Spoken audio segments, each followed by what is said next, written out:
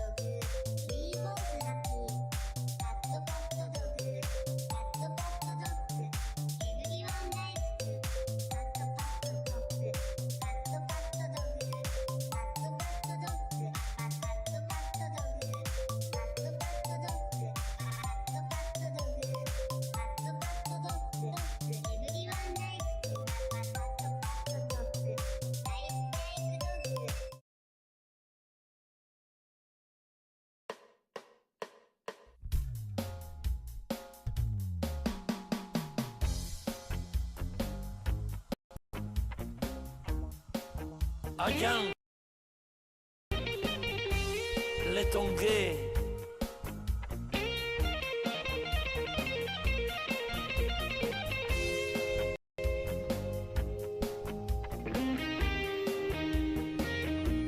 Le tongué. Yeah.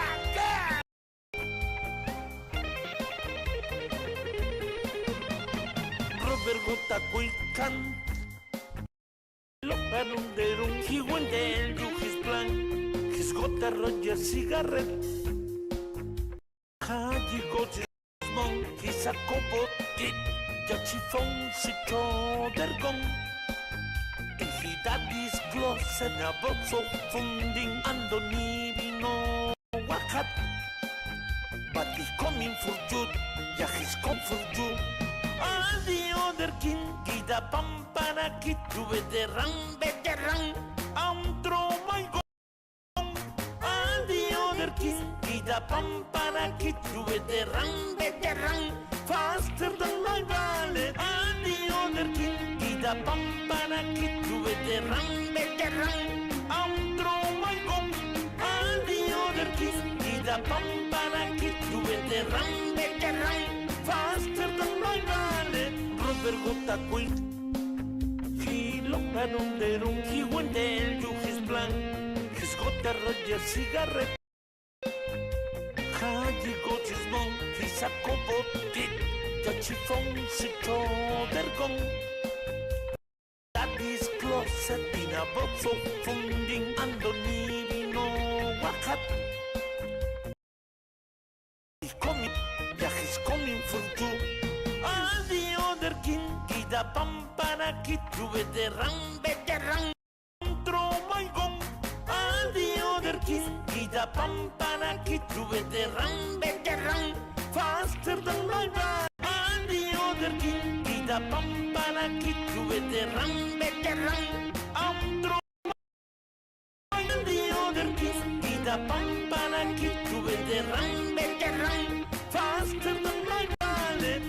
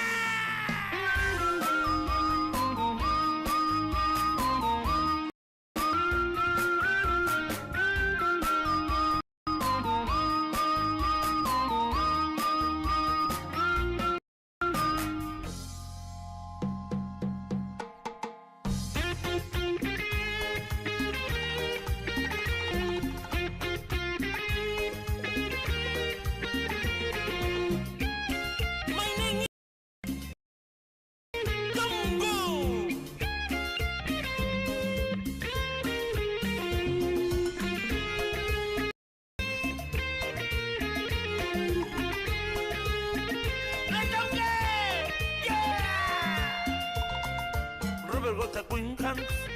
Kilogaron de un que guantel, yuji blanc, esgota, rolle, cigarret. Allí gojimon, que se tomó, ya chifón, si chotargón. Y gira di close, y na bolsos funding, ando ni bono ajat. Fuju, ya jicomio for you. Al dio del kit, y damba para kit, you bederan bederan. Outro macon, al dio del kit, y damba para kit, you bederan bederan. Fast. Al dio del kit, y damba para kit, you bederan bederan. Outro macon, al dio del kit, y damba para kit, you bederan bederan. Vale.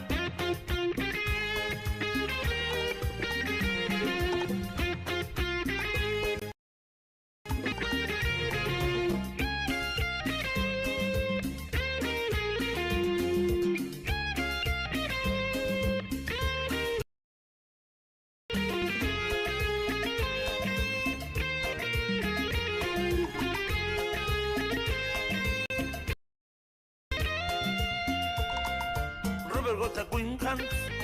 Kilogaron de un que guantel, yuji blanc, esgota, rolle, cigarret. Allí gojimon, que se tomó y ya chifón, si chotargón. Y gira di close, y na bolsos funding. Ah, pa' que come fuyu, ya jicomio for you. Al dio del kit, y damba para kit, you bederan bederan. Outro macon, al dio del kit, y damba para kit, you bederan bederan. Faster than my man, al dio del kit, y damba para kit, you bederan bederan. Outro macon, al dio del kit, y damba para kit, you bederan bederan. Faster than my man.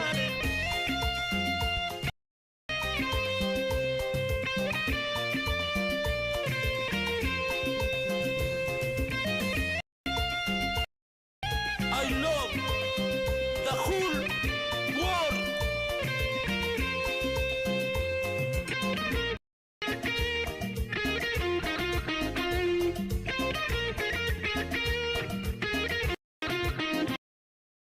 Al dio del kit, y damba para kit, you bederan bederan. Outro macon, al dio del kit, y damba para kit, you bederan. Faster than my man, al dio del kit, y damba para kit, you bederan bederan.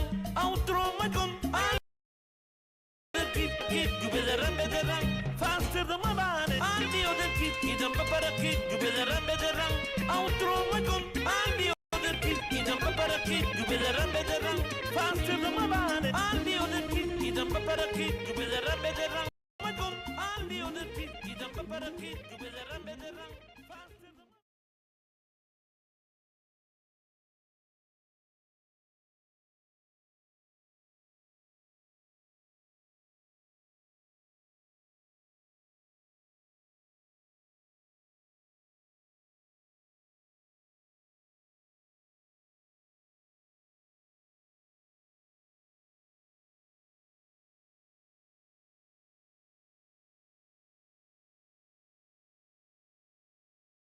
Hey.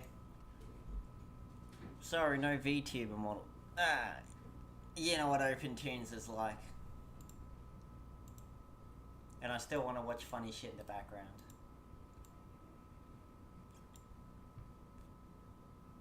Valord coward.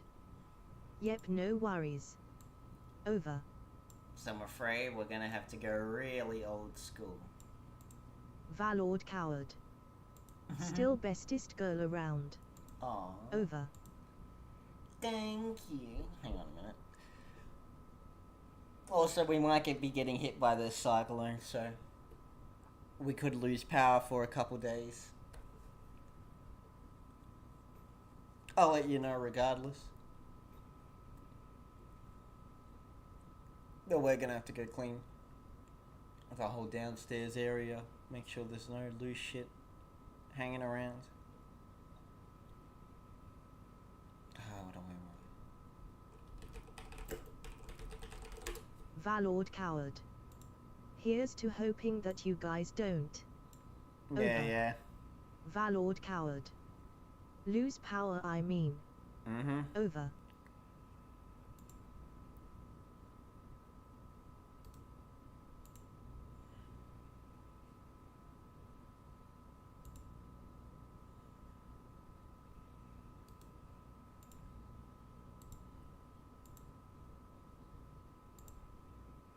Valord coward. But We've do gone through stay many safe, different man. ages of I can pay back a dead person. Over. No worries, bud. Cheers for the concern. Well, we should be Valord right. coward. I can't. Hmm?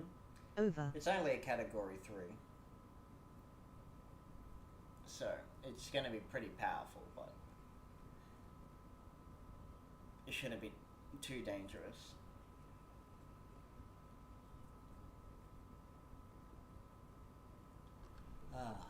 Also, before we get into Ark, we'll watch this. The new trend of fake AAA games.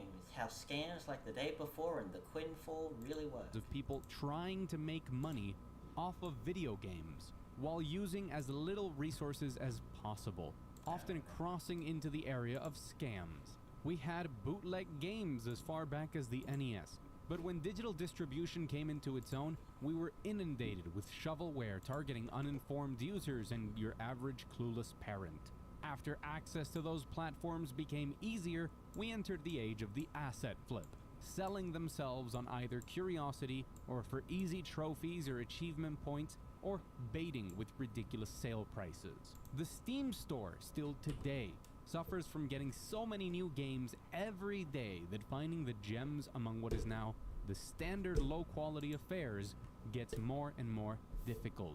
And because of this system, scammers have now had to reinvent themselves if they want to be successful. You could say NFT games were also a scam, but those really didn't target the same people that this new breed does. And I think these new ones are so much more dangerous. And so I've decided to call this new breed cover games, because that's all they are, just a cover for an empty book. An empty shell trying to convince you Valord to pay coward. up front. And the So psychology what is behind Quinfall? how they work is I heard perverse some to mumblings the about it, I but don't it's know. been overshadowed by Mimamax and Verbalis. Over. I don't know too much about Quinfall. From what little I do understand, it's basically another The Day Before. Promised to be this amazing open world action RPG. It was supposed to be a combination of, I think, Dark Souls and Skyrims and Fable and blah blah blah. And then I don't even know if it ever materialized or ever released.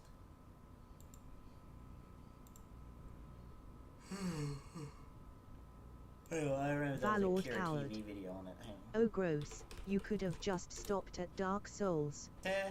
Over. Yeah, let's try this one.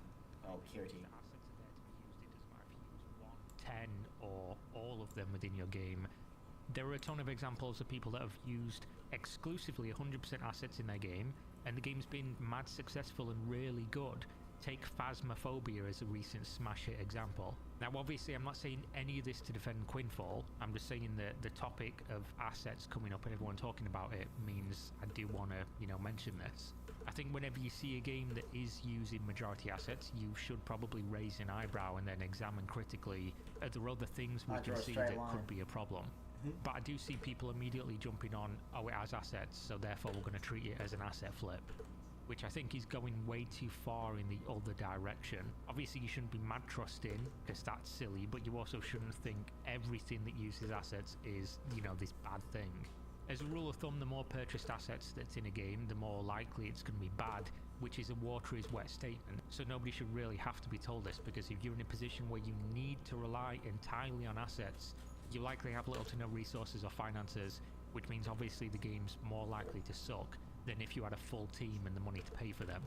That's just common sense, but I think it's reductive to say that a game is lazy or what people refer to as an asset flip if the whole thing is purchase stuff. The term asset flip does get used as a pejorative when an asset flip relies solely on the game being low quality, low effort and bordering on a scam due to the work being done on the actual game, not solely because they use assets, even if it is all assets.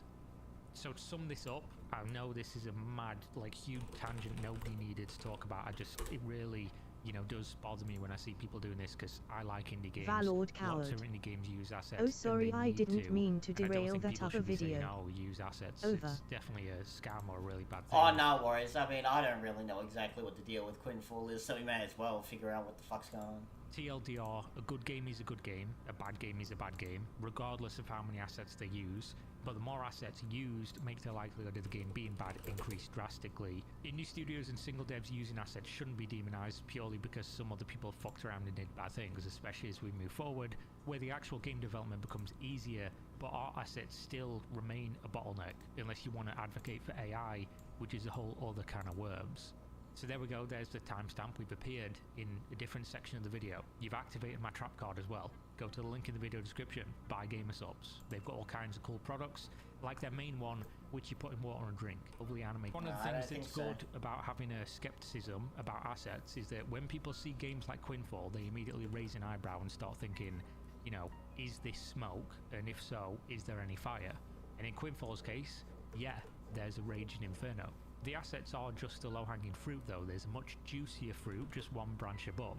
So from using stock images of officers with their logo photoshopped in it to make them seem bigger than they are, to removing that evidence as soon as they got caught, from talking about a beta release coming, to now saying that you need to pay to get into the beta, from a previously developed game partnering with a real money trade marketplace to, well, we'll get to that in a minute.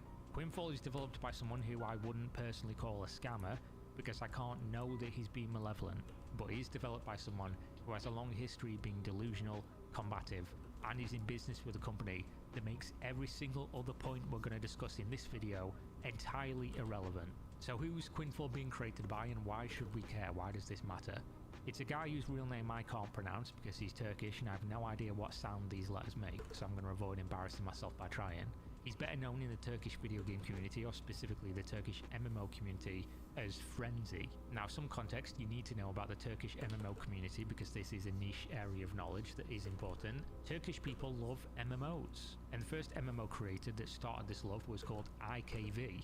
Students of the genre will know that after that came Night Online, which for whatever reason is just incredibly popular in Turkey. I don't know why, but when I used to play Night, just all Turkish people, still to this day, Turkish people love Night Online.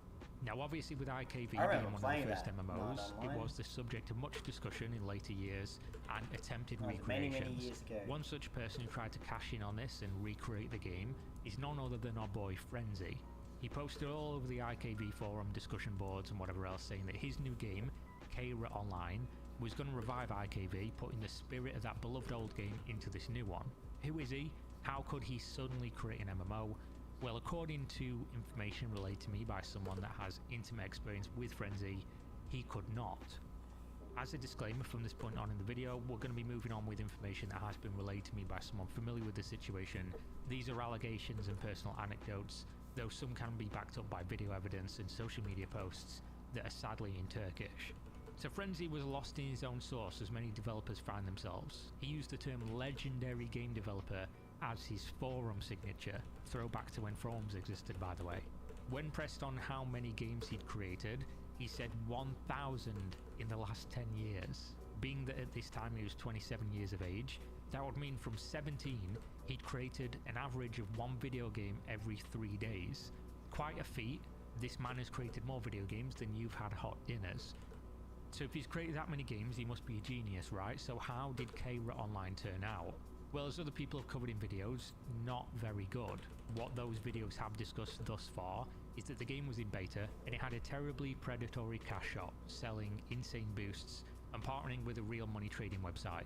But this is just the tip of the iceberg, it's actually much worse than that.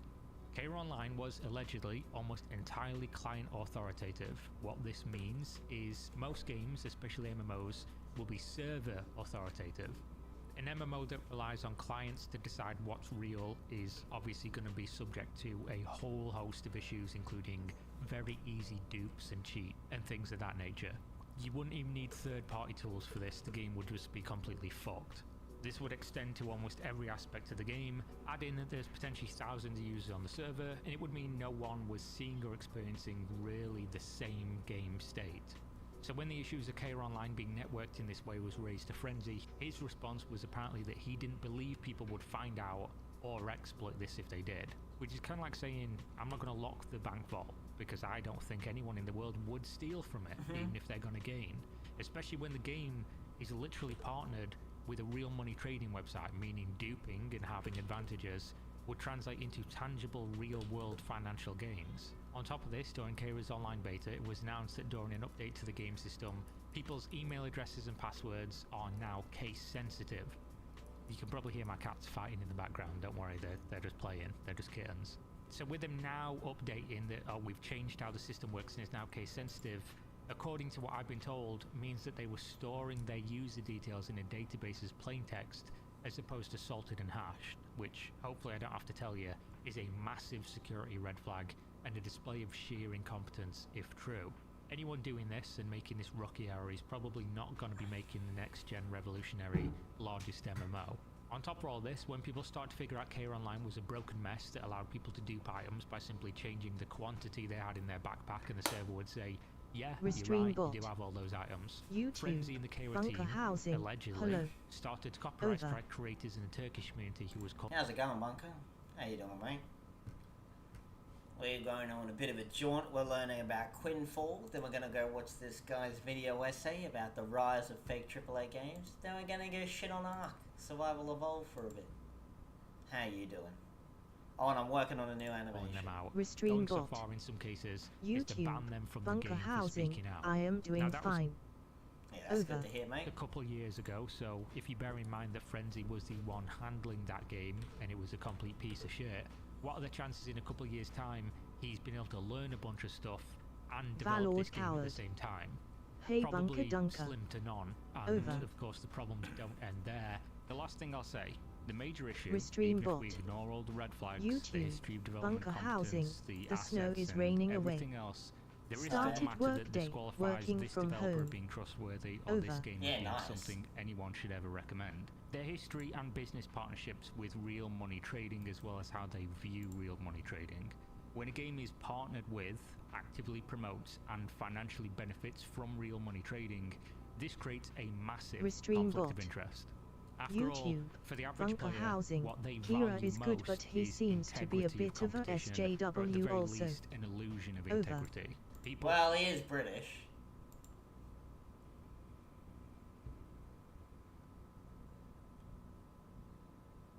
So I guess you gotta kinda expect that.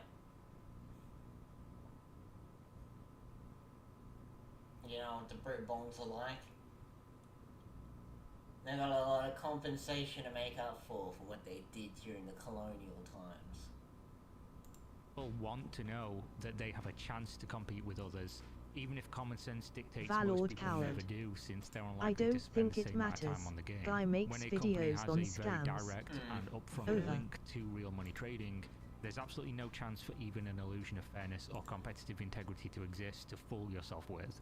The conflict of interest here is that promoting an R&T website that you benefit from financially means you're incentivized to generate and back-channel deal your own currency and rare items to sell on said marketplace, to unfairly ban users if they are competition for sales, and any other number of scenarios you can think of. Now, am I saying that they did this, or would do it if the same business arrangement existed Restream in Quinfall? bot. No. What I'm saying YouTube, is that it Bunker opens the door to Housing, make yeah, it those absolutely British, impossible to trust fucked a up developer. in the head. That the thought even Listen entering your to brain Josh having a should disqualify the conversation game with because Caroline you're never gonna Farah. know She whether have they're been doing it or harassed not, by a because they trans have that criminal. history. Even if in Over. Quinfall they didn't outright promote or Valord partner coward. with the same business or a similar But yes, one, he has the the connection's critical there, flaw of and being it's British, impossible to ignore. but he This one leads arrangement better just than makes me Cog. say, Ted. I'm gonna Over. really play this game. Maybe I'll test it out for coverage when it launches to see what became of Quinfall, but I'm never going to be able to consider putting time or money into something like this. I know there's a cultural difference here, and the RMT is rampant in Turkish MMOs, but it just doesn't fit into the model of how I see the genre. Even when I know that stuff exists behind the scenes in games that I play, at least I don't have it in my head that maybe the company that's running the game is actually actively participating in it and ruining their game. So yeah, that's all I'm going to say on the matter until more stuff becomes available, which usually does with topics like this. As soon as people start making videos, it's just a snowball rolling downhill, gathering momentum until finally it all ends. So to conclude, am I saying that Quinfall is a scam, or that the people behind it are scammers? No, surprisingly I'm not. I'm saying that it's shady as fuck, and the developer seems to be Valord one coward. of those Dunning-Kruger developers Also, no with offense. complete Gonna delusions stop about his you there, abilities, Bunker. as I well have as a no bad faith idea actor who the with how fuck he's dealt with Caroline criticism in Farah the is. past, as well as the massive Over. conflict of interest that disqualifies him and the company and everyone involved of any good faith or trust at all. We ain't But you guys European, as we always don't can know make up these your own people. mind. You've been warned, do not buy this game. If it comes out and it's great as a gameplay experience, then obviously cool, Valord that's great. coward. But I will say, And I'd I'm still pretty avoid sure it it based on the doesn't developer's matter. history and what they Over. could be doing on the back end. But yeah, we'll see what happens, I guess. See you next time. Alrighty. Point where it's almost So there's Quinfall for you. impressive. And the worst part is, it's easier to do than you might think. So let's break it all down. Firstly, we already know that scammers are gonna scam. It doesn't matter what we're talking about. There will always be people looking for ways to make money off of things, be it classic email scammers, AI grifters, or asset flippers. So, to track how these games operate and how they come to be, I think the easiest way is to start there and then begin to ask questions. Once stores are absolutely flooded with low-quality games looking to make a quick buck, while I'm sure for many the return is still profitable to keep making them, the promise of making any actual money lowers dramatically. So what do they need to do? Well, they need to stand out. They need to become a game worth looking at, worth being interested in, and worth asking questions about. And that sounds like a great idea on paper, but all of those things require a careful effort in each of those areas to actually work. But not so much effort that it won't be worth the return. And this balance between effort and return has to keep paying off. So the things you need to show keep getting grander and grander in scale to really make a dent. And the first part is making a game worth looking at. And this is where the magic happens. The democratization of game development tools has been a boon to the indie game scene and aspiring developers. You can download a multitude of different engines to work with right now, from Unity to Godot and of course the very shiny, very impressive Unreal Engine 5. And you might think, well, but you still need to build a game. Access to an engine doesn't give you a game. And that is partially true. You don't really need much more knowledge than what it takes to make the asset flips we already see. And that's because assets go beyond simple enemies or textures. They can be entire systems, from character movement to combat to having characters shoot, loot, or throw spells. The same can be said for environments, from locations to functioning interactable buildings and weather effects. All you need is the basic knowledge to implement them and the wallet to purchase them. And you might rightly say, that's just an asset flip. So what separates these cover games from asset flips? And the answer is everything else. While asset flips are content with putting together something resembling a game and then putting it up on a store and seeing who bites out of curiosity or because it says it's 90% off or something, these new games are attempting to market themselves to mainstream audiences, to really have a big spotlight on them and to convince people that they are big projects that you should believe in and invest in. And they also avoid a lot of the pitfalls of other alternative game scams like things that you see on Kickstarter, because they're not asking you for any money up front. Instead, they're creating a game, convincing you that it's real, convincing you that it's great, and then putting it up for pre-order. So they're avoiding all of the typical warning signs that something might be a scam, trying to look as much like a real game, and then taking people's money.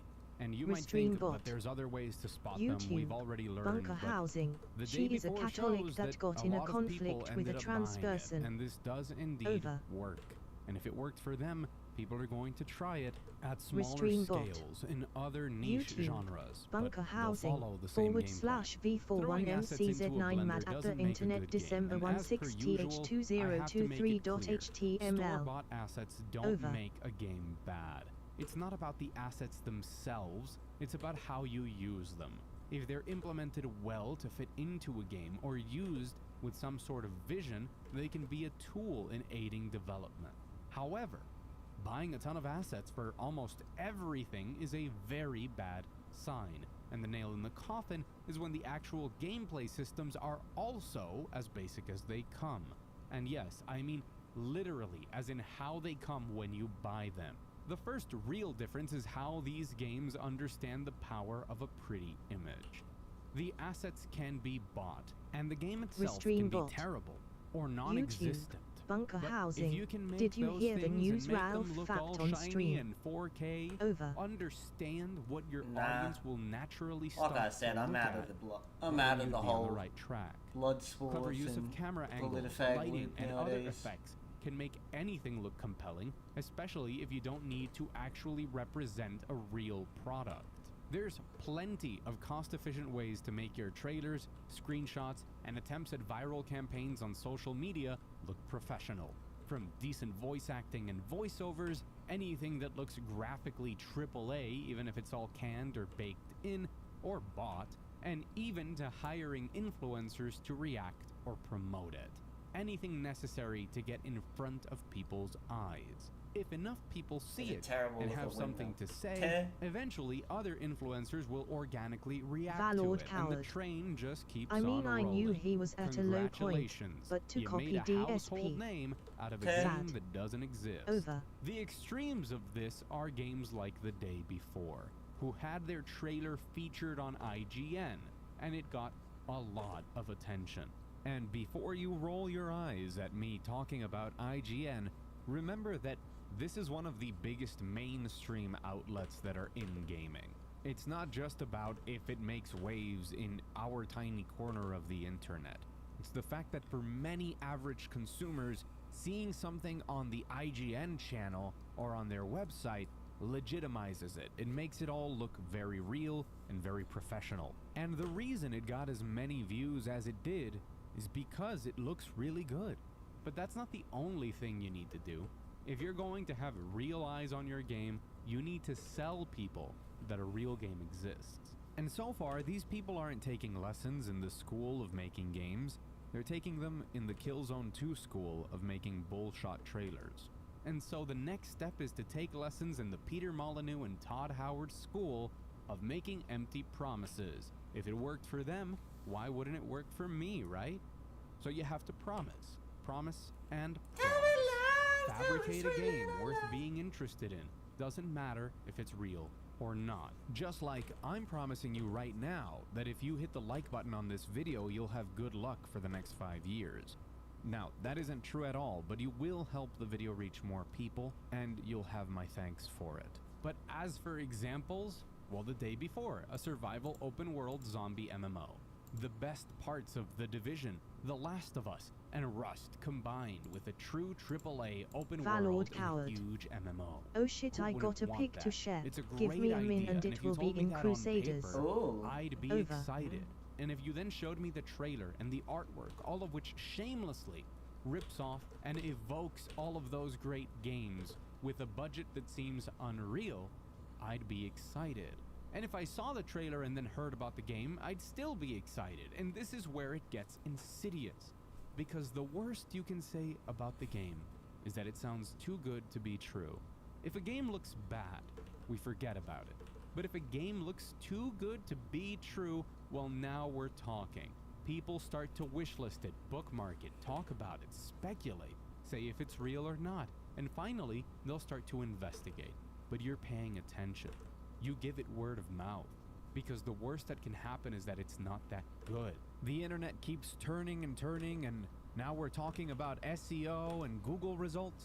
And meanwhile, they're taking advantage of it to keep getting the product in front of more and more people. You keep thinking that the worst that can happen is that it's not good. Maybe it's not as great as it sounded, but still a good game. Maybe at least it's interesting, or there's a good, fun story around it. But you wouldn't just dismiss it and throw it out, and that's precisely why it works. A lot of people, some even desperately, want the project to be real. And so it grows. It feeds on people's hope. Whether it's their wait-and-see Valord approaches coward. or the wars between It's there. naysayers I and fucking believers, love that but in the Starfield end, has it broken all the grows. Or goodwill what about the Bethesda had. Queenfall? No, It's everyone the is largest dunking on MMO it. world Yay. ever. Over. That's the bold claim off the start that accompanies their trailers, already deconstructed to show how Power World, huh? That's a mighty funny way to spell Starfield. So how about you uninstall that slopping... Where's my game? You don't own it. But you own the furry simulator? The real Power World is in space! Open the fucking door! All of this just works!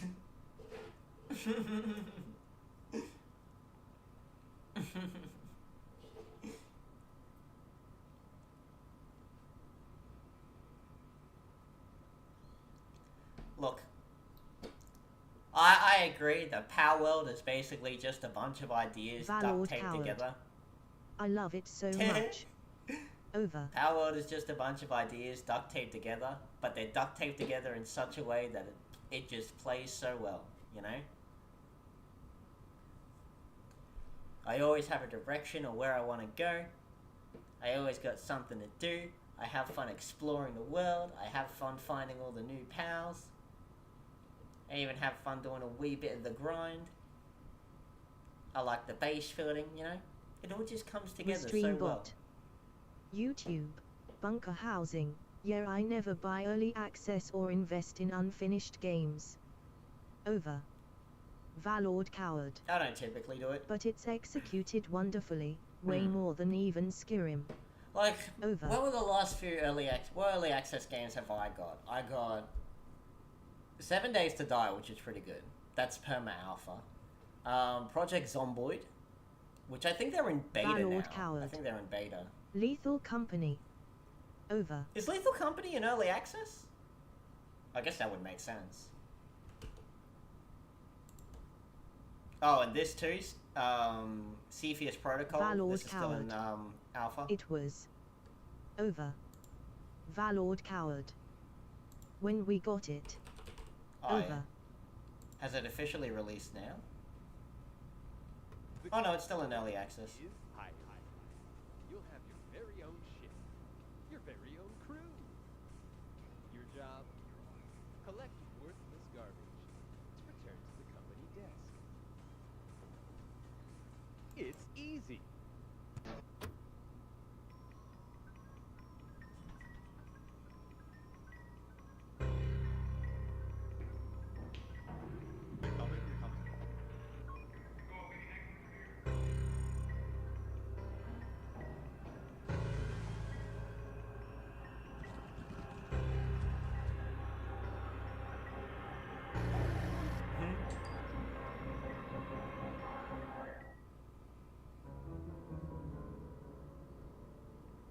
This game is fucking funny.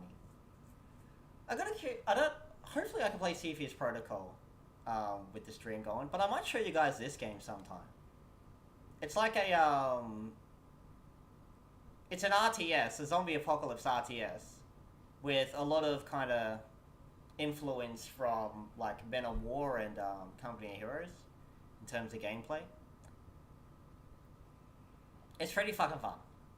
You can get some surprisingly hectic moments. I think at the moment they're working on... Last time I checked, they were adding in factions. So there was a civilian... There's a bandit faction, a police faction, and a civilian sort of faction.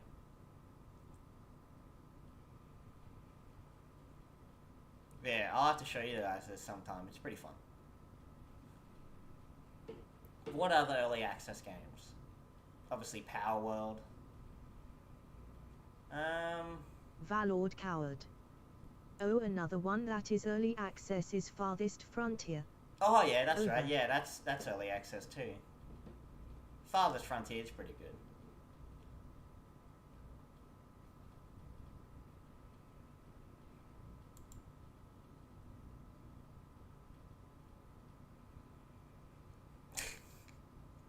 Fucking Todd. Tell me lies, tell me sweet little lies.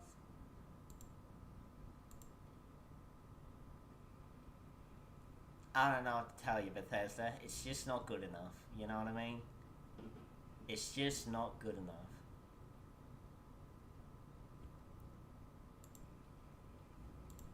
pretty much everything in them are store-bought assets. And even I mean, like, games in early access can be fine as long as they got a good foundation.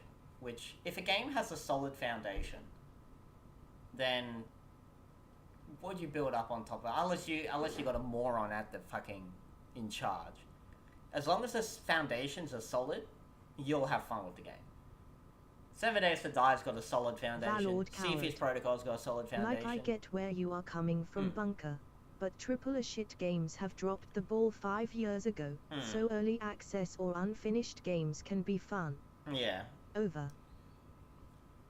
I mean, oddly enough, the success of early access games has kind of just helped the AAA market just lay bare how little they care about their consumer base, and that they look at early access games and they're like, oh, people are willing to play for unfinished games. Alright, well, why don't we charge full fucking price and then just not finish our fucking games? Hey? Let's make cunts pay $80 for something that we haven't even fucking finished yet and pretend it's a completed product.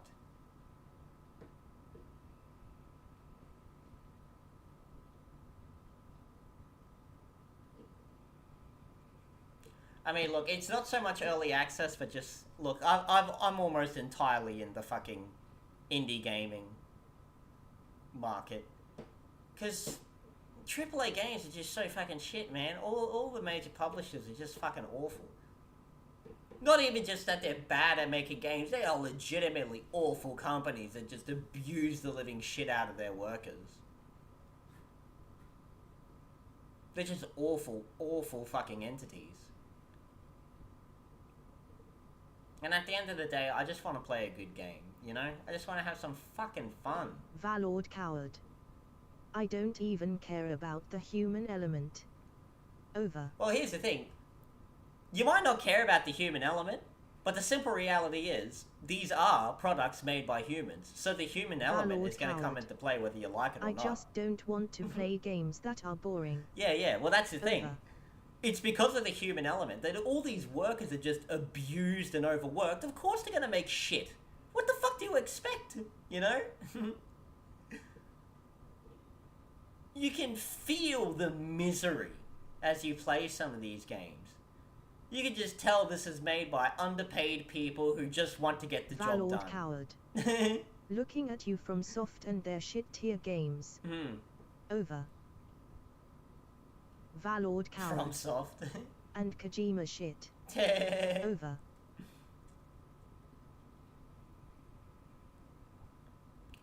Like, yeah, you can just tell that some games, the way you play them, just how surface level everything is. Everything's just box ticking, man. You know, you can feel it. And this is all just a bare minimum, just so they can get the job done, so they can move on to the next project, where they know they're gonna have to do it all again. Like, on the topic of Metal Gear is an odd one in that the framework is really good, you know? Was it the Frost engine? The Wolf engine? I can't remember what it's called. That's a cool engine. And it got really creative gameplay mechanics. But everything else is just fucking Valord awful. coward. The environment design's not I that don't interesting. know. Over. Yeah, the environment design's not that interesting.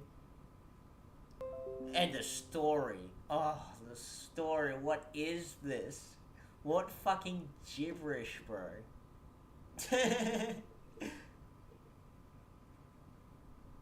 Kind of like Fallout 4, where, like, Metal Gear Valord V is coward. one of those weird cases The where... story is the worst part. Yeah, like, Over. Metal Gear V is kind of like Fallout 4, where it's in this weird niche of games that the more shallow the game is, the more you'd enjoy it. Because whenever it tries to go any deeper, actually have a story and actually have characters and actually have all these deeper systems, it all just falls apart. Like, Fallout 4 is at its best just wandering around aimlessly collecting junk to build your settlements and crap like that. Everything else is fucking awful. Metal Gear Solid V is the same. It's at its most fun just randomly running around raiding bases and fucking bullying the local NPCs. All this story crap and shit like that is just fucking awful.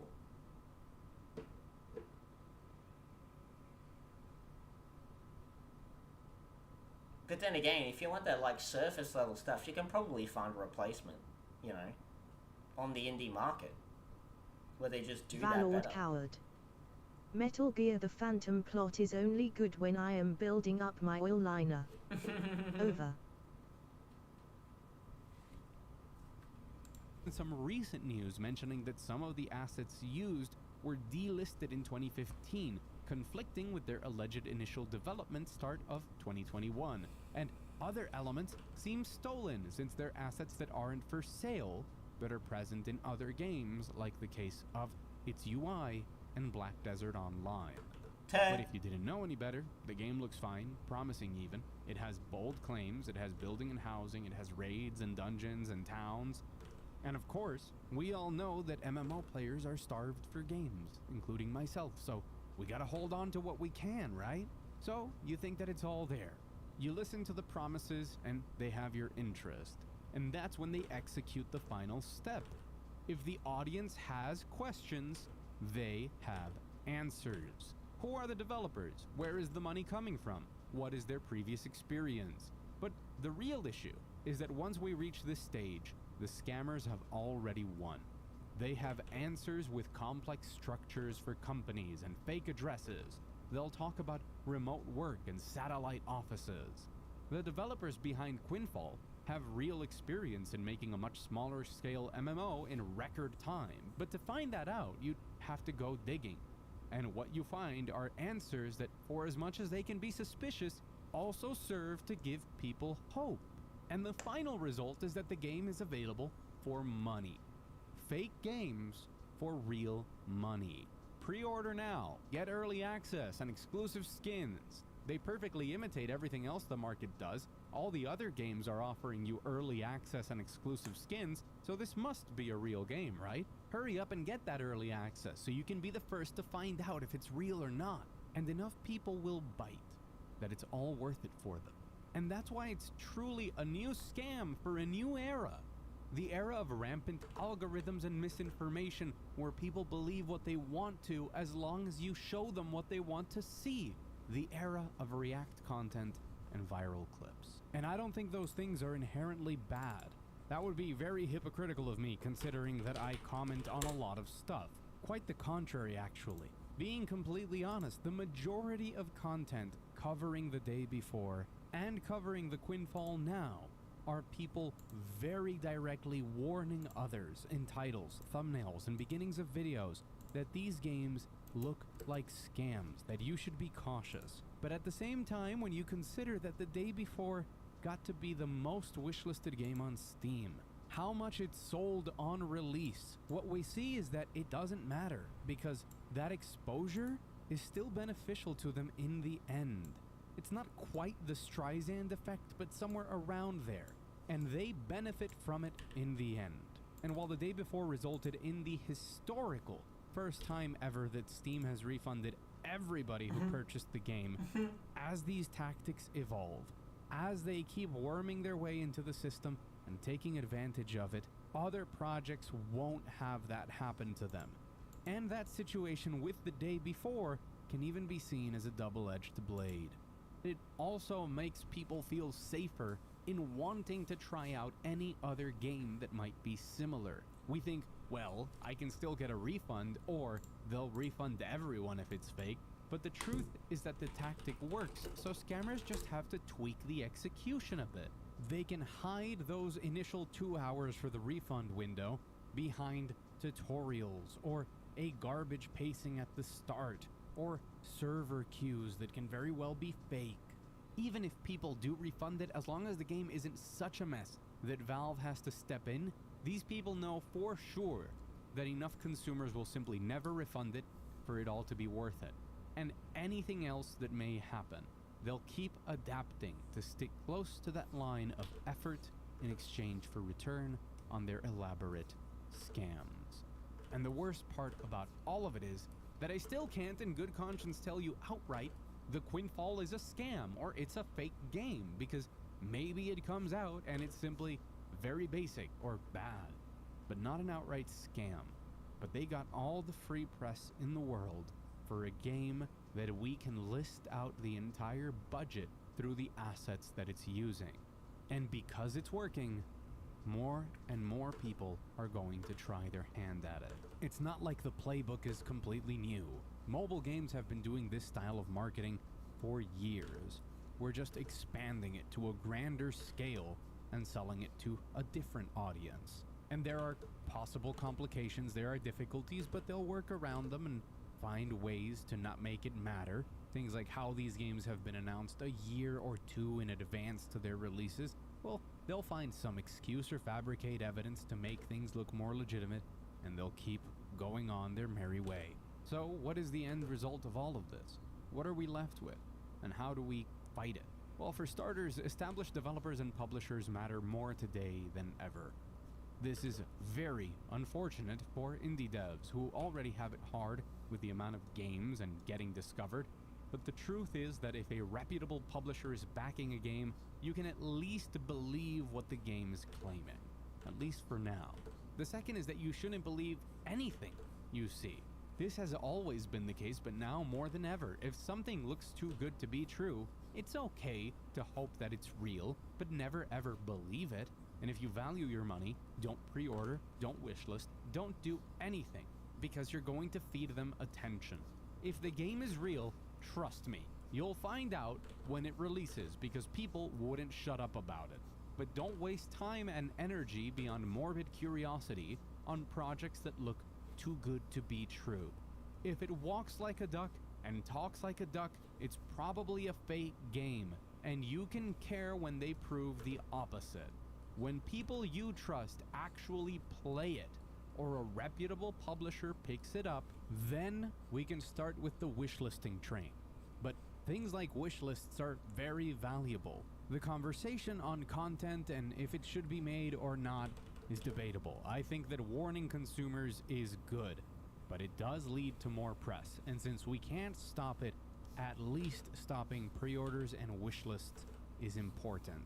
These things legitimize these games, especially into people who aren't aware of them or don't spend time on YouTube or X or anywhere else. And they might see a game as one of the top wishlisted games and say, oh, this looks great, I can't wait to play it, and plop down for the pre-order. And the third one is to follow trustworthy sources, whether that's a website or a publication you trust. And But look, I'll be honest. I understand why, Bunker said, I don't like getting early access games. Understandable. But I think there is some value in a lot of early access games. Pre-ordering.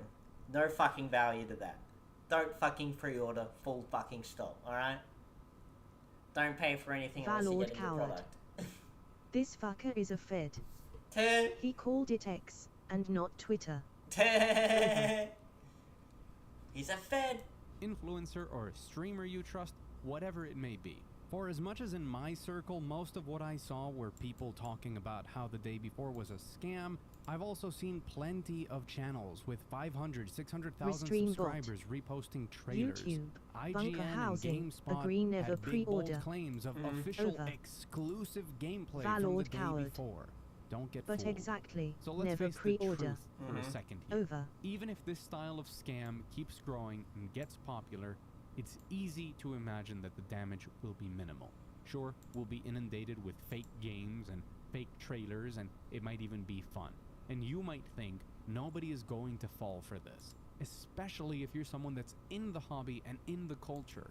But the truth is that what these games are looking for is to reach a broader audience, a less informed and more gullible and hopeful audience.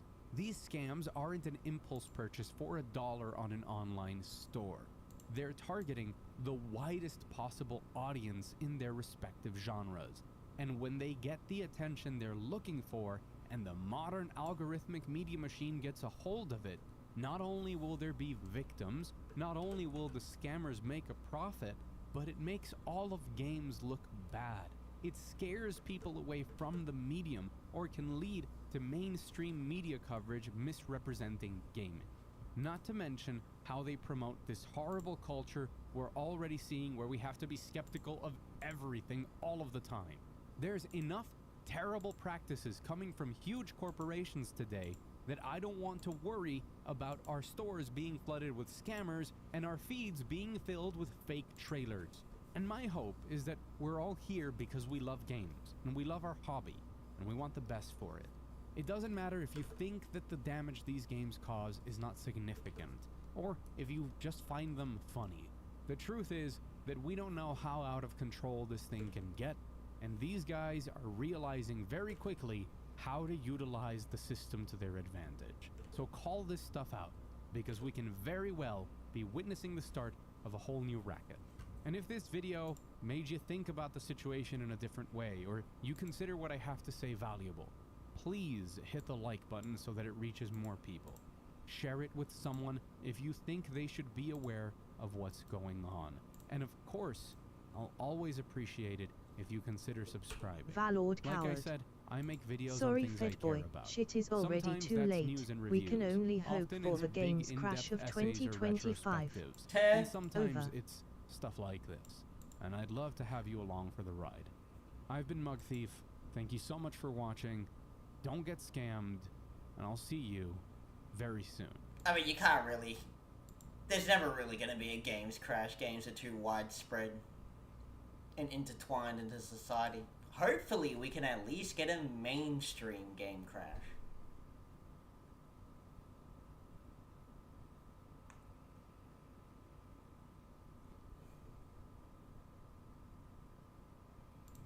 What should we go for? We'll go for this one first. I feel like this is the preliminary to this one. This publisher cheats in their game. Ark and Snail Games CEO Shinhai, corruption exposed.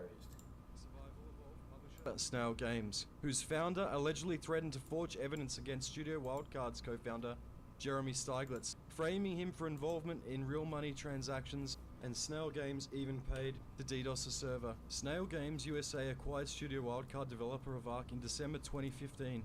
This acquisition may not have been a very mutual one, and from the evidence we have gathered, it appears that Snail Games holds Wildcard to ransom for many of these corrupt acts that you're about to see. As it's come to light that there are voice recordings scattered across 15 individual DM videos between what is allegedly the founder of Snail Games, Shihai, and the COO of Snail Games, Peter Kang. These voice recordings expose high levels of corruption within Snail Games. When comparing the voice recordings to interviews of these two men, the similarities are almost uncanny. However, we cannot know for sure. But what we do know is that Snail Games appears to have been playing on Ark servers and cheating and using favoritism to take advantage of the community and exploit unfairly to gain advantage. It appears that Snail Games uses their hold over Wildcard to exploit and gain admin privilege to exploit the servers, and ban other tribes unfairly as Snail Games employees play under the tribe name T. If our evidence is correct, Shihai and Peter Kang were actually playing on the servers and requesting these cheats and exploits against the community. The chat logs and their dates are backed up with historical evidence and documentation from the Ark PvP community on official servers when community members were fighting against the tribe T, who is a Chinese mega tribe. T may have had to move over to the Snail-owned Conquest servers and Classic servers in order to avoid the heat they were getting from being heavily present on regular official servers, because the cheating and rampant discussion around this topic, while it was mostly hidden, got them in some trouble even back in 2018. And now history is repeating itself on the current Classic servers that Snail Games just released.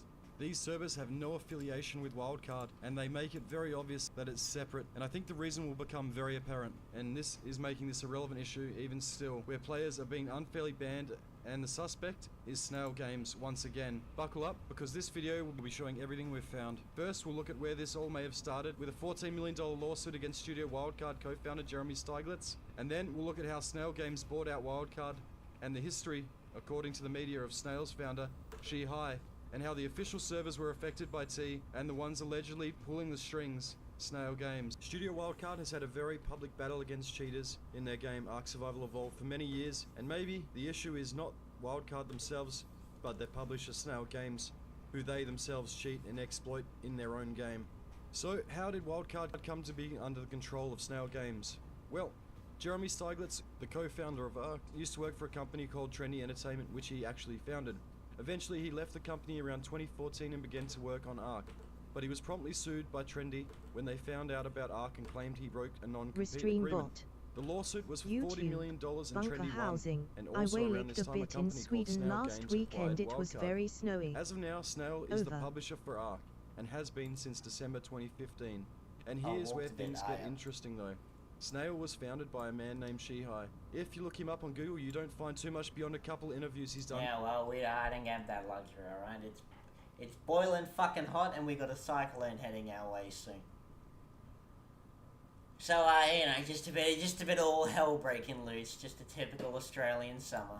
Promoting products and games Snail owns. Though there is an article written by Matthew Handrahan for Games Industry with the headline, Former Snail Games USA exec alleges racism and unfair dismissal. In the article it says that David Runyon, who joined Snail Games USA as its director of game operations in July 2012, has filed a lawsuit with Los Angeles County Superior Court accusing his former employer of numerous breaches of the Fair Housing and Employment Act.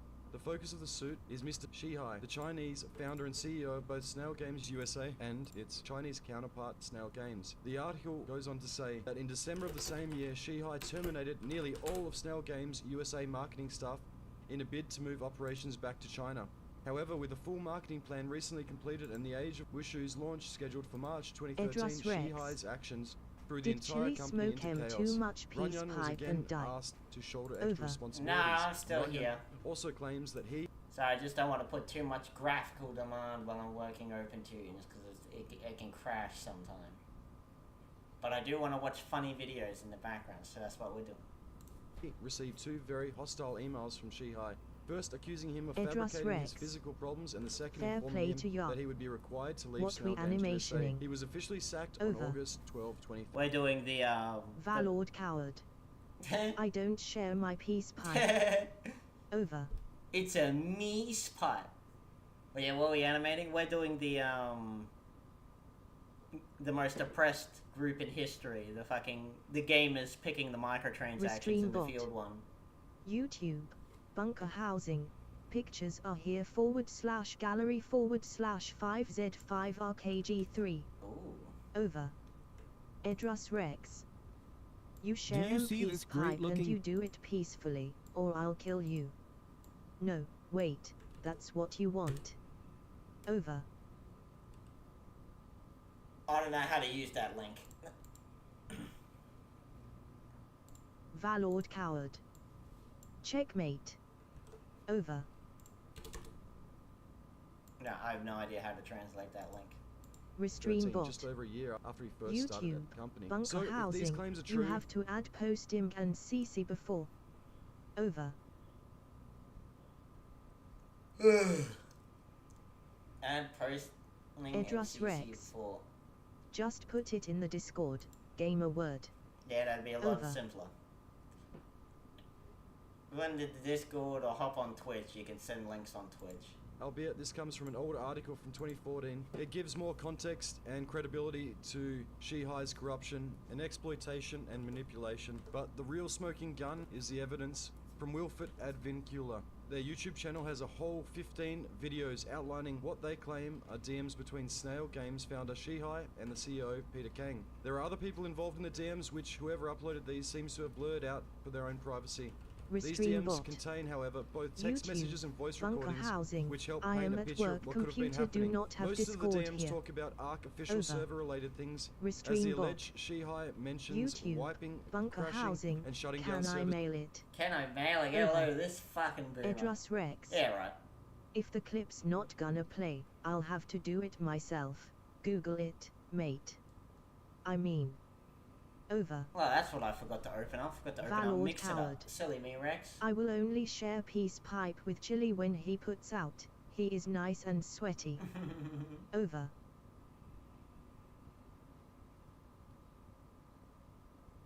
Well, yeah, you can send it to my Gmail if you want. Was to prevent players from attacking his base. And these logs are historically backed up by the YouTube videos uploaded during these attacks. Even I had one back from this time.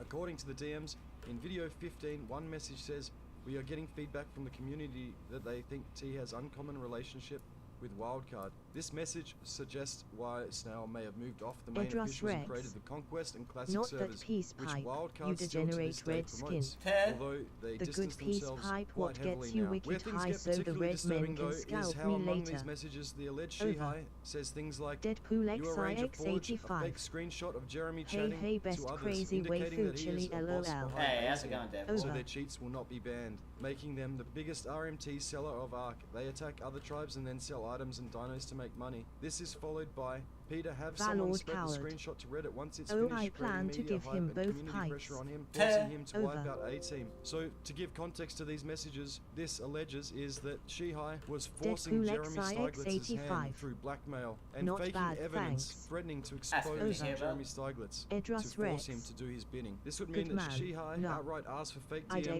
expect orchestrated nothing to less. defame Jeremy Stieglitz. Additionally, the pipe DMs that mentioned naughty 1 million slut. yuan of data traffic Over. to prepare lots of cheap data traffic to DDoS for 1 month. So how much is 1 million yuan? According to Google, roughly 100. Valord coward. Also, who Hell yeah. Over. what do you guys reckon for the two plantation owners? I want Ubisoft, Valord definitely Ubisoft. Also hey Deadpool. Currently, I'm gonna Over. have the two plantation owners be Ubisoft and Actiblizz. Definitely Ubisoft. I think Ubisoft has to be one of the worst gaming studios around.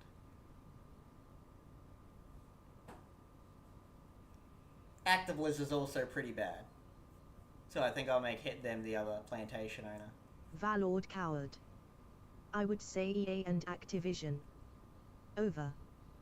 Deadpool XIX85. Hey hey best Geronimo LULJ baited. Over. I mean, oddly enough, I don't know the last time I seen EA make headlines for being scum. Oddly enough.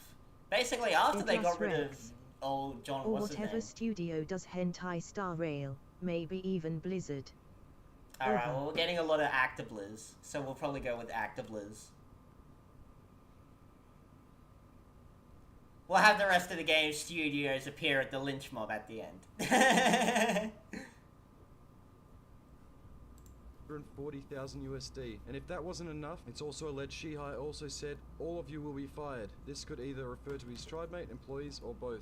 So, Valord how do we know coward. these DMs are real or accurate? I mean, Ubisoft is they could have shit, been fake but or they not painted just full make the picture, same but to game, check that over, so we that's got a boring. bilingual But Discord EA user ruined who we asked to Titanfall translate. 3. And Well, Over. Ubisoft's been making more and more rounds in news for incompetence. They wanted to have... They were one of the first to want to have NFTs in their games. The latest one everyone's dogpiling Ubisoft for was their CEO is saying that gamers should get used to not Restrain owning their bot. games. YouTube. Bunker housing. I think I succeeded in posting the gallery. Oh yeah? Over.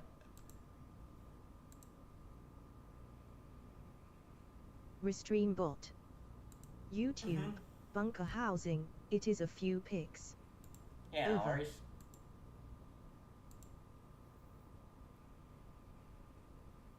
Edras Rex.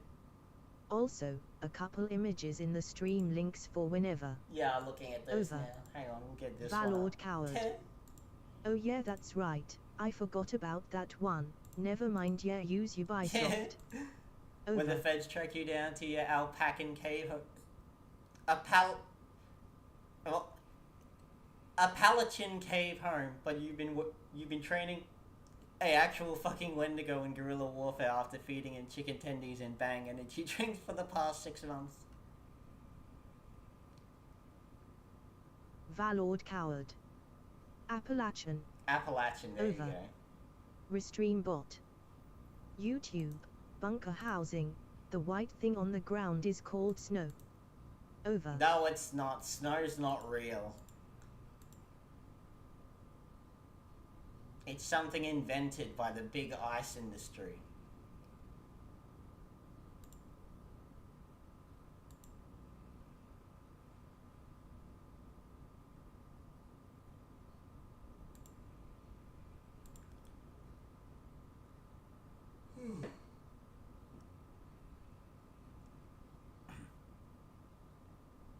Restream bot.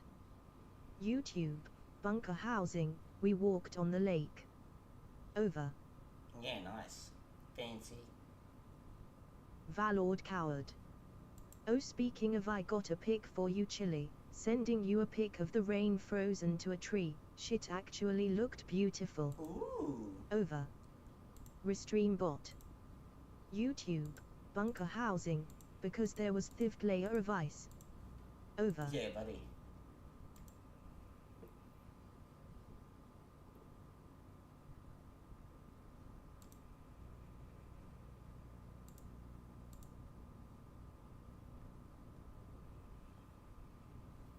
Ah, yes, here we go. Here we go, some of the pictures from Sweden.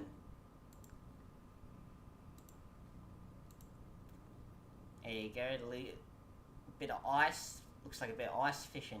Is that it? Is that what you Alaskans do with your time?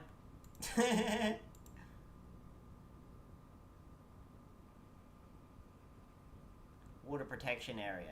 At an accident, call Valord emergency phone coward. 112. They are in your DMs. Over. Varning. Restream bot. Svages underström. YouTube. Bunker housing. Yep, ICS fishing. Over. Restream bot. YouTube. Bunker housing. Took picture to see how thick the ice is but hard to see. Over. Oh, yeah. Restream bot. YouTube. Bunker housing. The sign bar warning of weak ice. Oh, yeah, figured something Over. like that. Oh, well, when the cyclone comes around, we'll have to see if we can get some footage and pictures of that.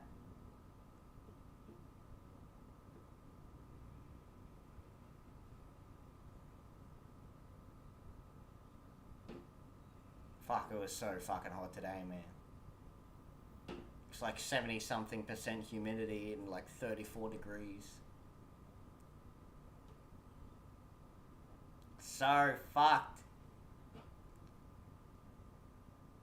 I just vacuumed the bloody house, man, and I was so fucking tired and so fucking sweaty. Even during the middle of the day, I'm sitting Valord here coward. in the fucking air conditioner. My pictures are pretty shit. Same spot. But shit was too cold to stand outside. Over. Oh yeah. Restream bot. YouTube. Bunker housing. You ever get snow in Australia? Over. Only on the south coast, really. And I think like Kosciuszko, which is still close to the south coast. You either have to go way too high up a mountain or just go all the way to the southern coastline in order to get snow. I'm on the northeastern coastline, so we don't get snow. We are way too deep into the tropics. We just get disaster season. We get your fucking bushfires, we get your fucking droughts, we get your fucking cyclones, we get your fucking floods and storms. Valord coward. Sorry to hear that, sweaty Chili. If only I could be there to wipe you down. Over. Oh, you wouldn't like it. I'm just so sweaty and I get so stinky and sticky. Oh, it's awful. Oddly enough, because it's been raining so much, everything's nice and green at the moment, especially at the hill where the back of our house is against. It's like a whole fucking jungle there at the moment. Everything's just kind of grown like crazy over the past couple of weeks. It used to be all dead over like December and November. Everything was just fucking dead. It was, you could basically see the whole mountain because it's just fucking dead. There's no vegetation. It's all just brown, just dirt and rocks. Now it's all overgrown as fuck. It's a whole little fucking rainforest back there. Not really, that's not how rainforests work, but yeah, I hope it illustrates the picture.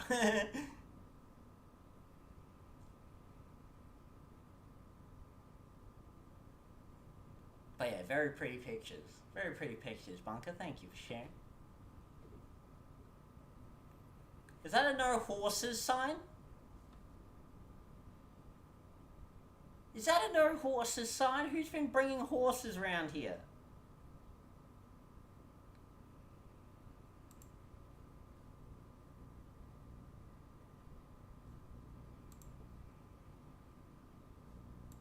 This is one of the lake. Yeah, nice. Yeah, nice. Restream bot. YouTube. Bunker housing. Yes, some part of the trail TYOI you are not allowed to ride.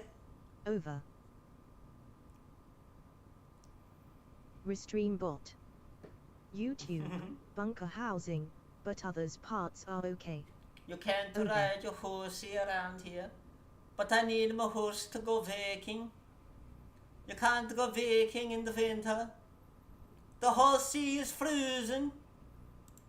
That just makes it the perfect time to go Viking. You can rock over the ocean straight to Restream bot. Burton. YouTube. Bunker housing. Hee. Over.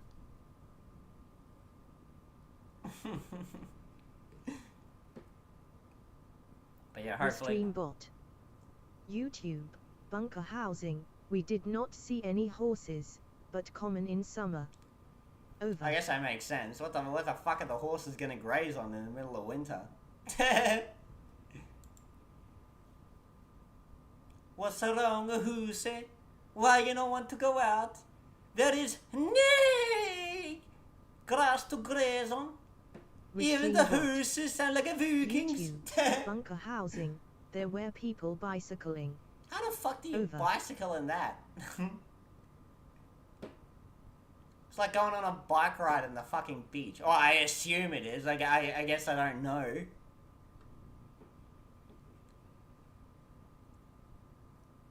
Got a feeling it'd be the same as trying to ride a bike through fucking sand. And ensure the accuracy of the voice recordings and chat logs compared to the English translations in the video. They put in their 2 cents after looking over the notes, and we are keeping them anonymous for their safety, but they said Valord a few coward. sentences are quite incomprehensible Depends on as they how don't know the solid game the snow terminology, is. but they do sound like the Over. same people, referring to Shihai and Peter King's voice when compared to publicly available interviews and media. What we do know though is that players are continuing to get banned, and T is not on the current Restream classic bot. servers and conquest YouTube. servers. Bunker We were housing. overtaken by There are Chinese winter players, tires and for we also bike. know that They cheaters hate get a very free fake pass on tires. apocalypse Okay. servers. Over. Starting the wipe with tech I structures see. enabled, probably gifted by admin privileges. All of this is to say, do not play on any servers related to Snail Games or hosted by them, as they are full of corruption and exploitive against the community. So if players are still getting banned unfairly, and if what they're Valord saying is true, coward. then Snail Games is still If very it's much an fresh, issue. An no issue way that you Ark and can. Wildcard just But can't if seem to it's shake set off, for a even bit, years after then the yeah, alleged you can ride leaked through DMs snow. were dated. But what Over. can be done? Can a developer split off from their publisher? And what is Studio Wildcard or Snail Games for that matter going to do now that this video is out? An MMO called Black Desert Online went through a publisher-developer split. Maybe the same thing can happen with Studio Wildcard and Snail Games. All we know is that if you see cheating, expose it, bring it to myself, bring it to other content creators, and we will not sit idly by while the game is ruined by exploitation and cheating from the publishers of the game. And we know who to send the blame Restream to. bot. It is probably at this YouTube. point not Wildcard, Bunker but in housing. fact Well, I got to work now. Good to see you all. Take care, bestest friends. Yeah, you too, mate. Over. Have fun at work. You have a good one, mate. Have fun Valord pillaging the coward. British or whatever it is you do Later. in Sweden. Snail Games, Shihai, who is the man behind the curtain, pulling the strings. So if you're like me and sick of seeing this corruption in Ark and the amount of cheating we have to deal with, make sure you share this video around, spread it like wildfire, get on the Steam reviews for Ark, make a comment about Snail Games being corrupt. Let's hope that something happens before Ark 2, because I personally do not want to be playing on any game that is published by Snail Games at this point. And let's hope that Wildcard can escape this grip that Snail Games obviously have over them, and escape from this corrupt environment that Wildcard has found themselves in, as I personally believe that this is the reason that we see so much cheating in Ark. Snail Games cheat themselves, so they are far less inclined to stop other cheaters in the game when they use the cheats themselves. It would be like shooting themselves in the foot. I personally believe there is massive discord between Wildcard and Snail Games, as again very recently Shihai made an announcement that they would be doing NFTs in Ark, and Studio Wildcard came out themselves. Even Jesse and Jat came out of the woodworks and said no, this will not happen while we are here, stating very strongly that they would not accept this if Shihai went through with it. If you guys did enjoy this video, please leave a like on it and subscribe if you guys want to see more content. You guys are legends. Thanks for watching. Hello, my name is Fibo and I have been playing Ark Survival Evolved since 2016, and the game has enabled me to support myself, my family and fuel my future. I will try to be as short as possible with this video while still giving context to the people that are unfamiliar with the parties in this situation. Ark Survival Evolved is a game developed by Studio Wildcard and published by Snail Games. These are two separate entities, and I have a video linked down below that explains the dirty and abusive relationship between these two companies and proof that shows Snail Games employees playing on the official servers and abusing their powers. I would like to state that developers of Ark Studio Wildcard are not the target of this video, but they are responsible for getting to where we are right now. T is an Ark Survival Evolved tribe that has been around since the game's release. They are notorious for their dirty strategies, use of aimbot, ability to crash servers, spoofing the owner account of other tribes, and so on.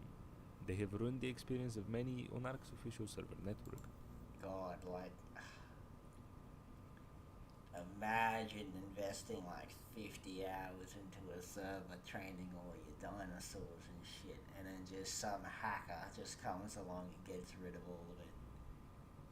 Fuck that. And Wildcard has taken action against them in the past. T has been dev-wiped by Wildcard.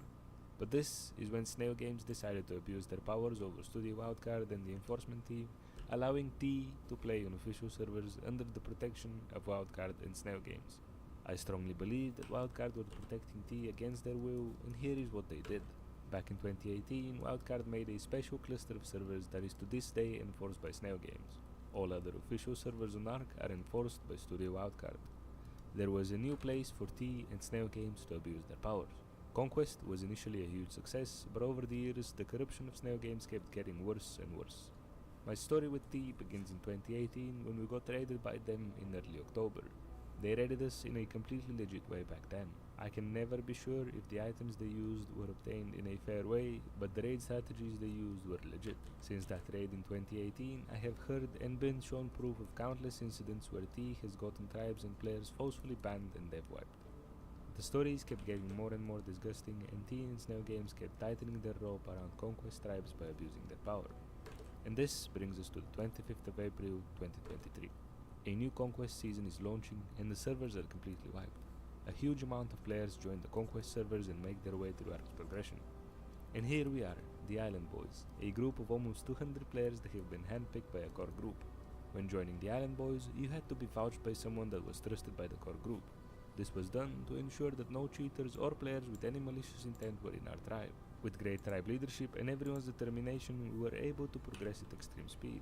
We were scouting other servers and we found, fought and raided many tribes on Conquest. We knew which server T played on and where they lived.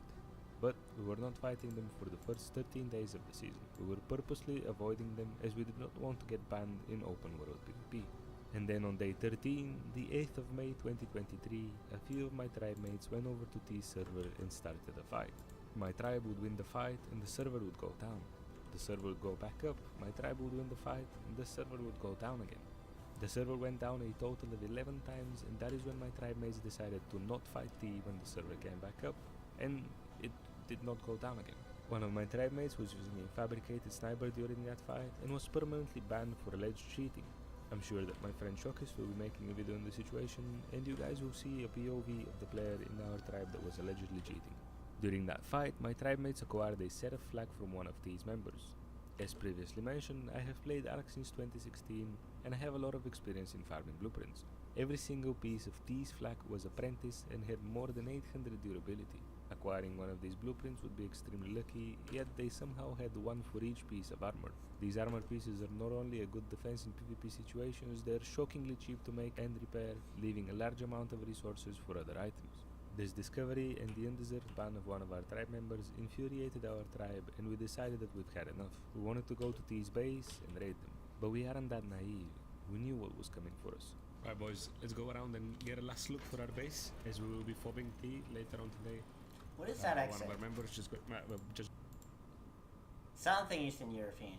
Hello and welcome to another video. This is the first part of a two-part series. Bulgarian, and there everything you you're about go. to see takes place. It's like, well, it's not quite Russian. got banned. Somewhere Eastern European. For though. using a Fabi against him. Yeah, that's the thing.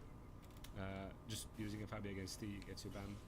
So what we're gonna do is take a good last look at our base, prepare a fob, and probably go get banned. I would assume that's what's gonna happen. For the next few hours, a large group of our tribe farmed and prepared for the raid.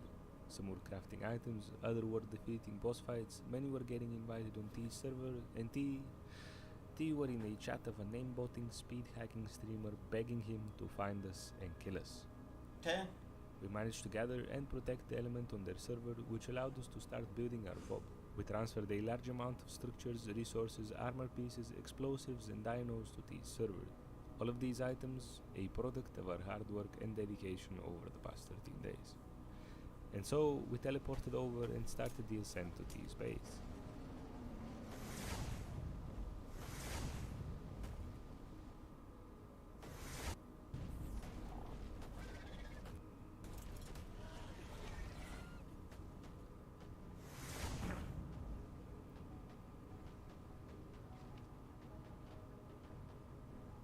Foundation by foundation, we were inching closer and closer.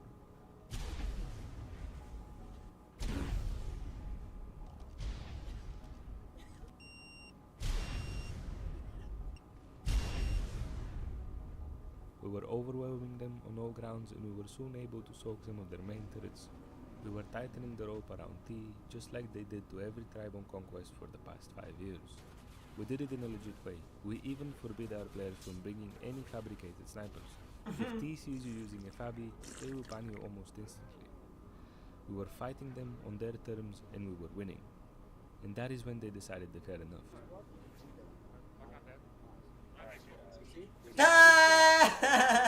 All 93 of us were banned from Conquest servers forever, except the guy that took the screenshot, obviously. But yeah, I am not at all as emotional as things sound about what happened last night. I played this game to have fun with my friends and make videos. I had a blast playing with my friends, and I'm proud we attempted a shot at the big prize. In all honesty, I'm making this video in desperate hopes that it reaches the right people. My appeal to you guys is to keep the developers of Arc Studio Wildcard in mind when making comments, videos or articles. They are responsible for partnering up with Snail Games, but that was done in a time of desperate need, and if that had not happened, we might have not had Arc at all. Most of Studio Wildcard's employees have nothing to do with these issues, but are affected by our comments, videos and articles. I would like to mention that the bundle we're discussing today affects our accounts only on the Conquest servers. We're all able to play on servers that are enforced by Studio Wildcard. I wonder why Snail Games bans don't transfer over to other official servers. Over the past 7 years, I have been a strong opponent to injustice in this game. I have made countless attempts at making a change, yet it was never enough. And if us getting banned on this cluster results in our becoming better one day, it would all be worth it. Let's make it count this time. Oh, and also, I'm gonna tell you what Wildcard want to tell you, but they cannot. Just don't play Conquest. The things happening on that cluster are bad for Wildcard and Arc in general. Just play MTS or something.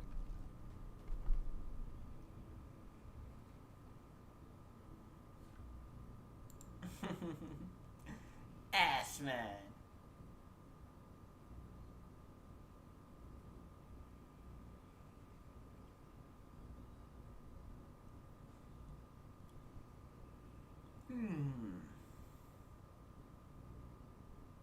Valord coward. Got to love it. Over. Oh, here's one. Right, you asked for it. I'm gonna go pyro and fuck this guy in the ass. I'm actually gonna rip him right now. He's so fucked. Yeah, what was This video is sponsored by Manco I didn't Store, see all which is of a great this. place for you to sell and buy TF2 items for real cash. Good prices, low commissions, Oh, let's instant give it a delivery. watch. The link is in the description. This video is for fun and entertainment purposes only. Just have a laugh and move on, because witch hunting is not cool. For real though, mind if you don't harass people, you know what I'm saying. The fucking spy behind us. Kill the spy, please. Yo, kill the spy, please. Kill the spy, please. Okay, I'm just gonna go pyro and fuck this guy in the ass. He's actually so fucked. Bro sucks ass at the game. Okay, I'm gonna target this guy. He killed me like 15 times in a row. I assume if you're watching right now, like fucking stuff. I'm being serious, dude. I'm not even joking, dude. It's so fucking boring. So, how did this all begin? Well, I was simply chilling in the evening playing Ambassador Spy, and my absolute favorite thing about Team Fortress 2 is that if you manage to make a gimmicky playstyle work, it can make people angry. However, this time, it went beyond all expectations. I already knew that shit was about to go down as soon as I saw this classic message, so I started recording. But why did this guy even pay attention to me? Let's find this out, everybody. And before we do it, 60% of you are still not subscribed to my channel. So if you're new around here and you enjoy my stuff, make sure to subscribe not to miss my videos in the future. Have fun watching. Yo, kill the spy, please. What the fuck? What the fuck? Kill the spy, please. Please! Look behind! Fucking retard team, dude. Holy fuck. Gotta get this Trump guy out of the scoreboard. Okay, wow. Bitch ass spy. Bro, what? Where's this ambassador main spy? Like, what the fuck? Alright, you asked for it. I'm gonna go pyro and fuck this guy in the ass. I'm actually gonna rip him right now. He's so fucked. Yeah, boy. What the fuck is this guy gonna do? This guy really think he can out-snipe a pyro? What the fuck? This ambi spy needs to fucking chill out, dude. He thinks he's so good at the game. Only playing ambassador, getting the ambi. Massive game. No cap indeed, bro. His name is IB Zooming. This guy is actually cringe. Fuck this guy. Gotta check out his profile. Ooh! Of course you got a private profile. Always the fucking worst players in the game got the private profile. Cry about it. Yourself. This guy came out of nowhere. Who is he? What is he playing? Kenny 420 live on kick. And this guy's telling me to kill myself. Alright, which class? I have a feeling he might be a pyro. Just a feeling. Yeah. Because they have like 2 or 3 pyros. I don't see his nickname yet. There he is. Yeah, he's a pyro. What the fuck? So predictable.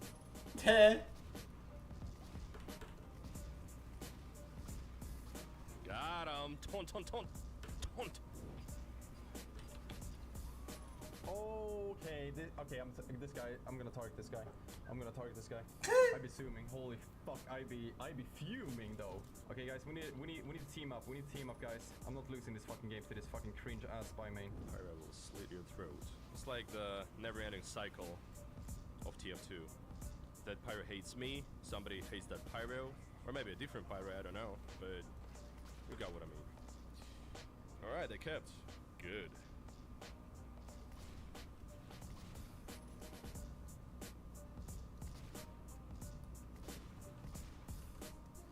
He's not even going back.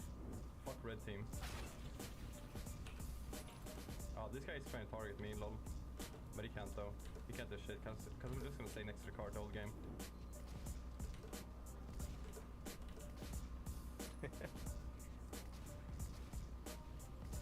Here he is. Alright.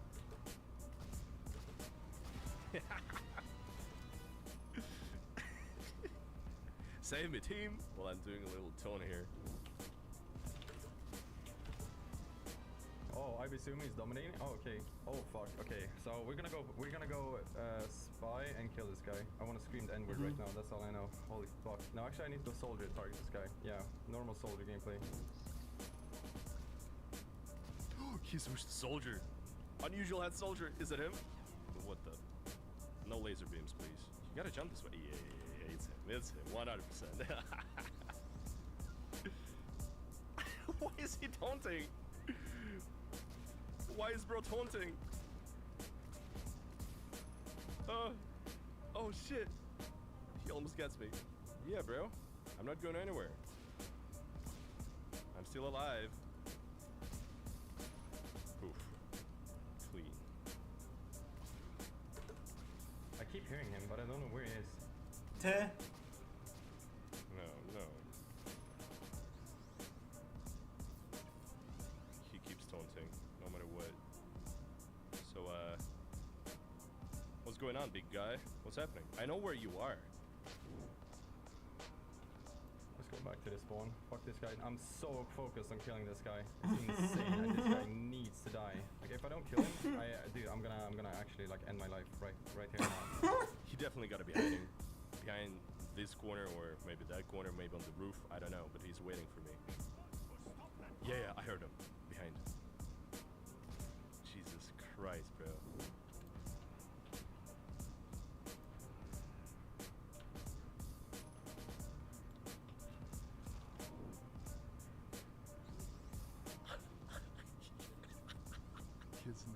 jumped up. Of course you're dead ringer, once again. This guy can't play without the dead ringer. 6 minutes. 6 minutes. Can I entertain this guy for 6 minutes? Pretty sure I can. Oh, there he is.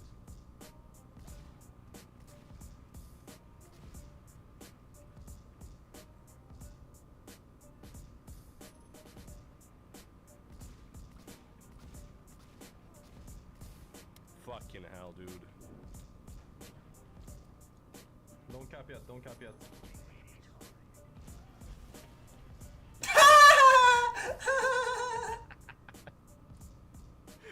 Easy. Stay on the server. Oh, he wants me to stay too. I need this guy to stay, hold up. I'm staying. Valord How coward. can I possibly disconnect? LMAO. He's so mad because this guy, Over. he killed me like 15 times in a row. I never got my revenge, and he's playing Ambassador Spy only. He's playing Diagnosis, killing shit. I'm gonna rip so hard. Holy fuck, dude, I'm so fucking pissed. Dude, I'm literally shaking from how fucking mad I am right now. Play scout only, dude. Hello again, dumbbell. Oh. Oh, bud. My game crashed. Wait, I need to open it. He ruins the entire game. I'm not gonna let him ruin the game for others. So I need to kill this guy. I hope he's watching the stream as well. If you're watching the stream, fucking end your life right now, dude. Please, end your fucking life right now, dude. Muted? What for? He goddamn muted me. And I don't have a single dual minigame on this account. I cannot even duel him. There you go. Block that guy. No, I'm not being a baby right now. I need to kill this guy, bro. It's life or death. I'm actually gonna destroy my whole PC. I will never ever in my life stream again if I don't kill this guy. Deadpool XIX85. Oh shit, the soul, That the medic real. dropped his Uber That because he was alright? trying to syringe gun a fucking sentry. I can't go around living my day-to-day life knowing that this guy destroyed me. What? What was that? He surfed up the stairs for no reason. Like I love like when these dichotomies happen. For one guy, he's just having a bit of fun, you know, nothing better to do with his time. Just having a bit of fun playing some Team Fortress. And then the other guy, this is a life or death situation. This is what his life has been building towards. It's a now or never moment. Oh, it's a spy. Wait. What is this? What am I fucking playing today?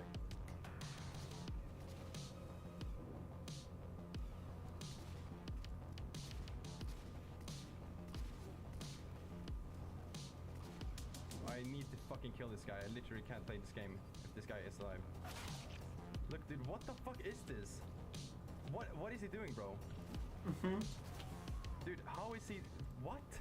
There's no fucking way this guy's doing this. He might be hacking. Yeah, he's actually hacking, dude. Spy is gay. I know, dude. This is insane.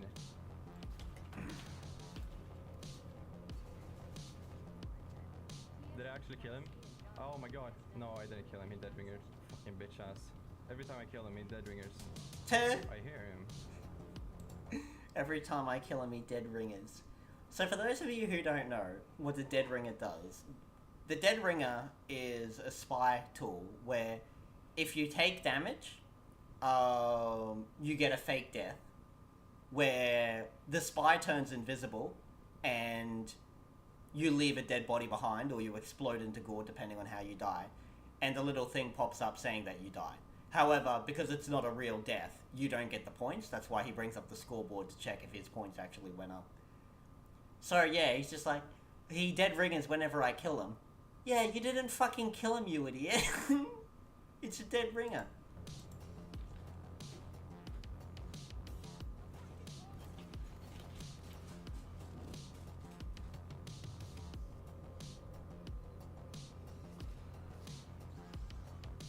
Valord coward.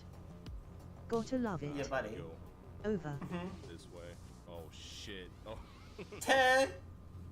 Unfortunate.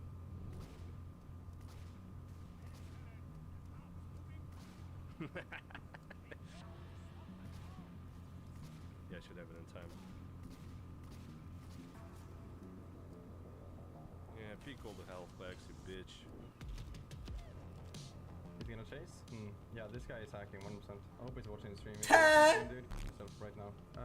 Gonna report him for hacking. Let's see. Name, submit account review. Team Force 2. Submit report. There we go. Reported. He reported me. Why the fuck did he report me? I mean, that's a rhetorical question since reports don't do anything.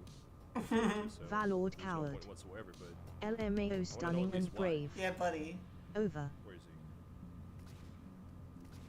There he is. He wants that help like so bad. Oh, he's over Ten. there. What the fuck?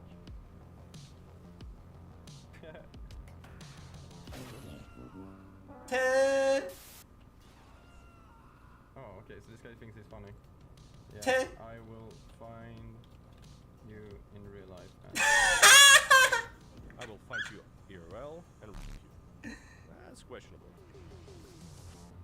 Wait, is it him or not? By the way, the gun he's using is the Ambassador. This is considered a bad weapon because I think it does reduced damage. It does like 40 or 30% reduced damage, or maybe 25% reduced damage. But you get a crit whenever you land a headshot. No. I think it's... You get a free crit...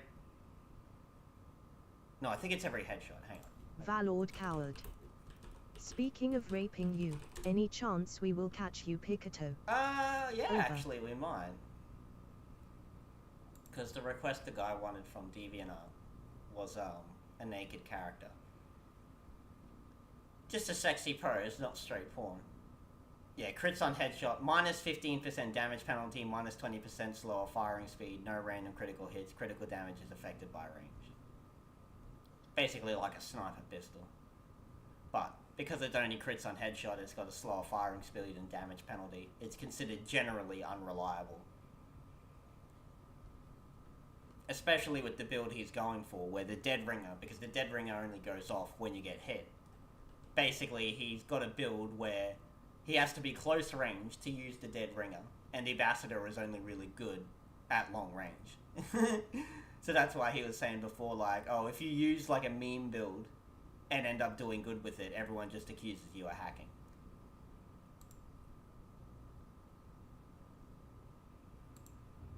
I can't quite see the... Oh, here he is. But yeah, I guess it really depends how I feel at the later of the day. If I feel like keeping, like, I could keep drawing, we can head over to Picado. Otherwise, if I'm pretty tired, we'll just play some Power World. Actually, you know, we could just head to Picado and play Power World anyway. That's a pretty chill game. Or we could play some more Yakuza. We can do some of the Valord fucking coward. background stuff. Light. Over. Look, I guess what I'm really trying to say is I'll get back to you. We'll see how I'm doing later in the day. You gotta go this way. God damn it.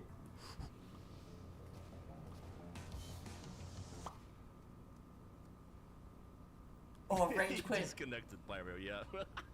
Good job. We got him.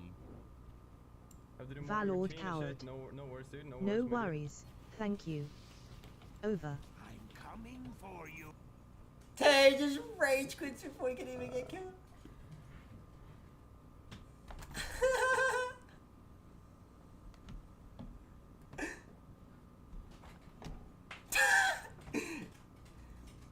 You're gonna go take the angriest shit of his life, man. He's gonna go take the angriest shit of his fucking life.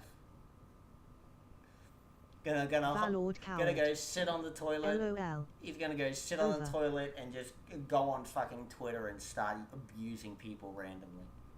That's why he had to go grab his phone. He's about to have the angriest shit of his goddamn life.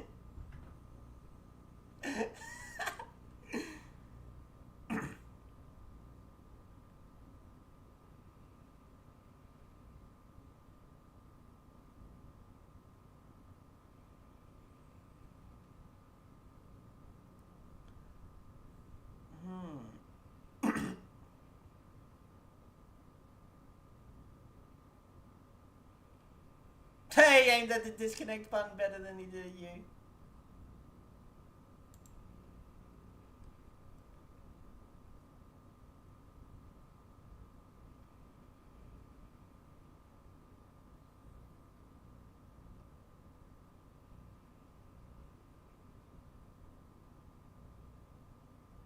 Man, what do we want to watch?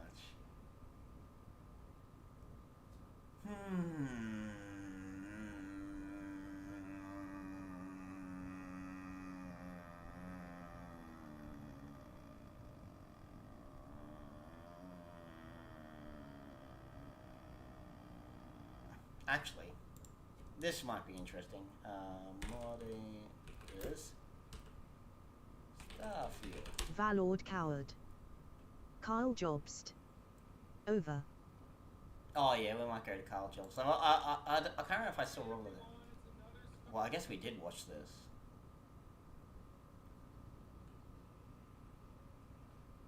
I wanted to see if they went into depth about the fucking creation engine. Because I feel like that's kind of an underappreciated market of how bad the creation engine actually is. Oh, where's my phone? I'll see how far I was when I was watching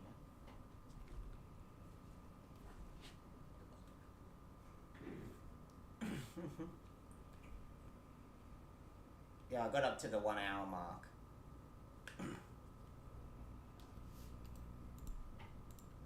Hello, you absolute legends. 2 months ago, I released my first video exposing the fraud... I don't know, have you watched this before?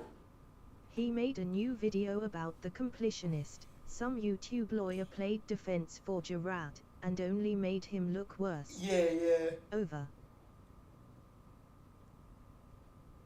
I mean, I wouldn't say he made Gerard look worse. I mean, Gerard has already made himself look worse. But, I think the lawyer guy did kind of undermine himself with how poorly researched and handled his whole video was. Despite being so fucking adamant that Carl is just some drama tuber. Like, again, I'm sorry, that argument annoys me so fucking much about people responding to Carl that, oh, you're just a drama YouTuber. He does speedrunning videos. He does speedrunning scandal videos. He did, because Kyle dropped more law that Gerard is even more of a liar. That's true. Over. That is true. But, like, yeah, the only drama stuff Carl's really done is the stuff between him and Billy Mitchell, which, you know, a lot of people are pretty invested in, wanting to know how this lawsuit plays out.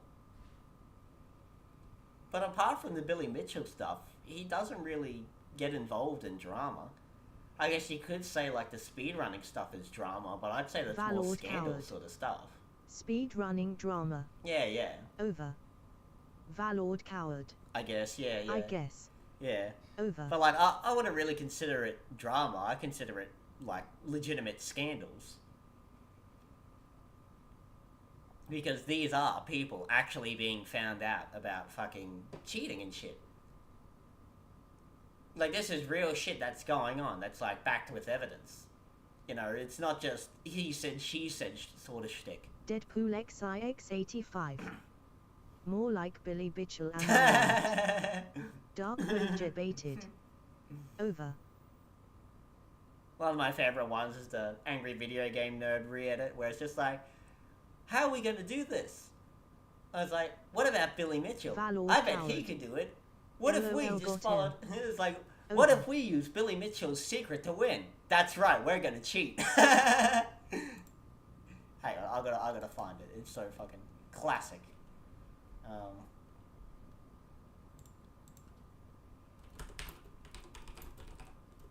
Valord Coward. LMAO. That's right, we're gonna cheat. Deadpool XIX85. Ha ha ha, nice. So I gotta find a way to harness his power, and I think I found a way. That's right, we're gonna cheat. Familiar with Billy Mitchell, World Video Game Champion? He could probably do it. So I gotta find a way to harness his power, and I think I found a way. That's right, we're gonna cheat. That's right, we're gonna cheat. Committed by the completionist and his charity, the Open Hand Foundation. Since then, it's been a rough time for our good friend Gerard. The public has turned Valord against coward. him, and his friends have abandoned Holy him. fuck, It that seems is to be funny. almost universal Yeah, agreement that buddy. what Gerard did was wrong. But there was one man, one hero, one lawyer who dared to go against the grain. Recently, Deadpool the X lawyer known as Mooney, IX85. who runs the Moon channel, That is uploaded a video fantastic, titled LUL. Jobs versus Completionist. Over. In this video, Mooney goes hard, and it's a scathing review of my videos covering the Open Hand Foundation. According to Mooney, I'm dreadfully uninformed, and lack the sufficient knowledge to talk about whether or not what the completionist did was illegal. On top of that, he goes on the defense on behalf of the completionist and Open Hand, saying that their actions were normal and even expected behavior of a charity. A lot of people came away from that video with a new sense of understanding. Perhaps Carl was reckless, ignorant, and maybe even malicious. I mean, Mooney says as much in his video. According to Mooney, I wasn't genuinely trying to find out what happened with Gerard and his charity. I basically just decided he was a fraudster from the get-go, and then I proceeded to try and destroy his career and ruin the future of dementia research without considering anything else. The reason so many people were persuaded by Some of the responses have been pretty fucking funny. Like, what was it? if we just gave Gerard another 50 years and another $600,000, he would have single-handedly cured dementia. Mooney's video is because of how confidently and smugly he talks. I mean, he sounds almost as pompous as me, which is extremely hard to do. Unfortunately, people have been misled, because Mooney has absolutely no idea what he's talking about. This is one of the most stunning examples of the Dunning-Kruger effect I've ever seen. We are talking about a very serious situation here. Charity fraud ain't no joke. If you're going to comment on it one way or the other, you should probably try to inform yourself on what Valord happened. coward. For my part, I conducted LOL, an just investigation give which him the involved National talking to the Bank. completionist, He will getting fix official everything statements from forever. Open Hand, spending countless hours looking through Indieland VODs, researching Gerard and his family, and cross-checking my findings with research partners. At the end of my investigation, I presented my conclusions. But do you know what Mooney did to try and learn about what happened? Do you know what kind of investigation Valord Mooney coward. conducted? He watched Also my a YouTube bit videos. comfy. If According I to go Mooney, quiet, all I you may need be to do to be an sleeping. expert on a No worries. situation Over. is watch YouTube. You don't need to actually research anything. Just sit down for an hour and ingest the scraps of information that I spoon feed you, and suddenly you are totally qualified to decide whether or not Gerard committed charity fraud. Mooney's video Valord is one coward. of the most self-unaware Your pieces streams of are the content best. I've ever seen. In Aww. one breath, he chastises me for being uninformed, and then in the next, he spouts facts that are completely wrong because he has not done a single bit of actual research. Also, I know there was one of the guy's arguments was that Carl isn't a lawyer, so he shouldn't. How can he know if a law's been broken?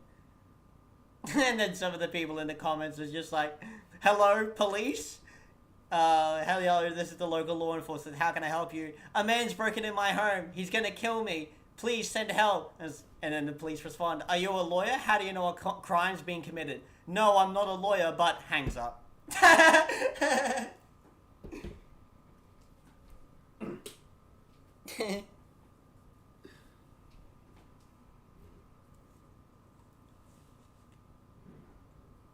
It's just like you gotta be a mechanic to know if a car has crashed or not. You have to be a firefighter. You gotta be a chemist to know if a house is on fire or Valord not. coward. Oh, and another one was, he looked up the general law for fraud, and that's bad because he is using basic information. It wouldn't Over. matter if you're the greatest lawyer in the world. If you don't even know the basic facts of the case, your opinion is meaningless. Mooney is one of the most clueless people I've ever seen talk on this matter. And I mean, look, he's technically correct. Dictionary definitions and legal definitions are different, but for embezzlement, they're basically the same premise, you know? What it literally says on the screen. Embezzlement is a fraudulent appropriation of property by a person to whom it's been entrusted. Dictionary definition. Theft or misappropriation of funds placed in one trust or belonging to one's employer. It's basically the same thing, you know? It's like murder is mostly the same. in the dictionary definition as it is to the fucking legal definition.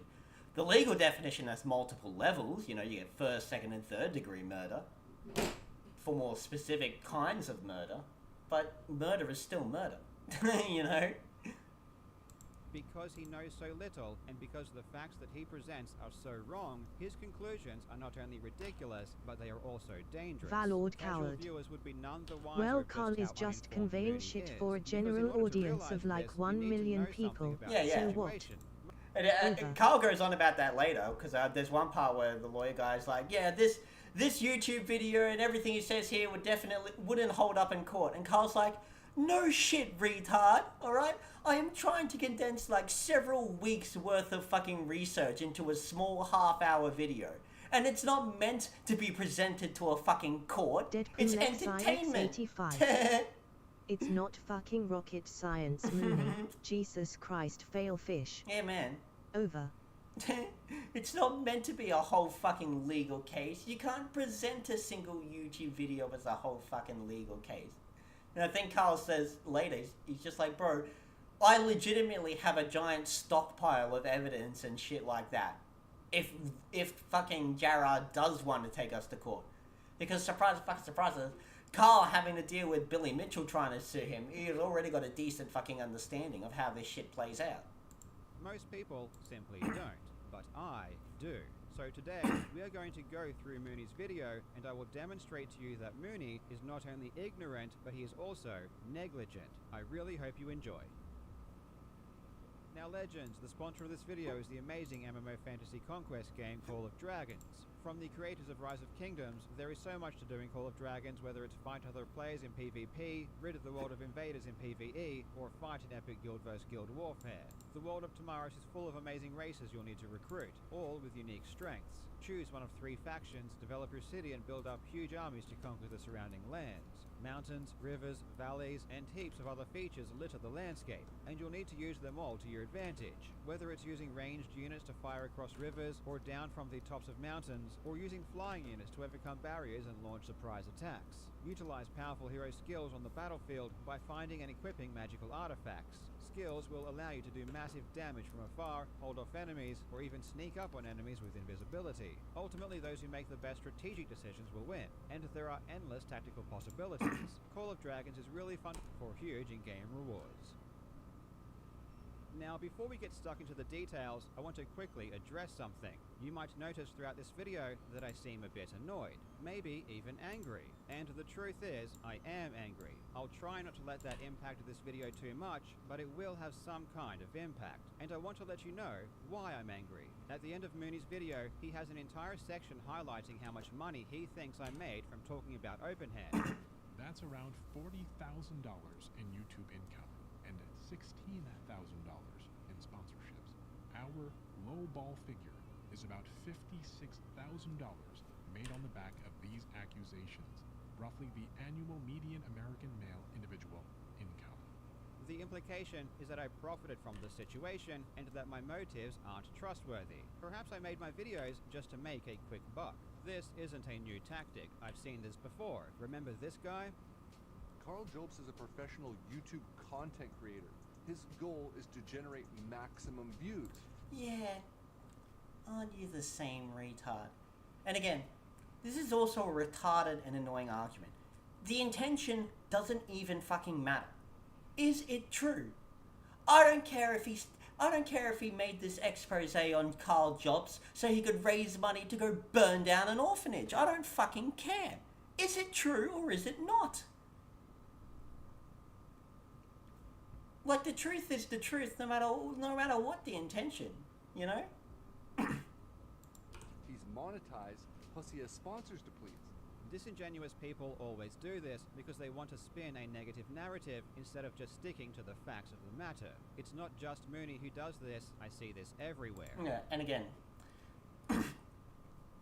am I being bigoted when I say it's a very American tactic? Because Americans love their moralities, you know? They love their battles of good and evil. And so it's always this whole thing of, oh, he's a bad person, so therefore he's wrong. No, retard, that's not how it works. Alright? Bad people can be correct. And good people can be wrong. The facts on the matter don't matter either way. The facts don't care about your feelings. But here is the truth. I lost money covering the open hand story. You might wonder how that's even possible. My videos were monetized and a couple of them even had sponsors. They definitely made money. What on earth do I mean when I say I lost money? Well, this question arises from a lack of understanding and ignorance as to how my YouTube channel works. I don't come up with a video idea and then after that solicit a sponsor for it. My sponsors are booked months in advance. So for example, for November when I first covered this story, I already had 3 sponsors booked in for that month. That means I was always going to make 3 videos. It doesn't matter what videos I put those sponsors in or what the topic is, I'm still going to be paid the same. If this open hand situation never happened, I would have made exactly the same amount of videos. I just would have covered different topics. And I always get a decent amount of views no matter what I talk about, so I don't need this drama. In November, I had 3 sponsors booked, and I released 3 videos, but only 2 of them were sponsored. This is because I actually cancelled one of the sponsors because I released my first open hand video without a sponsor in it.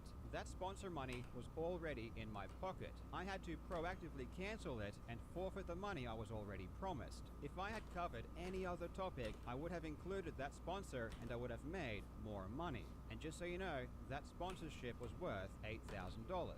And what you need to understand is that it's not just my money. I have a wife and son. It's their money too. It's my wife's money just as much as it is mine. I'm sure if you asked her, she'd really like to have that money. And I'm also sure she doesn't give a single shit about any of this online drama. But more than that, you have to appreciate the situation I'm in right now. I'm dealing with a frivolous lawsuit from a psychopath. My legal bill in November was $50,000. I could really fucking use that money right now. But despite the legal bills I have to pay, despite the fact that it's not just my money I'm sacrificing, despite the fact that even if I did put a sponsor in that video, it changes nothing about the content of the video, even though I have every single right to monetize content I've worked hard to produce, I still cancelled that sponsor. And after all that, I have to sit here and listen to these arseholes lie about my motivations and claim that I'm doing this just to make money. So yes, I'm a bit pissed off. Beyond that, Mooney's video is generally insulting in its premise, and it's especially so because of how ironic it is. Mooney's video centers around the idea that I cannot comment on whether or not the completionist actions were criminal because I haven't studied the law. But this idea falls flat for multiple reasons. First, if it required a law degree to understand what is or isn't legal, our society could not function. We absolutely can identify what is or isn't legal without looking up the specific statute. We do this every single day. Everyone knows that lying in order to solicit funds is fraud. Mooney can be as pretentious as he wants and try to make things as complicated as he wants, but it doesn't change this simple fact. The idea that you need to be a lawyer to know right from wrong, illegal from legal, is downright preposterous. And also a logical fallacy. That's an argument of authority. And in practice, this is just not the way the world works. When it comes to prosecuting someone in a courtroom and dealing out potential punishments, yes, these legal definitions matter because they affect how actions are treated by the state. But when it comes to members of the public identifying and reporting illegal activities, I can be as simple as I want. I could give you the most basic bitch definition of fraud, and that's perfectly fine to communicate an idea. And in fact, the idea that if you can't identify a specific statute, you shouldn't comment on illegal activity is downright dangerous. As members of a society, it is our moral obligation to call out harmful behavior when we see it. In saying this, I do have a large platform, and that comes with a lot of responsibility. I have to make sure that when I make a serious accusation like fraud, that I've done my due diligence. And in this case, you're damn right I did my due diligence. Unlike Mooney, I didn't just watch some YouTube videos and start throwing around accusations of fraud. This is because when I did my investigation, no YouTube videos even existed. I had to actually put in the time and effort into finding out what really happened. I also didn't just read a legal statute and think this somehow makes me an authority on the facts of the matter. To give you an idea about just how clueless Mooney was, he didn't even know the full call between Mudaha, Gerard, and myself was posted online. This is a major piece of evidence that he ignored. It's a call that has been listened to by 500,000 other people and has been reacted to by dozens of YouTube channels. Mooney was so ignorant he didn't even know it existed, and because of this, large chunks of his video are just flat out wrong because he couldn't be bothered to learn about the situation. But even if the phone call wasn't posted online, the mere fact that it existed at all should have told you that you are ignorant. If you know that I have the full recording and you don't, you already know that you are way more uninformed than me. In a Reddit exchange between Mooney and myself after he released his video, he confessed he only considered my YouTube videos and didn't look at anything else. Mooney doesn't seem to appreciate the difference between reality and a YouTube video. I have spent hundreds of hours researching The Completionist and his charity streams. It is simply impossible for me to put everything that I know into a YouTube video. It would be 50 hours long. A YouTube video is not evidence. The point of a YouTube video is just to convey an idea and entertain people. Mooney is under the impression the information presented in my videos is all the information there is. This concept is so ridiculous and naive, it's incredible. If the completionist wants to sue me and discuss this over a 2-week trial, I'd be happy to present the entire case. But until then, if you're simply relying on my YouTube videos, you know hardly anything. All you know is the tiny sliver of information I felt like providing. That's hardly enough to be confident in your conclusions. But this applies to my viewers as well. You shouldn't just watch my videos and blindly believe you know all that there is to know. I've actually done the work, so I'm confident making these claims publicly. With all of this established, let's go through Mooney's video. All rise. The Court of Public Opinion is now in session. The Honorable Judge Mooney is presiding. Please be seated. On the plaintiff's side, we have Carl Jobst, some ordinary gamers, and the public. And on the defendant's side, we have Gerard the Completionist Khalil, and the 501c3 charity organization, the Open Hand Foundation. The first half of Mooney's video attempts to summarize the situation and provide context as well as some legal information. I think the more important things are in the second half because that's where we find his analysis, but there are some things to point out in the first half as well. Gerard the Completionist Khalil is a successful YouTuber. He runs an annual fundraising event called Indieland, which raises money for the Open Hand Foundation, a charitable organization founded by his father in memory of his mother, who sadly passed from frontal temporal dementia in 2003. We are less than a minute in, and Mooney is already showing just how ignorant he is of the situation. He doesn't even know which year Gerard's mother died. He says 2003, but it was actually 2013. In this case, it doesn't really affect anything, but it's good to notice these factual errors because they start to tell a story of just how uninformed Mooney is. It seems like everyone on YouTube has already weighed in on the situation, offering their hot takes fresh from the peanut gallery. Well, we are going to do something different. We are going to approach this situation like a lawyer does. And we're gonna suck cock. We're gonna suck it fucking dry. That's what we're gonna do. Down each allegation levied by the plaintiffs, weigh it against the evidence, and present our findings. Mooney's idea of weighing allegations against the evidence is just to watch a few YouTube videos. As Mooney knows, watching YouTube videos is not a good attempt at fact-finding. And if you have a lawyer whose idea of researching your case is just to watch a few YouTube videos, fire them immediately. It is crystal clear, Mooney did not examine the evidence. He examined a YouTube video, which contained a portion of my knowledge of the situation. The best Mooney can say is that he has made inferences based on my YouTube videos. But We're he's gonna still be a uninformed fucking because he hasn't blood-sucking done lawyer. independent research, Lol. and cannot make any reasonable conclusions. Instead, he incorrectly asserts he is some kind of authority and that he has actually done some kind of reasonable fact-finding, which is not true. The Open Hand Foundation is a 501c3 organization. What does that mean, and what obligations does a 501c3 have? Mooney spends a large portion of the video talking about 501c3 legal obligations, to which I don't feel is relevant to my particular claims. I've never discussed the legal obligations of charities, nor would I be smart to, because I simply don't know. But this isn't about legal obligations. For example, I never said it was illegal for a charity to withhold all of its donations. I never said a charity legally had to disperse a certain amount of money. I never said a charity couldn't have expenses. What I said is that when Gerard tells the public he is doing something very specific with that money, when he in fact is not, this is fraud. The fundamental allegations are, number 1, the completionist committed charity fraud by lying about what donations received by Open Hand were being used for. Number 2, the completionist stole some of the money Open Hand should have received, which is embezzlement. embezzlement. And number 3, there are funds that are still missing, presumed stolen, from the golf tournament, from Jamie Lee Curtis, and more, as per the Open Hand Foundation's tax returns. Mooney then attempts to break down the allegations.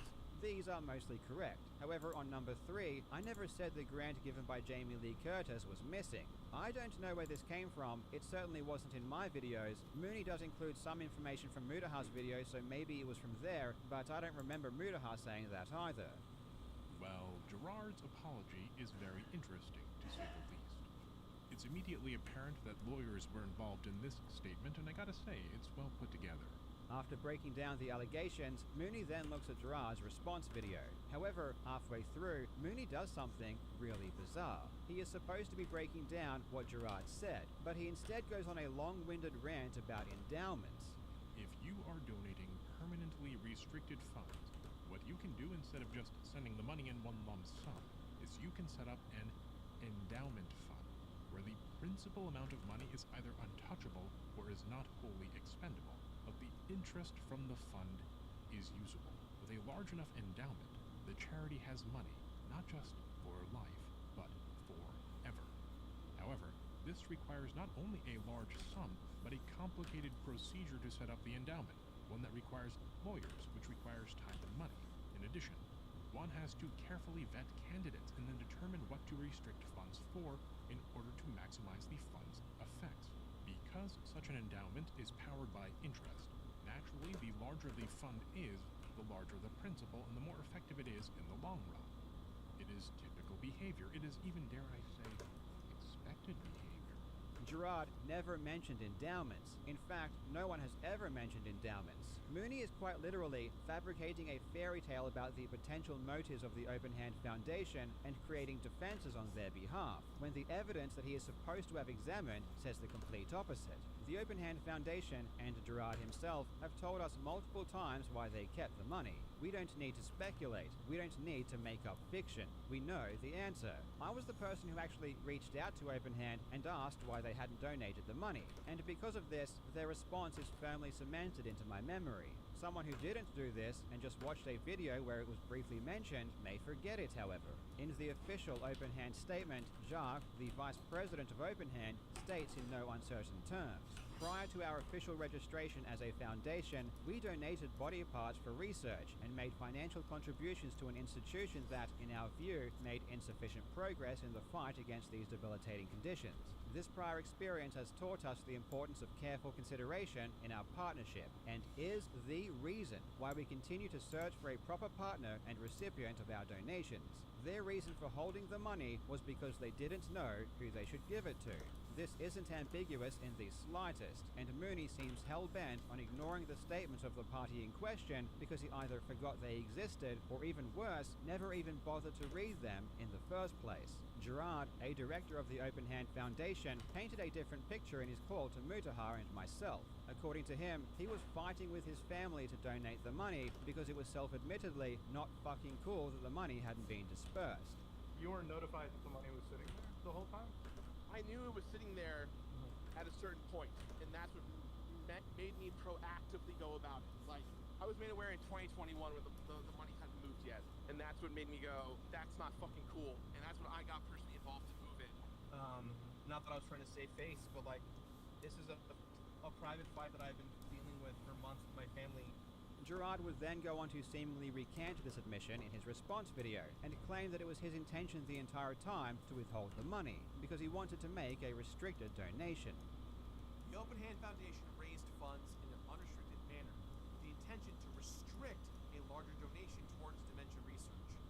Larger restricted donations ensure clear measures and direction, but can take time, whereas unrestricted donations are often instantaneous and not tracked. This is one of the big reasons as to why the donation took so long.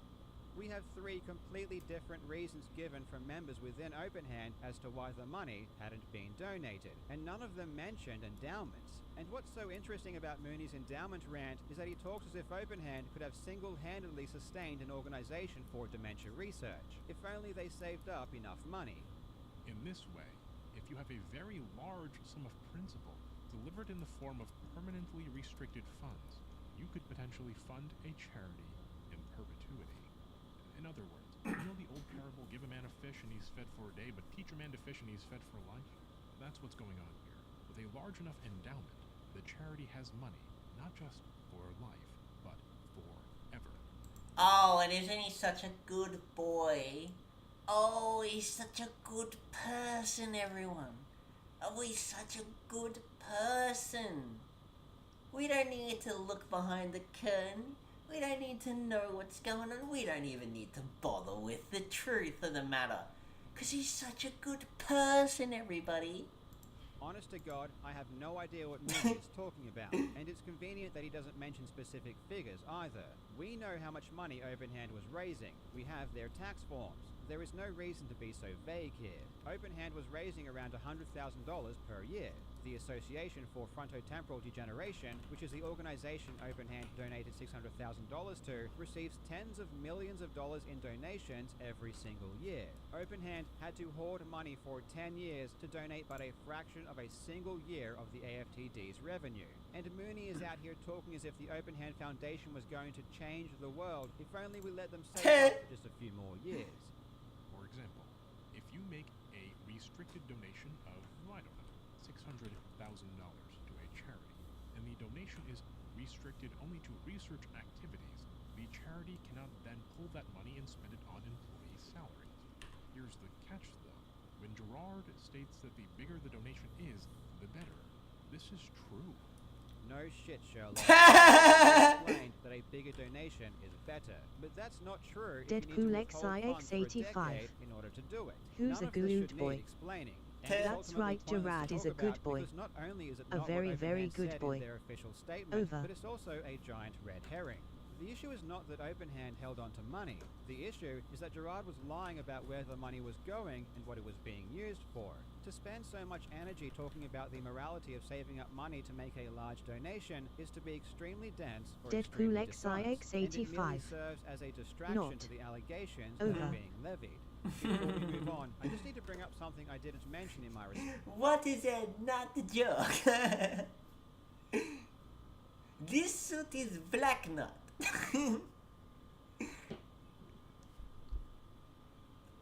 This suit is not black. Response video. In his response video, Gerard said this about Indieland 2019.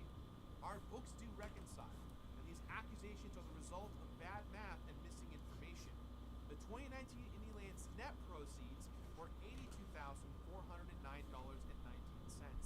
When combined with $31,371.55 in revenue from the golf tournament and $10,000 from a direct supporter, it adds up to $123,780.74. Gerard claims that Indieland 2019 only had total proceeds of $84,000, and this is why the tax Deadpool filings are correct and there is XIX. no missing money. Nutcragus, Previously, I had Nutcragus, shown a tweet of Nutcragus, Gerard's Nutcragus, $1,000. Nutcragus, This is a difference of Over. $25,000.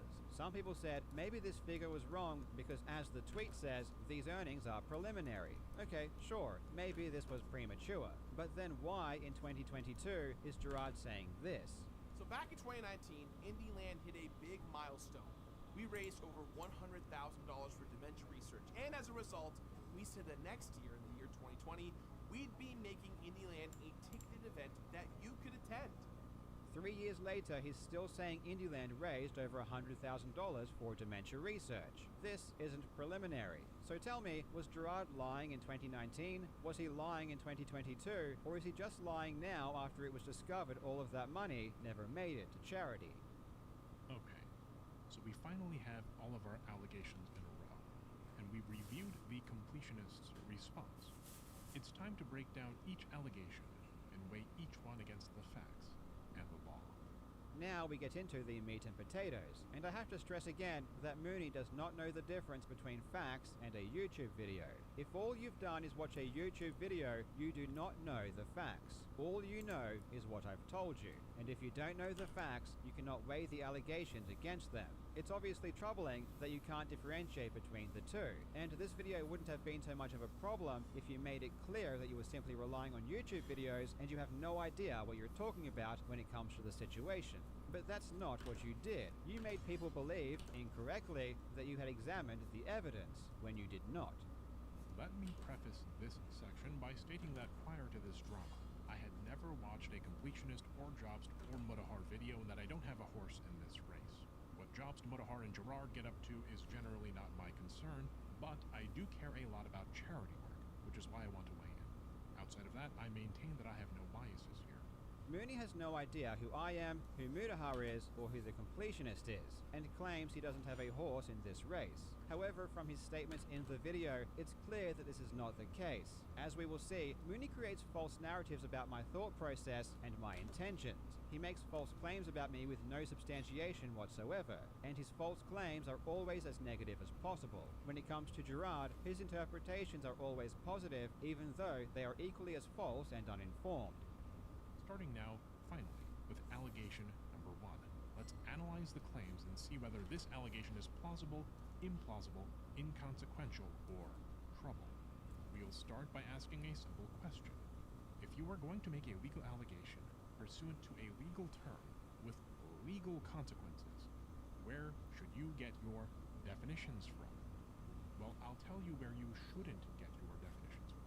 Jobst and Mutahar both pull their definition of charity fraud, which is their primary and most severe allegation, from legalmatch.com, which is basically the lawyer's version of Christian Mingle. It helps prospective clients find lawyers. It's not a reliable legal resource. Jobst uses this definition. Charity fraud is when someone takes advantage of a charitable or non-profit organization for their own personal gain. But you see, this is not a legal definition. Open Hand is based in California. This is a legal definition. Mooney really has a problem with the fact that... So let's have a look at that legal definition from California. Unlawful solicitation or receipt of money or property for charitable, religious, or eleemosynary purpose. Any person who solicits or attempts to solicit or receives money or property of any kind for a charitable, religious, or eleemosynary purpose, and who, directly or indirectly, takes, utters, or delivers, either orally or in writing, an unqualified statement of fact concerning the purpose or organization for which the money or property is solicited or received, or concerning the most inexpensive of solicitation or the manner in which the money or property or any part thereof is to be used, which statement is in fact false and was made, uttered, or delivered by that person either willfully and with knowledge of its falsity, or negligently without due consideration of the facts which, by the use of ordinary care, he or she should have known, is guilty of a misdemeanor. Yo. Ooh, thank you very much. Pale ale. Yeah, buddy. Cheers. Possum hunter. You know who the possum hunter is, don't you? Yeah. Either willfully and with knowledge, or its falsity and negligently, without due consideration of the facts by which the use of ordinary care he or she should have known, is guilty of a misdemeanor and is punishable by imprisonment in the county jail for not more than 1 year, by a fine not exceeding $5,000, or by both that imprisonment and fine. It's still the same fucking definition. It's just one goes into further detail, because one's a legal definition, one's a dictionary definition. Deadpool XIX85. Oh my fucking god, Mooney. It's not like Carl is a prosecutor presenting a case against the completionist. Mooney needs to have his law license pulled because he's a fucking grader moron. Swift rage fail Mooney fish. really has a problem with the fact that I talk about fraud in the general sense. According to Mooney, us plebs who can't recite the specific legal statute aren't worthy of talking about fraud because it's too complicated. We as the public should just sit this one out and let the amazing, far superior, far smarter people known as lawyers handle this one. Ultimately, Mooney Because all lawyers are fucking geniuses. That's why lawyers have never lost a case ever. Every lawyer wins every fucking case they're in because they're all such fucking geniuses.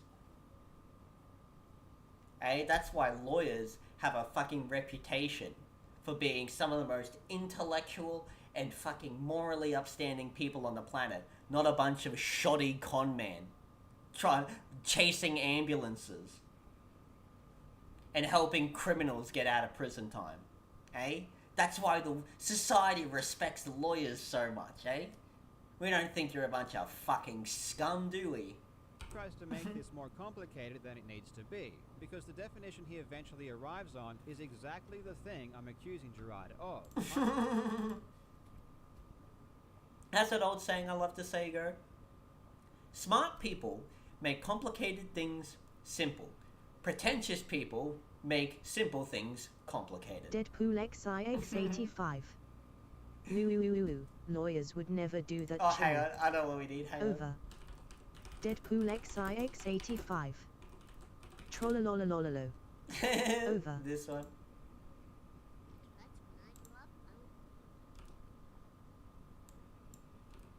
That's when I grow up, I want to be a lawyer just like you. Good for you, son. If there's one thing America needs, it's more lawyers. Can you imagine a world without lawyers?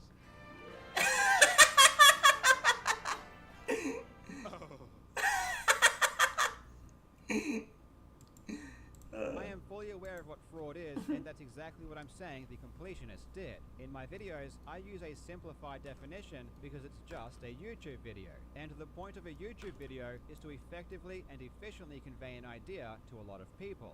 The point of my YouTube video isn't to convict Gerard of a crime.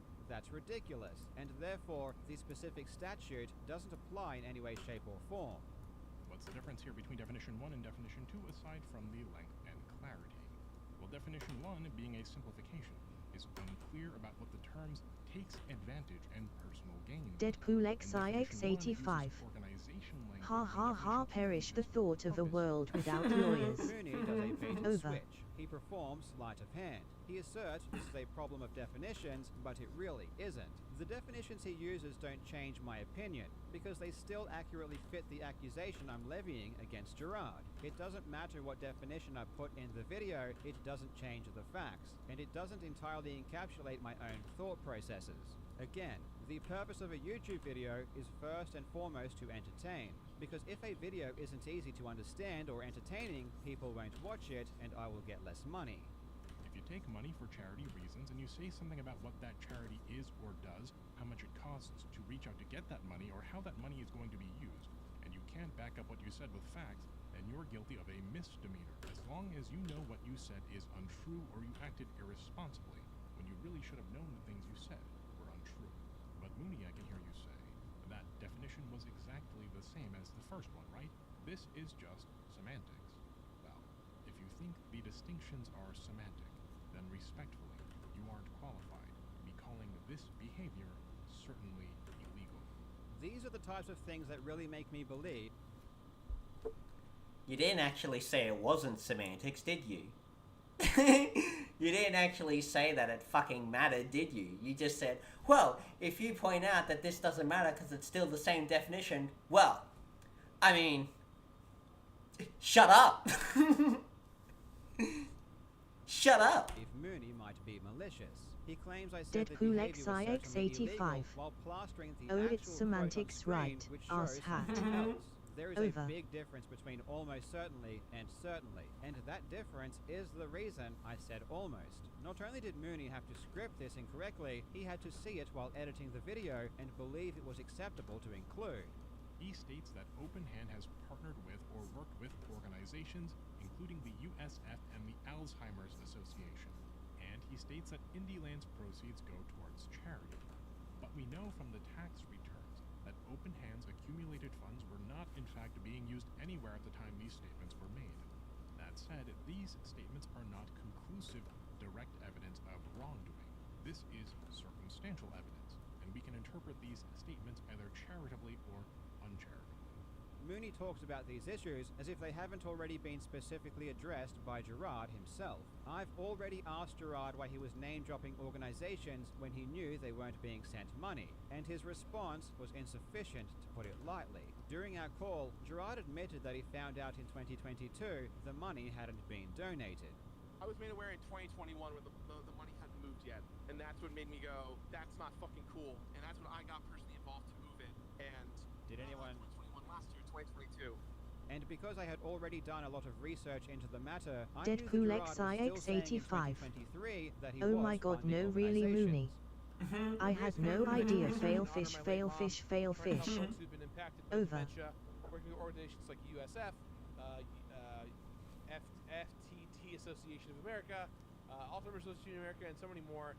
If you listen to the call that Mudahar uploaded to his channel, you'll hear that after the technical difficulties, call 2 begins with this. So, can you guys hear me? Yeah. Can you hear? Yeah, I can hear you. Yeah. To answer your question, Carl, I don't have an answer. You know, I think that's my fuck up. What's interesting is that I've never seen a single person ask what question Gerard is responding to. This might be really important. During technical difficulties, Gerard said that he could hear us, but we couldn't hear him. While Gerard was trying to get his microphone figured out, I asked him this question. And the reason I didn't include this in any of my videos is just because Mudahar was playing clips that were recorded in the audio, so it didn't sound good. But you can still hear what I asked. I did want to ask one thing, but it's kind of a bad question to ask if Gerard can't respond immediately, you know?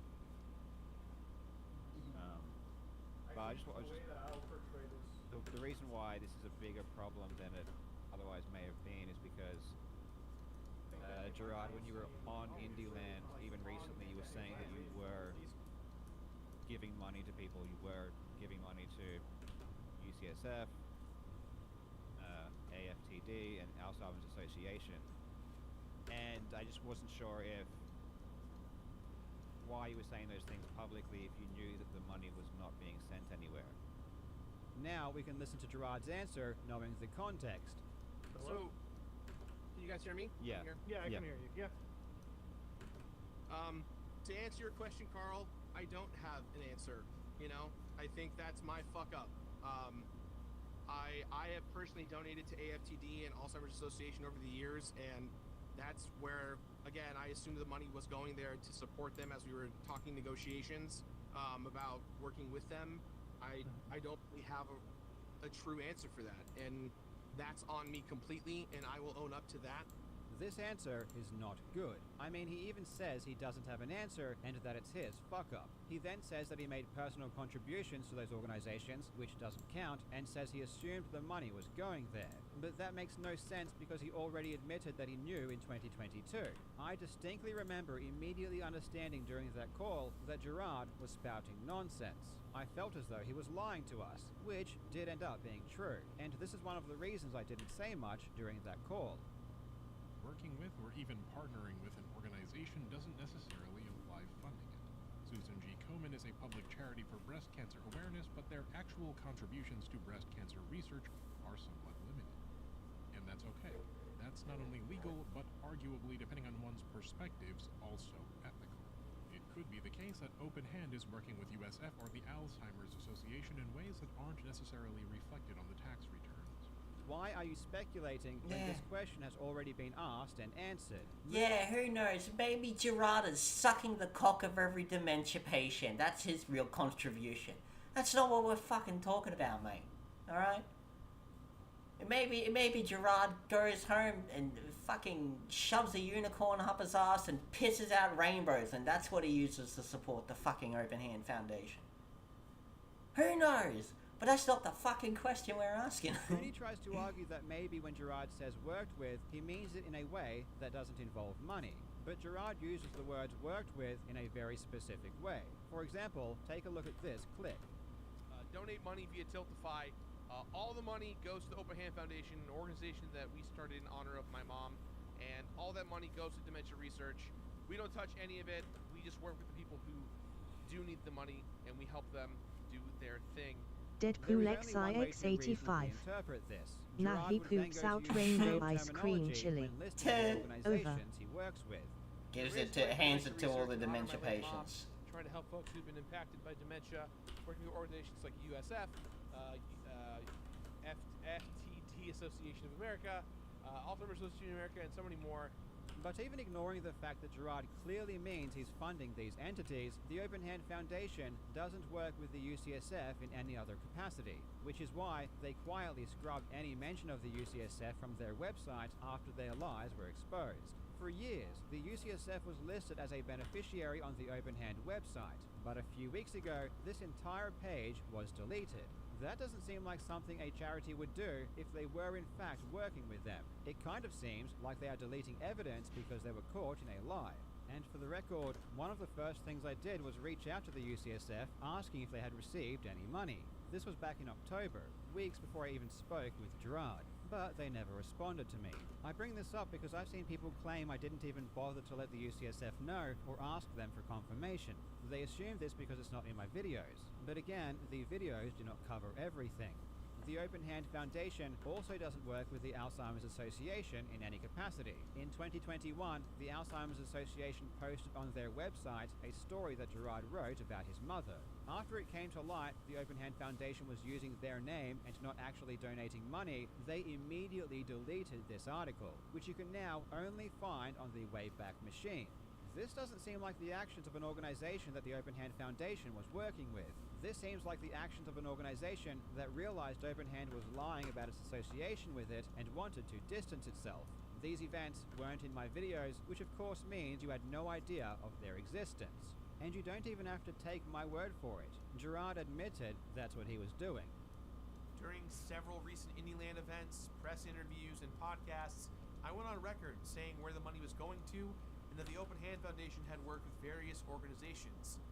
But here is what's amazing about these people. Even though it's clear as day that Gerard meant he was giving these organizations money, even though Gerard himself said he didn't have an answer for doing this and that it was his fuck-up, even though Open Hand has scrubbed all mentions of the UCSF from their website, even though the Alzheimer's Association deleted any mention of the Open Hand Foundation from their website, even though Gerard has had months to say how Open Hand was working with these organizations if they actually were, and he hasn't, people will still claim that maybe Gerard meant he wasn't giving them money, but was working with them in some other way.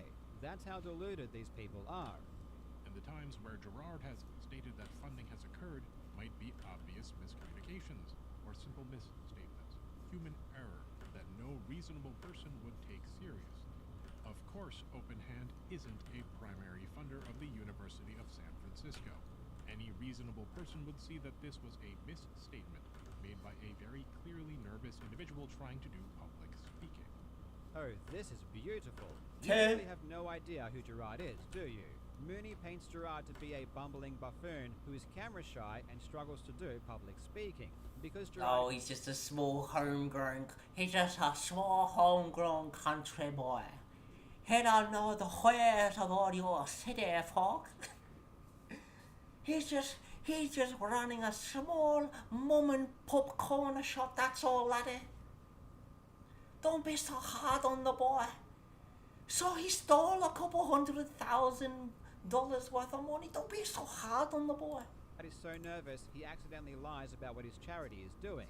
The reality is that Gerard Khalil is a professional actor with a double bachelor in film and theatre. He has produced hundreds of YouTube videos and live streams where he is performing public speaking. He was one of the main hosts of the G4 reboot. He has done many live speaking engagements. His entire career is built upon talking in front of a camera. Mooney's interpretation of the situation is so out of touch, it's a genuine achievement. If one interprets these statements uncharitably, though, then it looks like Gerard is obfuscating the truth of the matter, which is that the money going into Open Hand isn't being spent on what he says it is. This uncharitable position is the one Jobst takes from the get-go. Dude, he already admitted it. If we take this uncharitable approach and then apply the facts to our legal definition, if Gerard did actually know that Open Hand was holding on to all of the money, or he should have known that this was the case, but he continued to say that he's worked with all of these charities and has donated money to help families, he is guilty of a misdemeanor. Well, that's good to know because Gerard literally admitted to knowing that the funds weren't being donated in 2022 and still continued to lie in 2023. So what more is there to be said? Here's the thing though, legal justice, unlike YouTube drama, has some rules of engagement, and a fundamental rule of justice is that people are innocent until proven guilty, and so I'm inclined to consider Gerard's statements charitably. Did you not hear what I just said? He admitted it. Even if one says, okay, I believe Open Hand has worked with the organizations it says it has and has contributed something, if not funds, to parents are trying to figure out dementia, etc. But then one could still make the argument that Gerard should have known that his statements may have been misleading. This is especially the case for the most recent Indieland event, at which time I believe Jobs had already conducted the interview with Gerard and made his intentions known. Wait, what? You believe that during Indieland 2023 I'd already spoken to Gerard? Why would you need to believe anything? It would take 2 seconds to check, and if you did that, you'd know that you're completely wrong. Indieland was October 27 to 29, and I emailed Openhand on November 4. These emails, with the dates, are shown in my video. And obviously the call had to happen after the emails because we spoke at length about the emails during this conversation. Oh, but that's right, you didn't listen to the call and have no idea what you're talking about. Gerard, even if the statements he made are considered charitably, has arguably uttered a false statement about Openhand negligently, without due consideration of the facts which by use of ordinary care he should have known. This potential argument of negligence is corroborated by Gerard's statement that he didn't know that Openhand had never donated the money.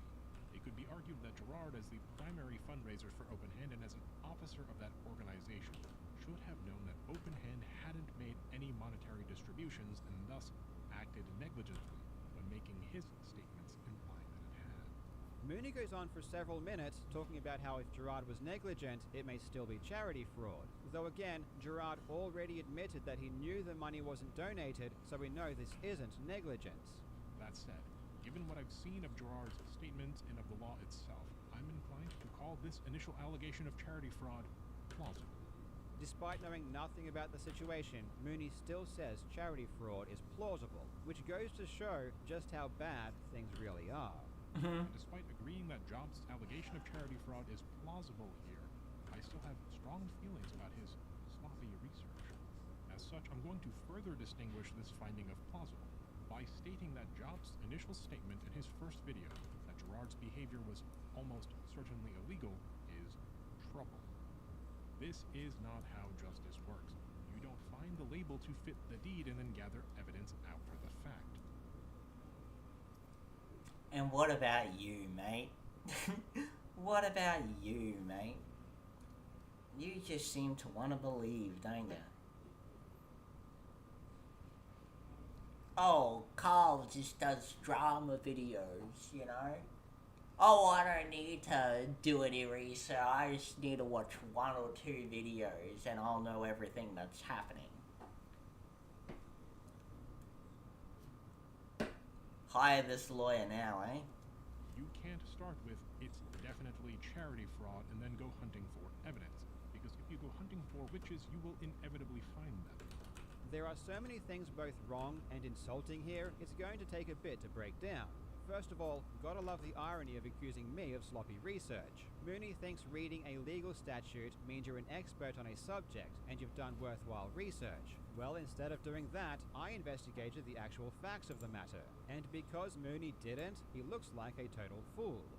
This is not how justice works. You don't find the label to fit the deed and then gather evidence after the fact.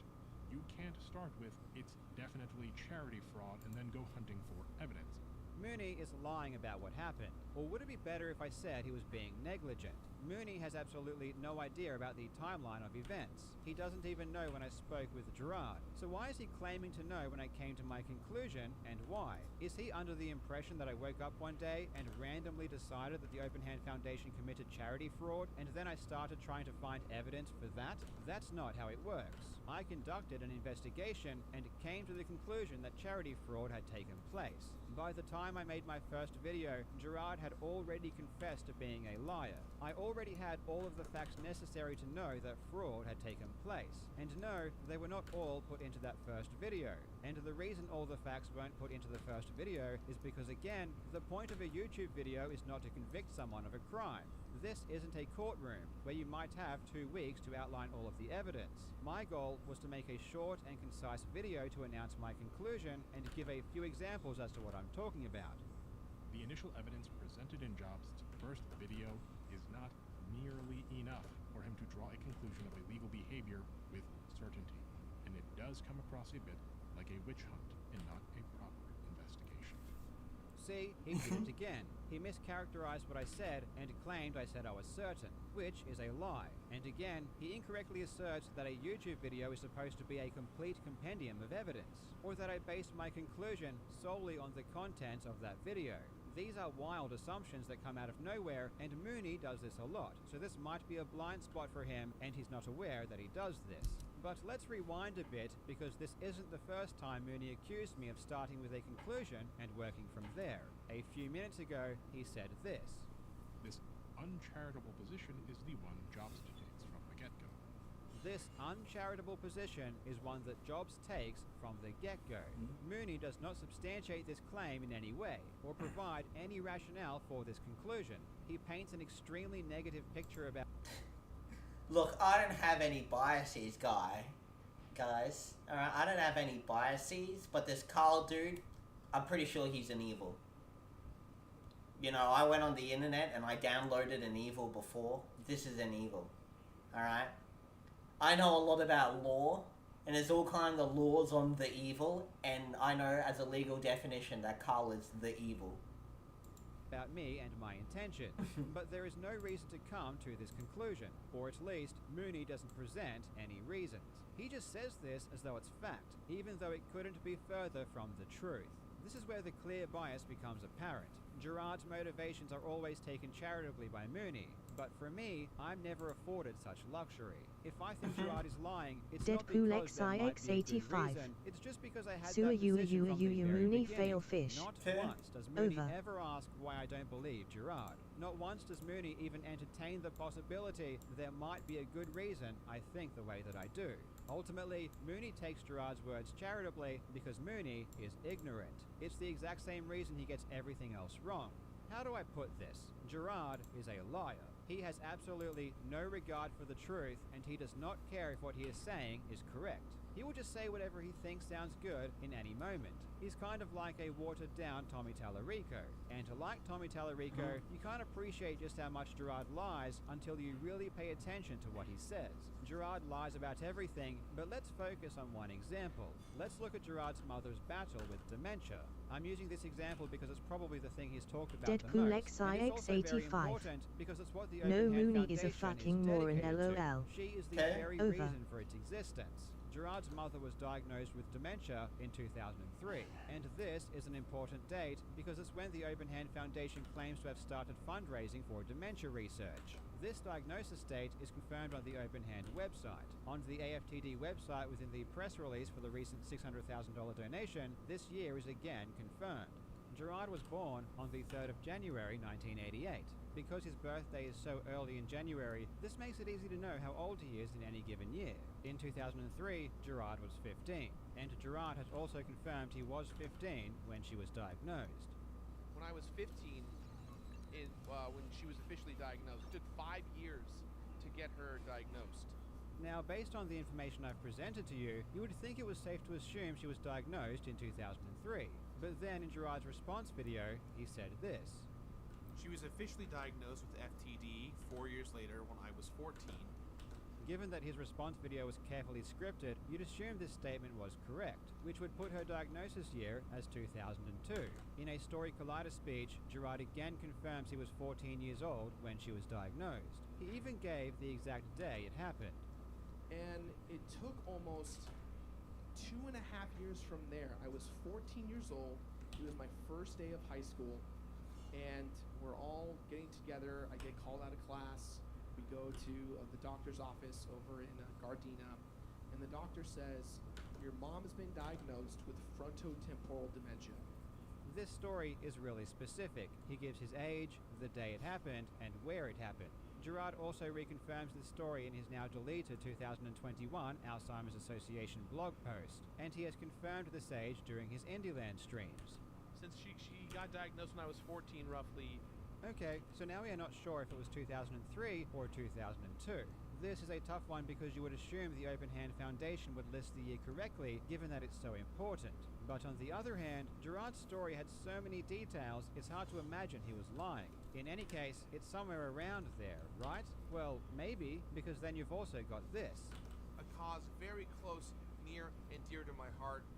When I was 10 years old, my mom got diagnosed with dementia. For those of you guys who don't know, when I was about 10 years old, I found out that my mom had dementia, a very specific rare kind called frontotemporal dementia.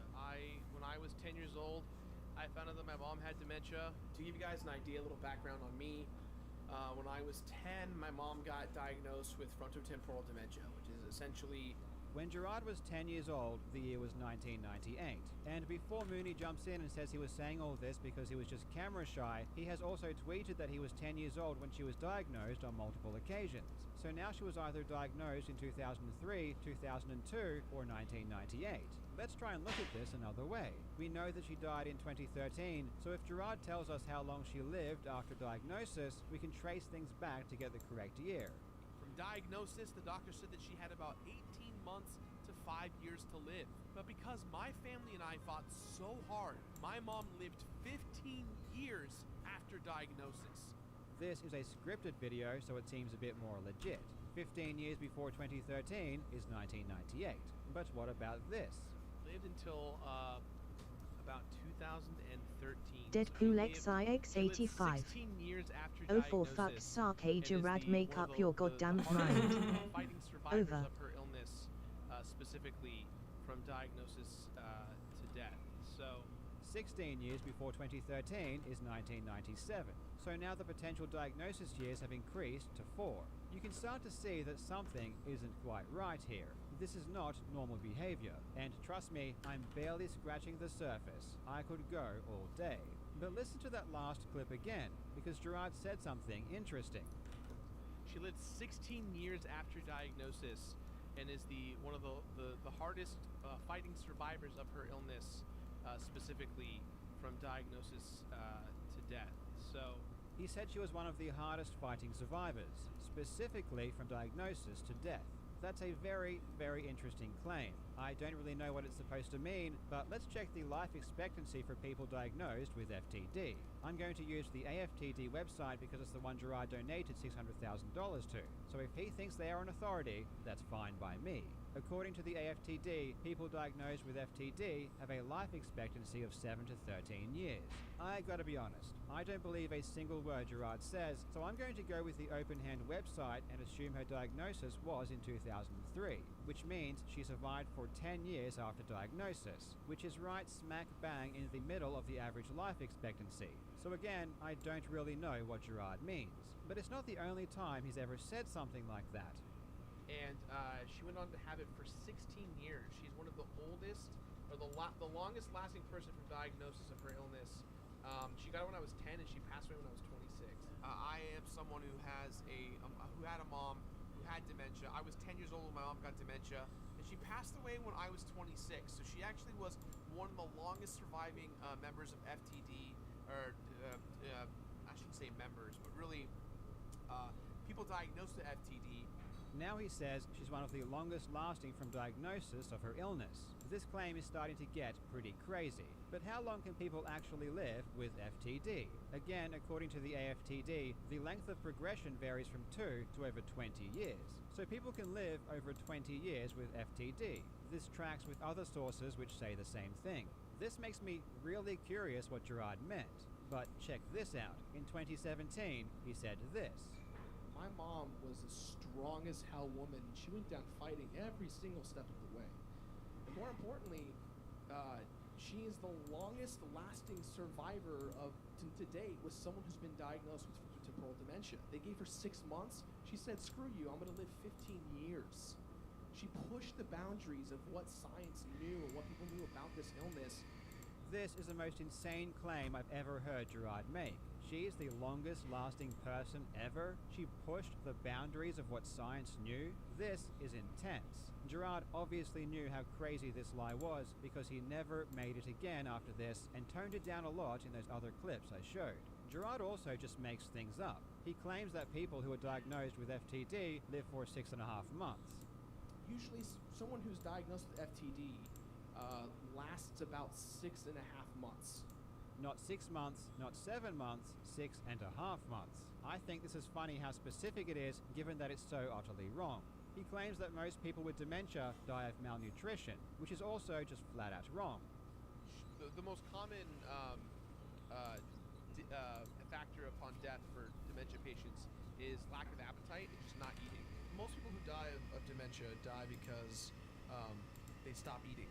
Usually someone who's diagnosed with FTD lasts about 6.5 months. Mostly due to malnutrition, just not getting enough food, not eating enough, not being present. The leading cause of death for those with dementia is pneumonia. This is confirmed by both a 2009 and 2023 study, with cancer and heart disease following behind. Talking directly on this point, Alzheimer's Research UK states that people with dementia can sometimes die directly as a result of lack of food or drink, although this is rare.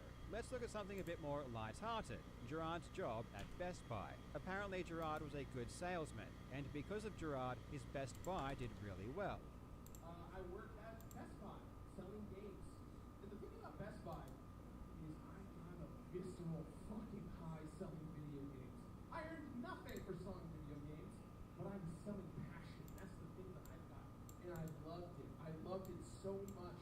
And I didn't earn any extra money for it.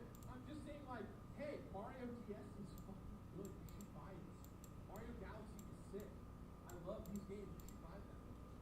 And my Best Buy store was getting incredibly weirded out because if you look at the charts of like successes of like what was taking off at the time, you kind of saw that our Best Buy was like number 1 in our territory for video games.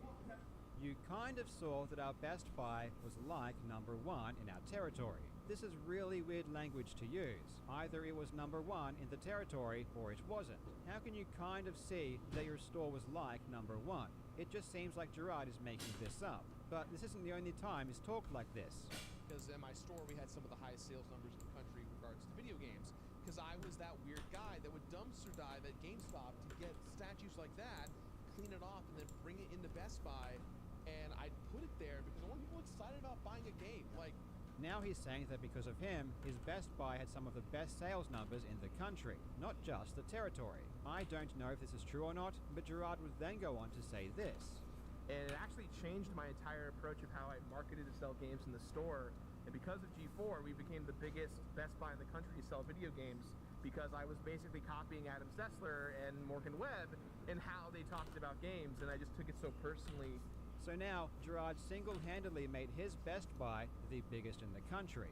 There are over 1,000 Best Buys in the US, and Gerard's was the biggest because of him. But then I wonder why there are articles like this Screen Rant one, where Gerard claims he worked at Best Buy for 5.5 years and felt aimless because he was passed up on a promotion. They really didn't want to promote the guy that made their store the biggest in the country? But then Gerard says the complete opposite and says that he had multiple opportunities to go to corporate because he was so good at his job. I had a couple of opportunities to go to Best Buy at a corporate level and to help restructure things because in my store we had some of the highest sales numbers in the country in regards to video games. Even his reason for quitting Best Buy changes. In a 2020 Las Vegas Review-Journal interview, Gerard said that after JonTron introduced him to Egoraptor and Dex Bonus, it inspired him to pursue gaming videos, and so he quit the next day. However, in a 2016 video Gerard uploaded to his second channel, he tells a very specific story about pitching an idea to his manager and getting shut down. Now again, I was just a kid. I was just a young college kid with stupid ambitions and dreams, but I thought, you know what, if I am to be here, I'm gonna make the best of it. And so I pitched my idea to my Best Buy manager, and he was like, wow, this is really cool. And that was it. And it sucked. It drove me crazy because I ran analytical data to prove that what I was doing was working. I had receipts and facts and proof and people, you know, giving me congratulations on doing such a good job because I was adamant and passionate about making it work. This exact exchange I had with the manager at the time is the reason why I left Best Buy, because every time I kept reinventing ways to sell games, to talk to people, to communicate. But then, in a 2022 interview with Chris Denker, he tells this extremely bizarre story about getting into a fight with his manager and buying equipment with $1 bills. Manager calls me over for the 4th time and goes, what's the problem? Why can't you sell the TV? And I was like, he didn't want a fucking TV. He wanted a cable. He wanted to get out of here. And he goes, he doesn't know what he wants. You tell him what you want. And I heard that and I was like, oh, so that's how we do business here. That's how you see this. Like we tell people what they want, and then he just pulled me aside and goes, "Listen here, you little privileged piece of shit. You listen to me, like you do what I tell you. If you keep this up, you'll be working here forever." And that was it. The switch flipped. I turned to the old lady and I was like, "Ma'am, I'm gonna say something really rude. Excuse me." Turned to the guy and said, "Fuck you. I quit. You piece of shit." And then everybody clapped. And then everybody clapped. And then everybody clapped. Turned back to the lady, and I was like, "Let's get your iPod." So I like sold her iPod, sent her on her way. You have no idea how many hours I wasted going down this stupid rabbit hole of Gerard lies. Valor He lies coward. constantly. He legitimately Yeah, doesn't Ma. seem to care if what he is Over. saying is true, and he exaggerates all the time. My mum was the longest living person ever with FTD. I made my Best Buy the biggest in the country. My charity is the main funding support partner for the UCSF. Gerard is a bullshit artist. This is what Gerard does, and this, Mooney, is why I do not take Gerard's statements charitably. And now it's time to look at the allegation of embezzlement. The allegation that Gerard lied about what Open Hand is doing and has done is charity fraud. And even if Gerard is charged with charity fraud, it is ultimately a simple misdemeanor. It's like shoplifting. The allegation that Gerard stole money from Open Hand is potentially far more serious.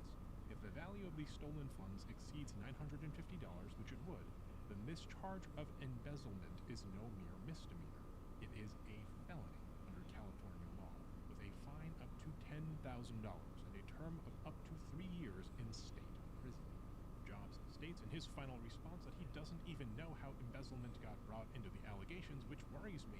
No, I didn't. I never said that. Again, Mooney is straight up lying about what I said in my video. All I said is that I never used the word, and then I went on to explain what it means.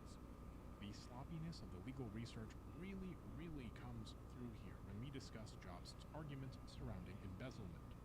In Jobst's final video, he pulls this definition of embezzlement from Google. How do I know that? Well, I typed definition of embezzlement into Google and this automatic generation popped up right at the top.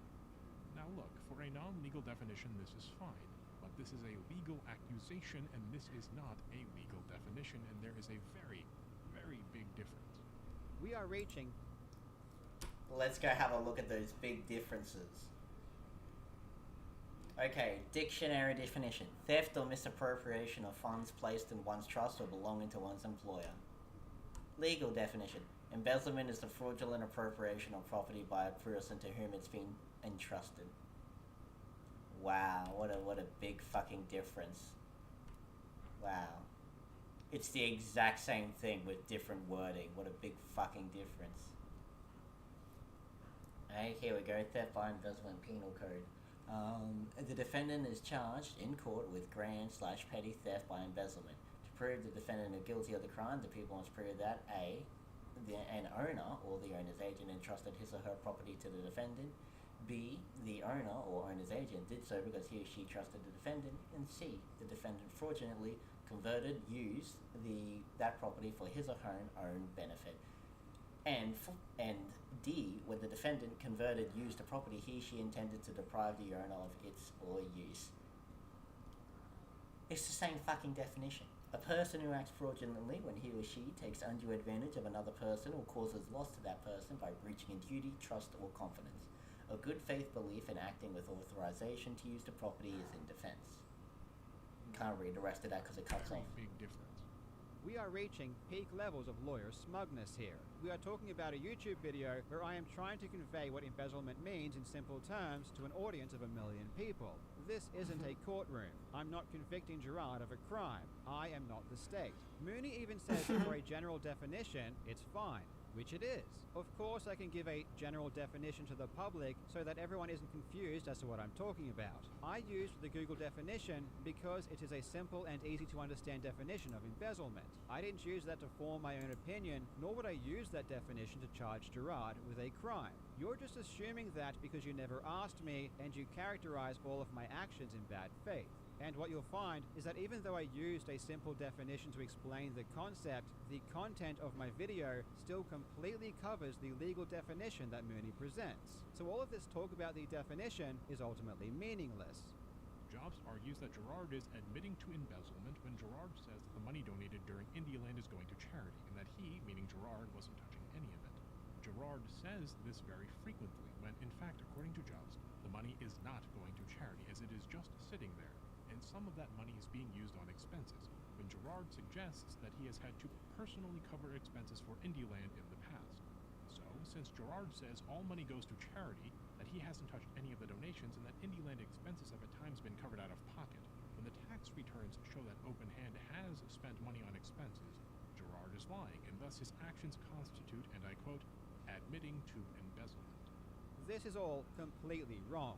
Mooney appears to have absolutely no idea what the allegations are. I made it very clear in my video why I was accusing Gerard of embezzlement, and it went straight over Mooney's head. He gave himself one job. He didn't bother to do any research outside of my YouTube videos, and even then, despite limiting himself to a tiny sliver of the information available, he still couldn't even understand that. So let me explain again. Gerard solicited donations in the form of bits, subs, and merge to himself. He did not solicit them to Open Hand. This is because he solicited them to his own Twitch channel. So when people gave money through his Twitch channel with the bits and subs, they gave money directly to Gerard. Gerard said he was going to send all of that money to the Open Hand Foundation, but he didn't. That money never made it to Open Hand. Instead, Gerard spent it himself. Furthermore, Gerard said many times that all of the money was going to dementia research. Bits, subs, gift subs, super chats, memberships, anything financially involved with the show goes to dementia research. Please, guys, a reminder, bits, gift subs, and donations all go towards dementia all research. good, however you can get it to us.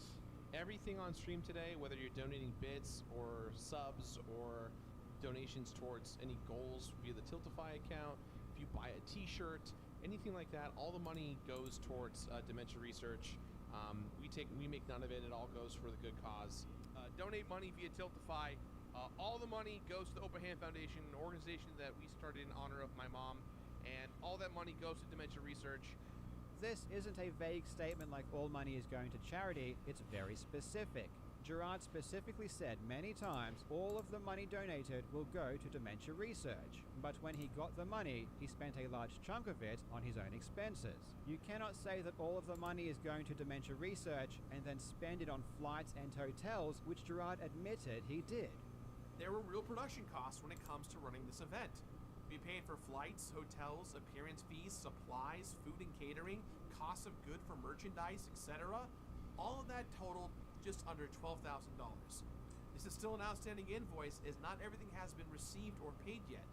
Income from Twitch subscriptions and bits, along with merchandise, have offset some of the production costs. Notice how Mooney only quotes Gerard as saying the money is going to charity. He hides the fact that Gerard made very clear statements as to what the money would be used for.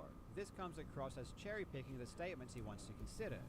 So, since Gerard says all money goes to charity, that he hasn't touched any of the donations, and that Indieland expenses have at times been covered out of pocket, when the tax returns show that Open Hand has spent money on expenses, Gerard is lying, and thus his actions constitute, and I quote, admitting to embezzlement. Mooney devotes an entire section of his video arguing against allegations that never happened. He seems to honestly believe that my issue with Open Hand is that it had expenses.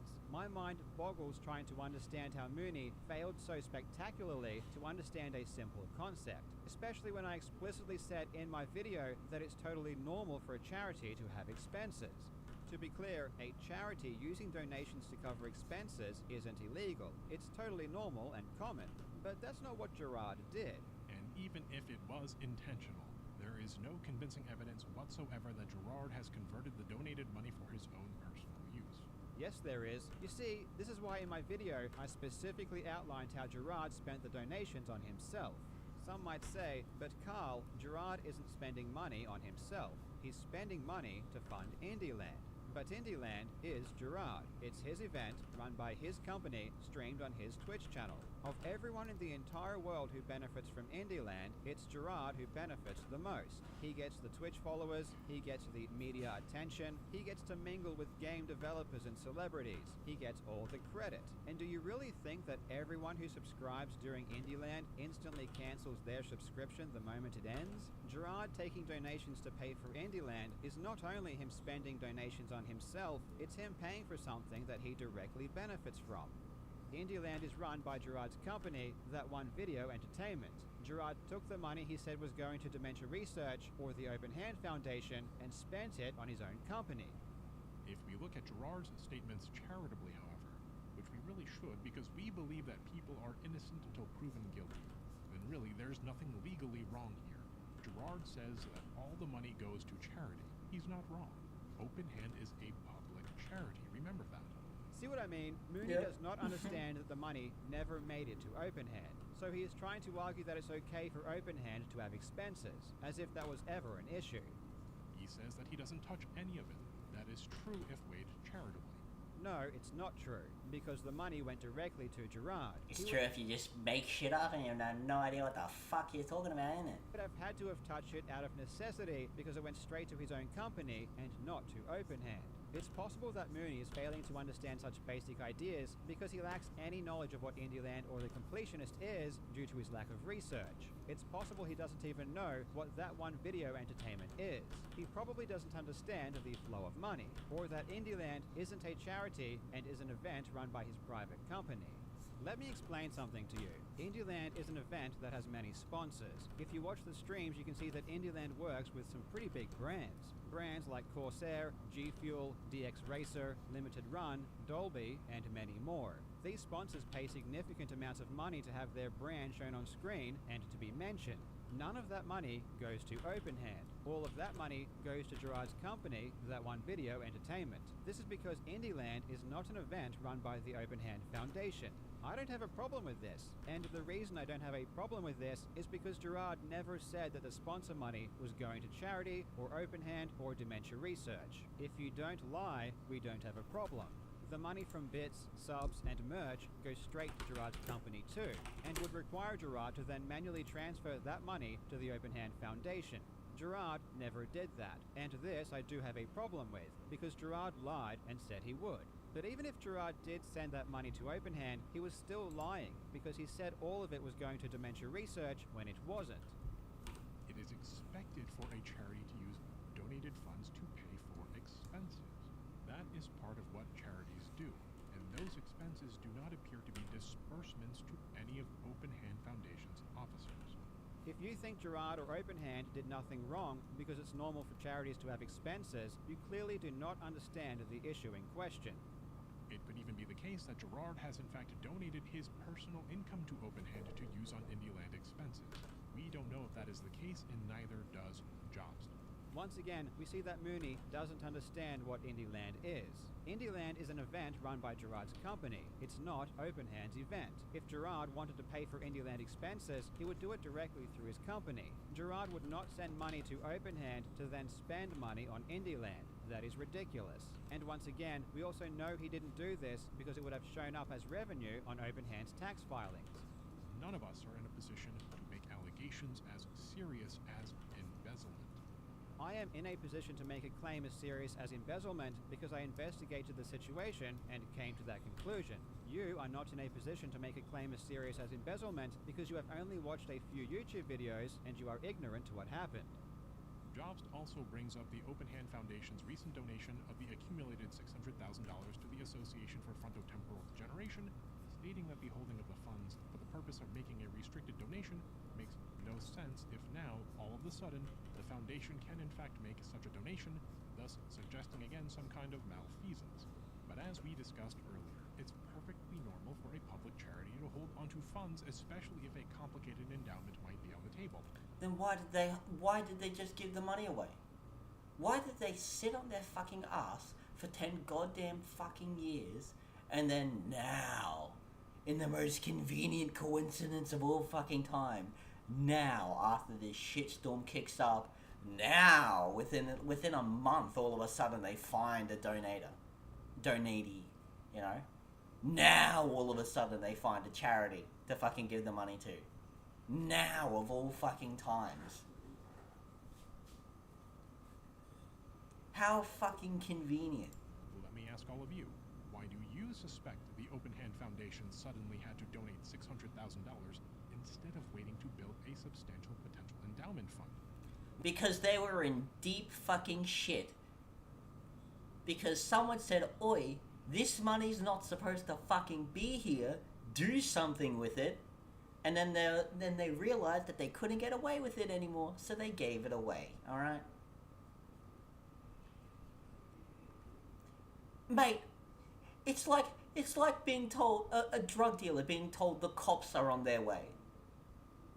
So what did they do? They flush all the drugs. They get rid of it all. You know? And that's what they're doing. They're flushing the drugs. Hoping that no one else noticed. That's what they're doing. What could have possibly forced their hand?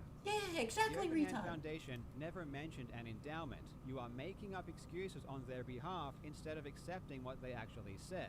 Their excuse was that they needed to save up money to make a restricted donation.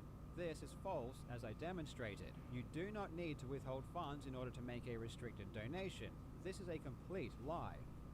This allegation of embezzlement is both trouble and implausible. Again, if they really had a fucking plan to hold on the money to make more fucking money and shit like that, they could have just said that, explained it all, and then just stuck to the plan.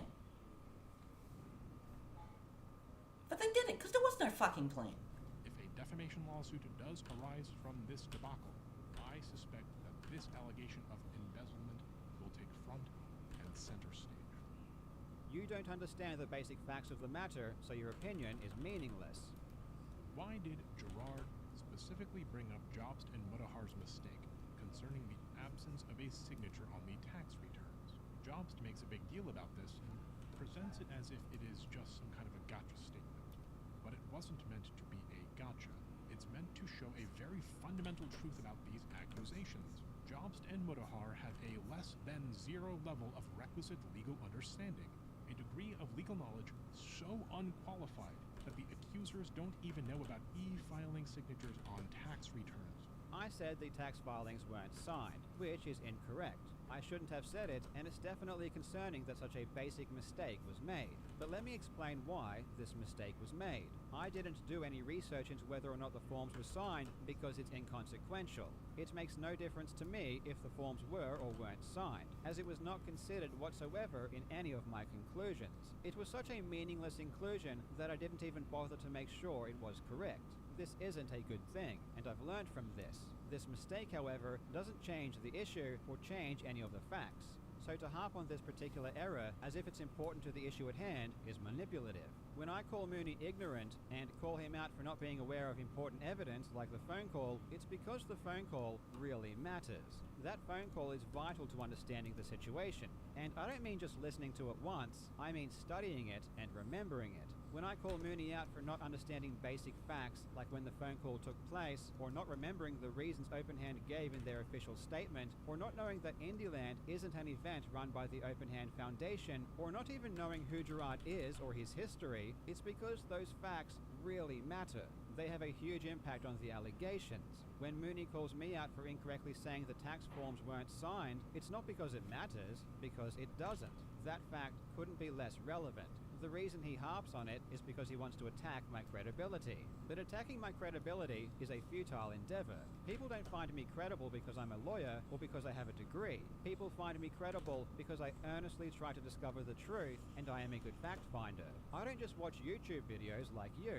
As I said in the beginning of the video, you could be the best lawyer in the world, but if you don't even understand the basic facts, your opinion is worthless and dangerous. If I could choose between a normal guy like me who knows and remembers more facts than anyone else about this case, or a smug lawyer who watched a few YouTube videos and thinks they're an expert, I'm going to choose that normal guy every day of the week, because at least his moral compass will be pointing in the right direction. Even if he is not correct according to the legal statute you think is relevant, at least he has enough information to make an informed moral judgment. There's a philosophical saying, a razor, that I rely upon in my practice as a lawyer, but also in my day-to-day life as a human being. A way of thinking that reduces conflict, minimizes drama, and is generally accurate. It's called Hanlon's razor, and it goes something like this. Never attribute to malice that which is adequately explained by stupidity.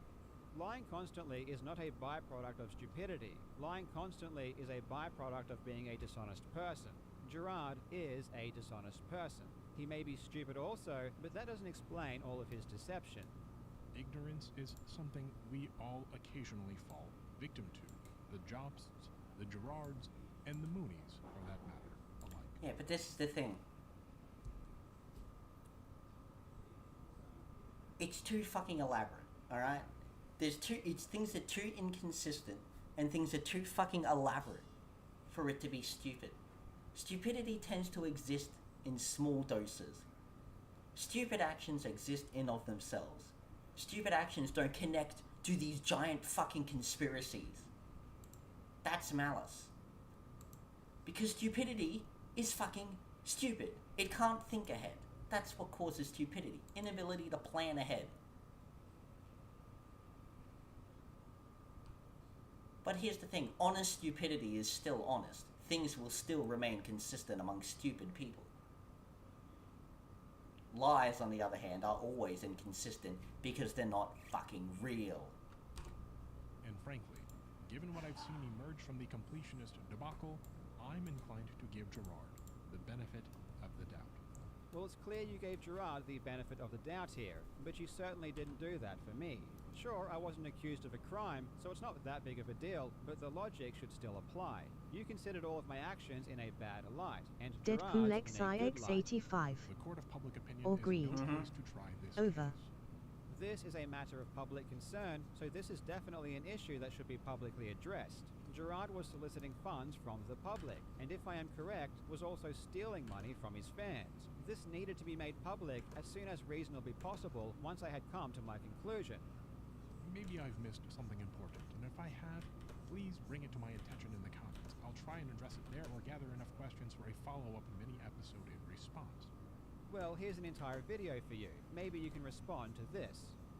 Gerard isn't always the best communicator, and he has a tendency to speak before thinking, I've noticed. No one who knows who Gerard is would ever say this. He is an excellent communicator. It's been his job for over a decade. He has been the host of multiple productions. He is a professional actor. Mooney believes this because he has not done a single iota of research into who Gerard is. Gerard knows exactly how to communicate well, and he always does if you spent 2 seconds to watch any other videos that Gerard is in. If you see Gerard lying and fumbling his words, it's not because he is some amateur who accidentally found himself in front of a camera and is panicking. When Gerard is being interviewed by Jobst and he asks if Jobst wants money or something to put a stop to the investigation, is this Gerard offering a bribe, or is this Gerard asking whether he's being extorted? What on earth is this? Let's listen to what Gerard said, because this statement from Mooney is so wrong and characterizes the conversation so poorly, I struggle to believe it's not intentional. You know, I'm not trying to be like, do you guys want money to help me hide this? It's not this at all. So Gerard said, I'm not trying to be like, do you guys want money to help me hide this? It's not this at all. Gerard is not asking me if I want money. Not even close to that. In fact, it's the opposite. He is saying explicitly that he is not asking if we want money. Or is this Gerard asking whether he's being extorted? It's hard to say, but it certainly looks ugly. Mooney says he can't tell if Gerard thought I was trying to extort him. If this is true, Mooney must be the only person in the world who can't tell. No one, and I mean no one who actually listened to that call, came away from it feeling as though I was trying to extort Gerard, or that he may have felt that way. It's hard for you to really understand what it was like during that call, because your experience of it comes months later, after videos have already been made and public backlash has already happened. But at the time, all me and Mudaha were doing were asking questions. Gerard thought we were going to make a video, but he didn't know what was going to be in it. He didn't know what was going to be said. He had no idea at all about how much we knew.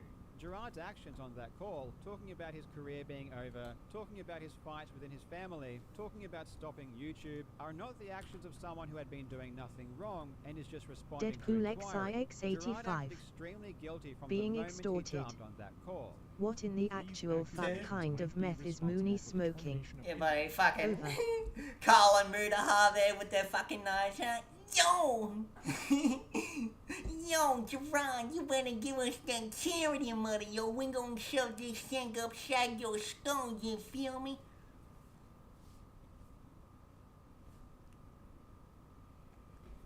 See, again, gonna make the joke again. Ah, yes. I'm quite the lawyer, and I've studied law. And when I studied law, we also studied the evil. And I'm quite certain Carl is one of the evils I've heard so much about.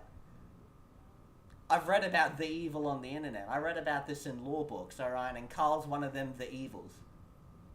Again, he's going on the thing of don't ascribe malice to things that can be easily explained with stupidity. Well, you're not doing that for Carl, are you, mate? Carl's fucking been malicious from day one, little mustache twirler there, with his fucking top hat and cape, tying fucking damsels to the railroad tracks, and yuck, yuck, yuck, yuck, yuck. Next on my list is that damnable Gerard, yuck, yuck, yuck, yuck, yuck. Like Carl said, he's like, you're going under this assumption that Carl just woke up one day and was like, you know what I think I'm gonna do? I think I'm gonna fuck up Gerard's life. Let's do that. And the abandonment of a carefully organized endowment, which could cost the field of dementia research potentially millions of dollars in funding. Grow the fuck up, cunt. Pull your head out of your fucking ass again. Oh, the poor innocent Gerard didn't do nothing wrong. Oh, he's such an angel. Oh, he was dancing about, giving out money left, right, and center, skipping along, curing dementia everywhere he went until the evil Carl Jobs came along, knock, knock, knock, knock, knock, and tied the innocent Gerard damsel to the railroad tracks, knock, knock, knock, knock, knock. What the fuck is this? If you suck his cock any harder, you're gonna rip it off. Mooney is once again completely clueless, and his utter ignorance of the facts makes him paint a terrible picture about my actions. He is claiming that maybe I ruined Indieland. Maybe because of me, Indieland is over, and if it wasn't for me, Gerard would have continued to do Indieland every year and would have raised millions. Except Gerard himself confirmed to Mudahar and I that he had already made the decision to end Indieland, and Indieland 2023 was going to be the last Indieland ever. This is a private fight that I've been dealing with for months with my family, and I even told my family, hey, this is the last Indieland I'm ever going to do, because this is the 10th year anniversary of my mom's passing, and when I kind of found all this information out, I was very unhappy with what things were going, and Gerard told us in no uncertain terms he had already told his family this was going to be the last Indieland he was ever going to do. From our perspective, this was never going to risk the future of Indieland because Indieland was already finished. What this was about was making sure all of that money went to where it needed to go. And consider this. Given that 2023 was going to be the last Indieland ever, as Gerard told us, this means they wouldn't have been expecting to raise large amounts of money in future years. You would think at this point it would cause them to finally give away all of that money. But no, they were still not planning on donating that money. Gerard said the reason they were going to donate it now, even after the last Indieland had already happened, was because of pressure from Mudahar and myself. I mean, as of this week, we've been having conversations about moving it as early as today or tomorrow, just because the pressure I got from you guys, if I'm being quite honest. But here is what's so amazing about Gerard. There are always multiple levels of bullshit, and you can only realize that when you fact-check what he says. What were the chances he was just lying on that call? What if he was just saying it was the last Indieland to try and stop us from going public? Well, we went and watched Indieland 2023 and saw that Gerard was saying this. Crabs are here. Thank you, Ashley. Guys, welcome to Indieland. We miss you, Ashley. We know you'll be back next year for sure. Yes. Yo, X-Water, you should come to Indieland next year. We'll figure it out. We'd love to have you, dude. Yo, Chris needs to join the Indieland committee next year. His ideas are fire. Adrian sounds like she wants to be on the Indieland planning committee next year. I love you, Ray. Ray, you gotta come to Indieland next year, man. We'd love to have you. Dude, holy shit. And just before IndieLand 2023, he was saying this. We decided to go digital this year, and in 2024, we're going physical in person again. So Clearly, IndieLand 2023 was not supposed to be the last one. Gerard was just lying to us once again. Can you imagine? We find out he's kept all of that money while lying to his audience, and when we talk to him to ask him some questions, he lies his face off throughout that entire call. These are not the actions of an innocent man. Mooney is talking about this situation months after the fact, not knowing basic things I knew before I even made my first video. That's how far behind and out of touch he is. There were a lot of numbers thrown around by Jobston Mutahar, so let me provide some numbers of my own. Let me show you how the sausage is made. My most popular video to date has 900,000 views. It's made about $5,500. This is where he goes on his rant about how much money I make. I talked about this at the beginning of the video and how I actually lost money talking about Openhand. I won't go too much into it again, but I will clarify a couple of details. You're willing to say that Gerard, oh, he's just an innocent, he just tried so hard and got so far, but in the end it didn't even matter, you know? Don't ascribe malice to what can easily be explained by stupidity. But Carl doesn't get that, does he? Eh? Carl doesn't get that. He's just one of those filthy gamers, one of those field gamers, you know? There's always lines, that's what they's doing. Because Mooney once again talks out of his arse. Is that in my experience, a sponsor pays around $20 to $30 per anticipated 1,000 views. And YouTubers like Jobston Mutahar, who can frequently break that 1 million view barrier, will receive premium rates for their sponsorships. This is false. He is saying something that is not true. As someone who does regularly get over 1 million views, I can assure you the rates don't change. 1 million views is not some magical number. If anything, I've found the rates go down the more views you get, because the investment and thus the risk is higher. Is that in my experience, a sponsor pays around $20 to $30 per anticipated 1,000 views. I certainly do not get between $20 to $30 per 1,000 views. The absolute maximum I ever get is $20 per 1,000 views, which is rare.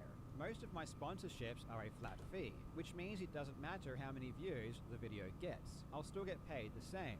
When I do deals that are paid based on view count, there is always a cap, which at the moment is usually around 1 million views. So everything over 1 million views, I don't get compensated for. Let me ask you something, gentlemen. Let's say that Openhand's tax returns and inevitable tax audit next year come back, and no charges of embezzlement or even fraud materialize. Or let's say that the state of California pursues an action against Openhand and discovers, at the end of it, that they were innocent. I will be extra clear here because I know that there's a tendency to mince words and move goalposts. I don't mean mere punitive fines or even excise taxes. I mean specific governmental action and results against the Openhand Foundation for the crimes of embezzlement and or fraud that you have specifically alleged. And we expect you to apologize and donate your earnings and the sponsorship income from the relevant videos to Dementia Research Charity? No, I would not apologize. And the fact that you think... What the fuck is this? What the fuck is this, man? What is this? What the fuck are you on about? Is that what you have to do as a lawyer? Huh? Hey, if you lose a case, do you have to give away all the money and law fees you got given, hey? Do you have to go apologize to the fucking plaintiff or whatever? Oh, sorry. Sorry I led a case against you and you turned out to be innocent. Oh, I'm so sorry. Here, have some money. Have some fucking money. Have the money I made as a lawyer. What the fuck is this? Think I might means you clearly don't really understand my position. I didn't make my videos because I think what Gerard did was illegal. Coward. I made my videos because I think what Whoopsie Gerard poopsie. did was morally wrong. Over. I think Gerard is Deadpool a liar. I think Gerard XIX85. is a thief. And I think have Gerard no clue manipulates anymore, his dude, audience LOL. constantly. I think Gerard Over. was lying to his audience to get more money and clout. I think he was stealing donations to benefit himself. I think his family's golf tournament is stealing money under the guise of benefiting charity. And I don't think Gerard or his family were ever planning on donating that money. I couldn't give two shits if any of that is illegal or illegal. It would not affect my own moral judgments because I don't base my morals on whether or not a court convicts someone of a crime. I also do think that what Gerard did was a crime, and thus I'd like to see him investigated. But if it turned out what he did... By the way, I should point out, if you get your morals from the legal system, if you think the law is the line between Valord moral coward. and immoral, you're May a I say bootlicker. I just say, Your Honor, I committed whoops daisy. Over. Yeah, if you get your morals from fucking laws which are mandated by the fucking state, you're just a tried and true bootlicker. You will do what you're told.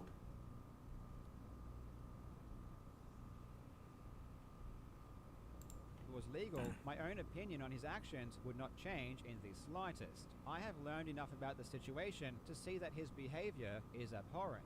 I hate liars. I hate the fact that so many people feel like it's okay to be flagrantly dishonest to their fans. Gerard has a problem, and he needs to realize that what he is doing is Valord not coward. okay. I get my morals from the back of cereal boxes. Still not fucking Over. credible. They might not want you making any confessions prior to a potential defamation action. And if such a defamation suit is filed, we'll cover that too in a future law review episode.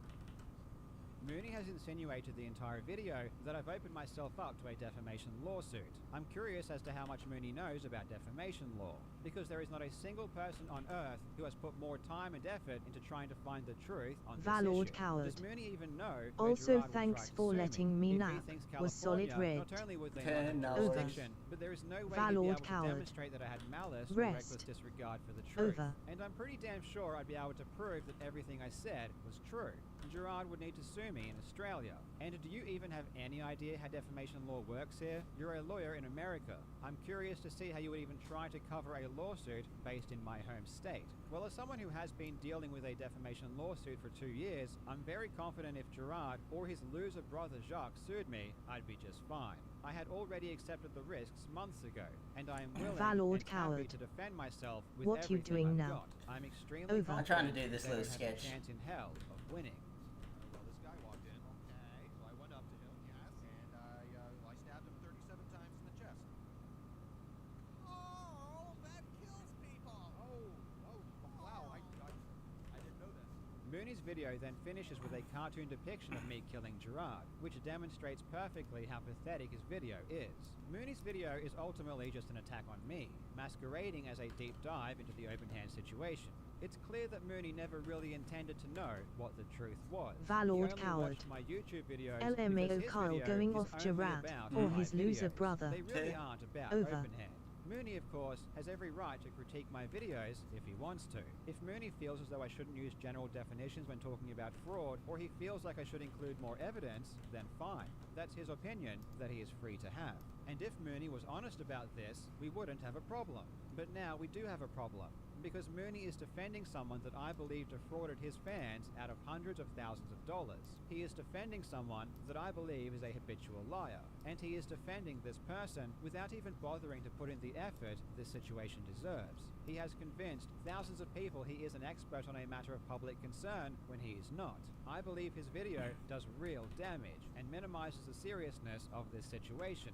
I am definitely annoyed, but that doesn't mean I want anyone to harass or be disrespectful. I have enough experience to know I can't prevent that, but it's really not my intention, and I don't condone harassment of any kind. I do apologize to Mooney for any possible impending fallout, but at the end of the day, if he did any research into who I was, which he should have, he would have known a response video was a real possibility. And if he wasn't prepared for it, he has no one to blame but himself.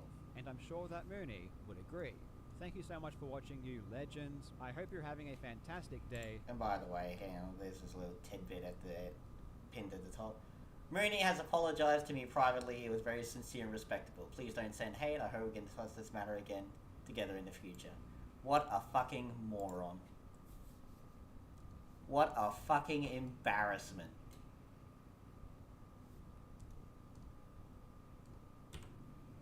What a fucking embarrassment.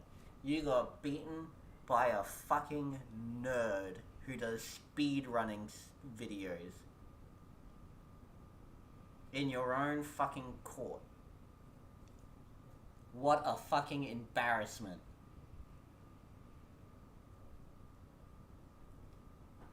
Hope to fucking God.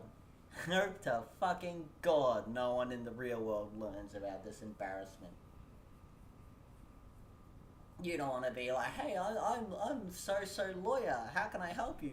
Oh wait, are you the guy who got his ass handed to him by Carl on the internet? Don't think I want to hire that lawyer. Valord coward. A nerd from a community filled with troons, and he got beat the fuck out. Yeah, I know, right? What a fucking embarrassment. Deadpool XIX85. What an embarrassment.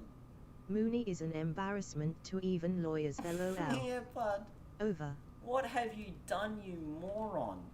And for what?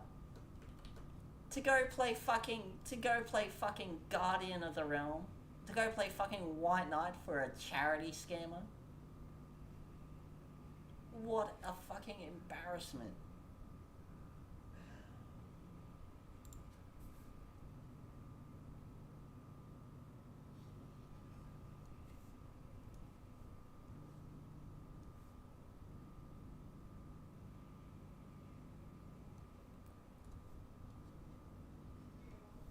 Valord coward.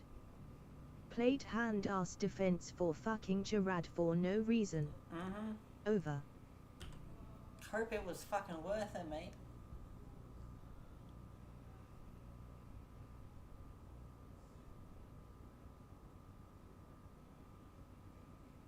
Ooh, let's do this one. Just over 1 year ago, I created this YouTube channel with one goal: playing and reviewing every single crypto game from the perspective of a gamer. Now, if you haven't seen my previous crypto game reviews, you might be a little confused. How do bitcoins or randomly generated monkey JPEGs have anything to do with video games? It's a long story, and instead of explaining it again, I recommend you watch one of these two videos. They feature in-depth explanations of the ideas behind these blockchain-based games, and some of the fundamental flaws with the concept. But a lot has changed in the past Valord year, and as coward. Crypto Bros always say, LOL, it'll get of better. course We're it just was. early. The Well, now defense that was some so time has terrible passed, that we is that found still the out case? Gerard is Only even one way to more of find a out. piece In of this shit. new video Yeah, fine. series, I'll be Over. going back and Not only did you make things bad for yourself by humiliating yourself, you made things worse for Gerard. Because now Carl has had to explain in further detail why he doesn't trust Gerard. replaying each one of the worst NFT games ever, reporting on their progress and growth over the past year. Additionally, since all of these games double as speculative financial instruments, I'll be calculating your potential return on investment should you have bet on these games. Join me in my final video of 2023 as we revisit 5 of the first crypto games I reviewed 1 year later. This will be a lot of work, so I hope you brought a shovel.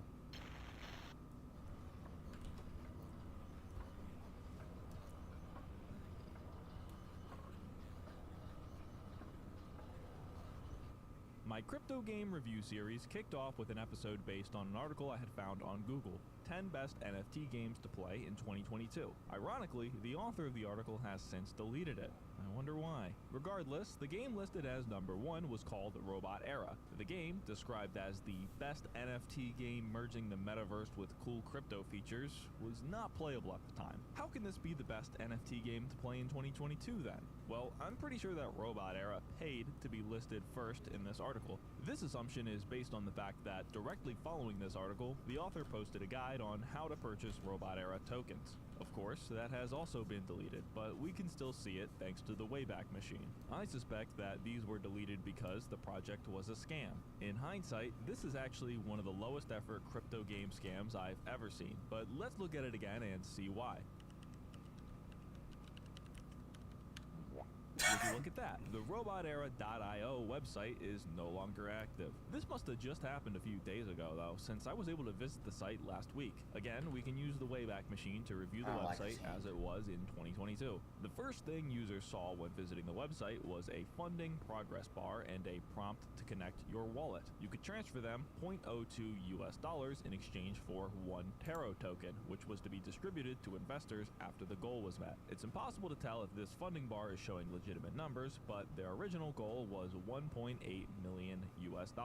But what was this money going towards? What is Robot Era supposed to be anyway? Robot Era's website doesn't do a great job explaining what type of game it's supposed to be. They made sure to use every buzzword possible. VR, metaverse, land ownership, staking, Web3, the gang's all here. There wasn't a single clip of gameplay footage either, nor was there even a description of the gameplay. The best we got was a paragraph which read, Robot Era building a sandbox-like planet rebuilding metaverse. You will become a robot, managing your own land and participating in the creation of the world. It can also acquire resources from the land, create robot companions. Here, create everything you can imagine and start a new era with other robots. I guess since the game only exists in your head, you truly can create anything you can imagine. The biggest red flag for me was the hilariously fake LinkedIn profiles listed at the bottom of the page. Jason, Alex, and Slimane were the only employees of Robot Era, and none of them are real people, obviously. It's quite surprising that this scam managed to hook anyone, with these profiles standing out as clearly fake. This is in contrast to the rest of their website, which makes a valiant attempt to appear legitimate. Closer to the top of the page was a list of some accolades the game had received on reputable news sites. If Yahoo Finance and Benzinga hosted articles about the game, then it must be real, right?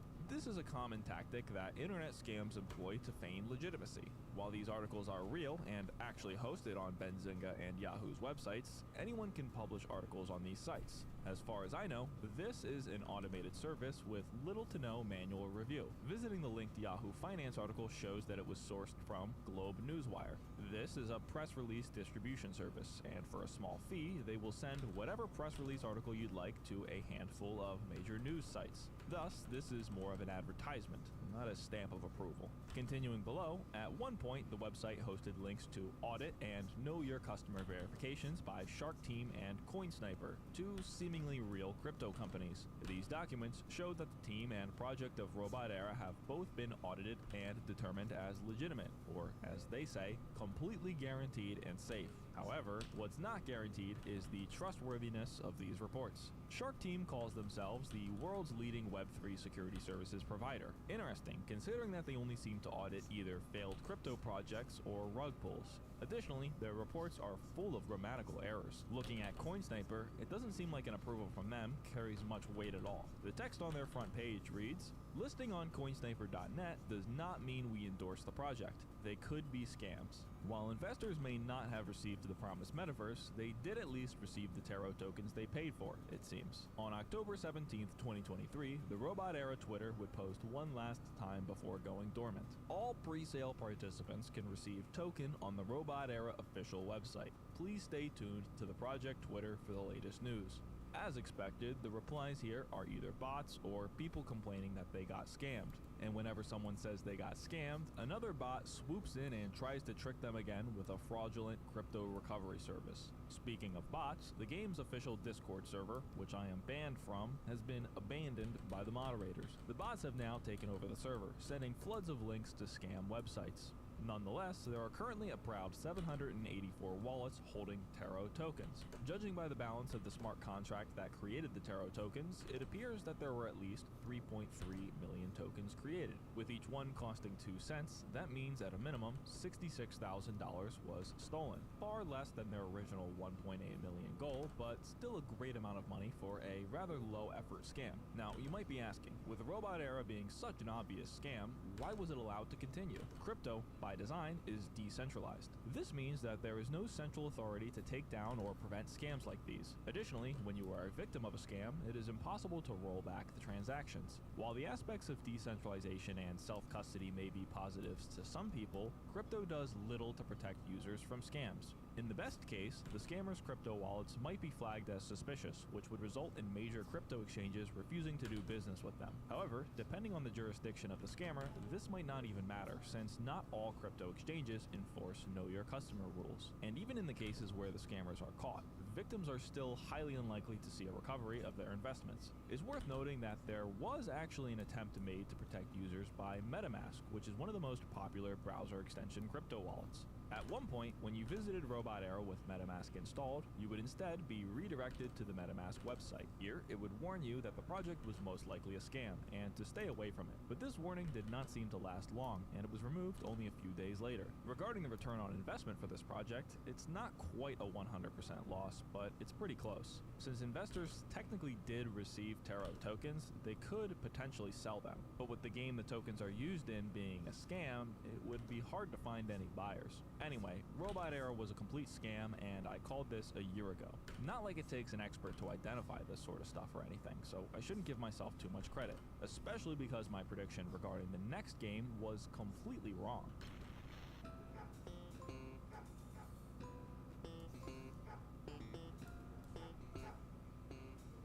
Tamadoge was marketed as a play-to-earn metaverse with customizable dog NFTs. These NFTs would allow users to play games and win prizes. At the time of my previous video on the game, the project had been dark for quite a while. Communication from the team was sparse, and there were no real companies or people behind the project. It was entirely anonymous. Nothing but red flags, as far as I'm concerned. But it turns out that what I referred to as the remnants of a rug pull scam was actually real the entire time. I'm not afraid to admit it, I was wrong. That being said, what exactly did they deliver? Well, we can play it and see for ourselves. Tamadoge is an online arcade where players can spend tokens to play some basic browser games. If you get the high score on a game, you'll be eligible for a spot on the leaderboard. The top players on the leaderboard each week are given a reward based on the total amount other players have spent playing the games that week. This is because each play of a game costs 1 token, which is about 15 cents. By playing games and buying upgrades for your Tamadoge NFT, you can increase its effectiveness in the minigames. Unfortunately, the actual effects of these upgrades are poorly explained, if at all. I can spend $1,200 to upgrade my dog's intelligence, agility, and strength, but the only explanation given is, the higher your agility, the better chance your pet has at topping the leaderboards. What about some detailed percentages or statistics, like 10% increase to health? Is that too much to ask? Anyway, let's play the games. The Tamadoge games are available on both PC and mobile devices, but most of them are currently mobile exclusive. It's kind of funny to see this clearly kid-friendly game being rated 17+ on the App Store, but at least they're honest in not allowing kids to gamble. In total, there are 11 Tamadoge games, available through 3 separate apps on the App Store. The first game, Tamadoji, features the augmented reality minigame mentioned in the game's original white paper. This is hardly a game though, as all it does is allow you to view your dog in AR. Other than this, you can feed, wash, and care for your NFT dog. This enforces a sort of stamina system, so you can't play games while your dog is sleeping, and they must sleep every day. As expected, you can pay to reduce the waiting time between games. In this first app, there are 5 separate minigames. Each play costs 1 credit, and a higher score on the game gives you more XP for your dog. You can use this XP to upgrade your dog, and a higher level dog performs better in the minigames, I guess. Only problem is, these minigames are frustratingly difficult. They're all minimum effort reskins of some of the most popular mobile games, and they look and feel like the work of an amateur following an Intro to Unity course. The difficulty curve is bonkers, and I was never able to survive long enough in any of the games to gain more than 1 XP as a reward. It's a neat little virtual pet game, but it doesn't really hold up well considering the available competition. Plus, I think this is overpriced. It's cheaper than a trip to the arcade, sure, but it's still not great, especially when you consider that these games are all pay to win. Not only do you have to pay to play them, but you have to pay even more to upgrade your dog so you don't die within the first 60 seconds. It's a money pit, but that's sort of expected when it comes to mobile games, crypto or otherwise. The next Tamadoge app is called Tamadoge Arcade. This is simply a hub to play the 5 different Tamadoge games with the high score leaderboard and prizes. Similar to the previous app, all of these games are 100% derivative of something that's already been done to death. Not a shred of originality back to was that used another here. time. What a shame. And thanks to the upgradable NFT dogs, they're all pay to win. The final Tamadoge game, Tamadoge Arena, is a competent clone of Vampire Survivors. But just like the other Tamadoge games, it features an aggressive difficulty level that can only be overcome through spending your tokens on extra upgrades or revives. This is rather polished for an NFT game though, so I have to give credit to whatever developer they contracted to build this. All things considered, Tamadoge is a pay-to-play-to-earn minigame collection that consists of Shiba Inu themed amateur remakes of existing games. Is there anything else they have to offer? Perhaps the biggest selling point of Tamadoge lies in the aforementioned leaderboard system. Each week, the highest scoring players receive prizes in the form of Tama coins, usually less than $10 worth. But due to the pay-to-win nature of these minigames, placing on the leaderboard will be all but impossible without a significant time or money investment. The Tama cryptocurrency serves as the backbone of the Tamaverse. You can spend these coins on upgrades for your dogs, buying new dogs, or getting tokens to play the minigames. Additionally, you can sell the coins on a crypto exchange to convert them to real money. Unfortunately, the return on investment for these tokens hasn't been great. $100 worth of Tama coins. Oh, it's Silver's birthday today. I should have finished the Crimson picture.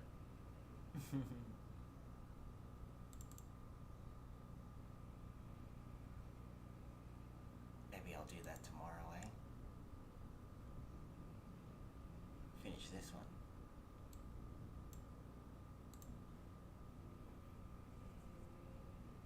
Alright. Coins a year ago are worth about $55 I'm gonna today. play. Apart from Do I have time to play Power World?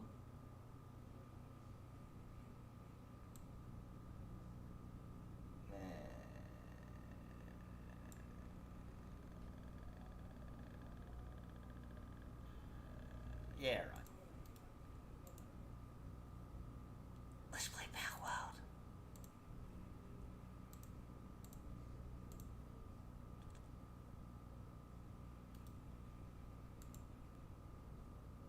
Oh, hang on, gotta go change the fucking.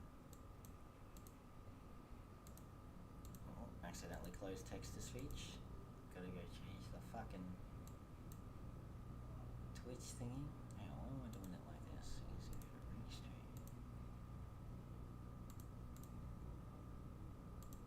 And then I can.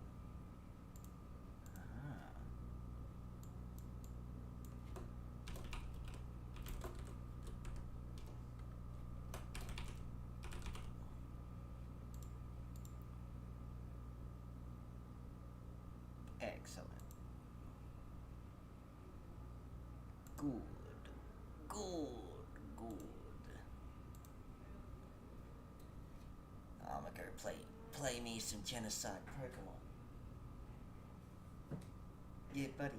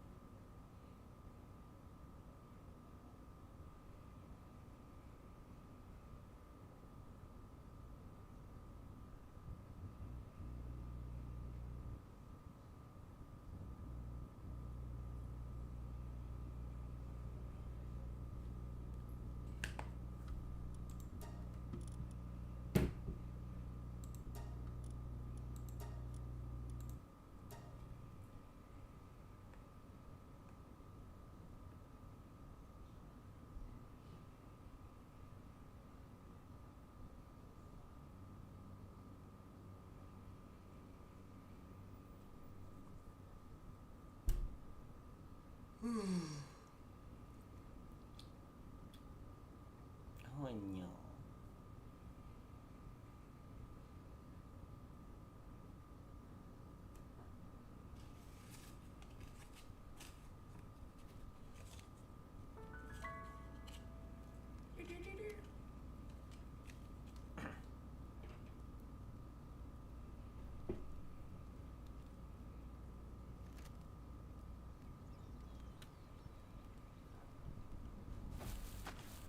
Hey, how's it going, guys?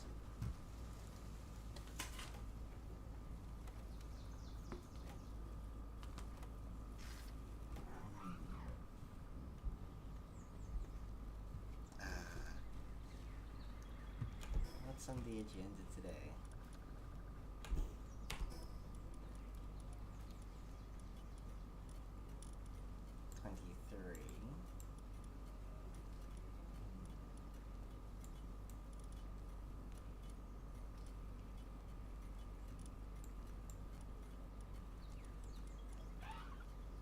I guess I'll try and take on this Catress.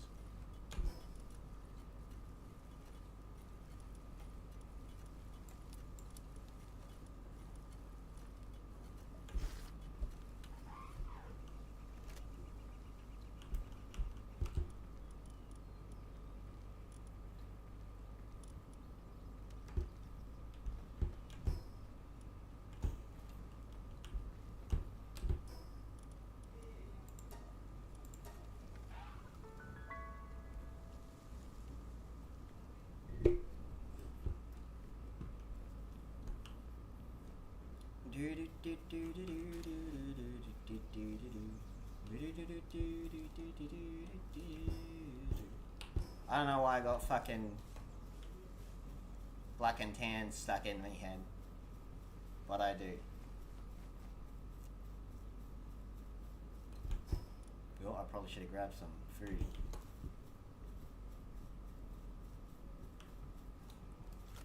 No, you are my food.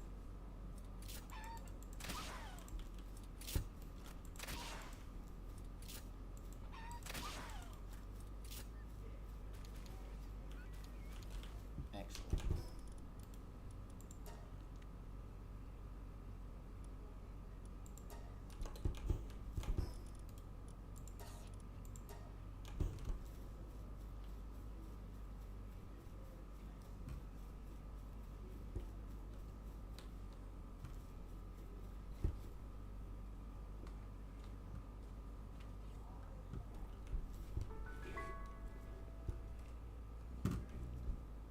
Still around with the Invincible. We'll see about that.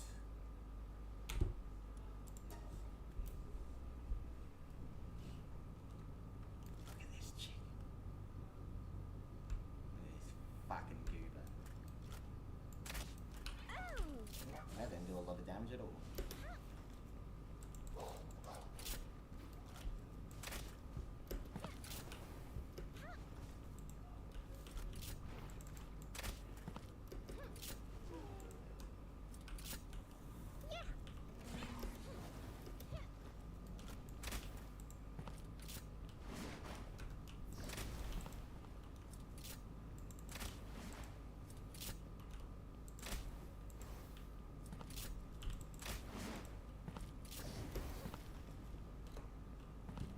Hey, you fuck off, lady.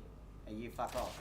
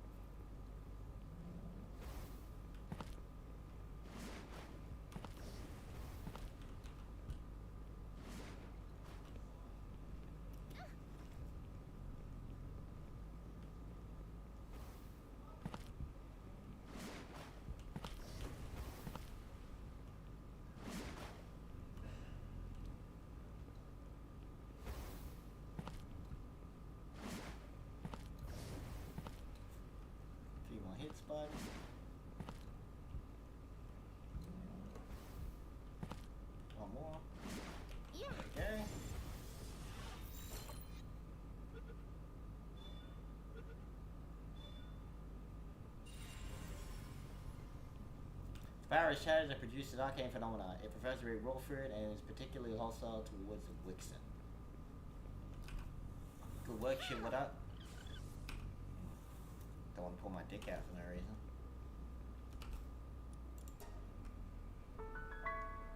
Alrighty, nice.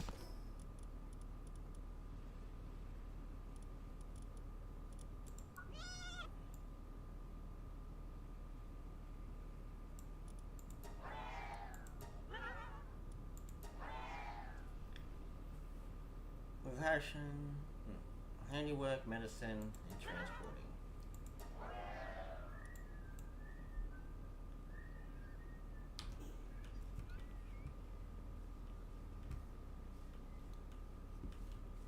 That don't look healthy.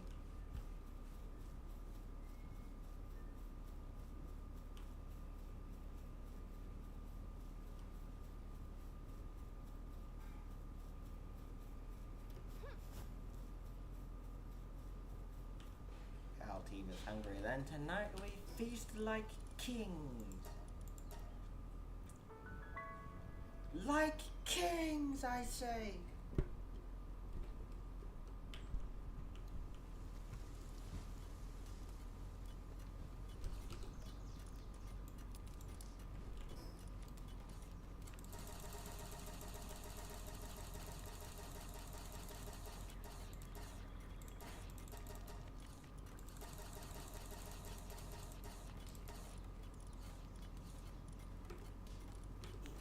We need freezing.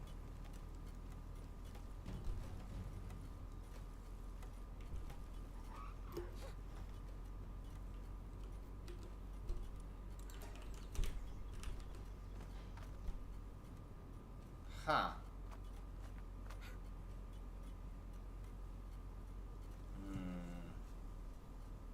I don't think it's supposed to work like that.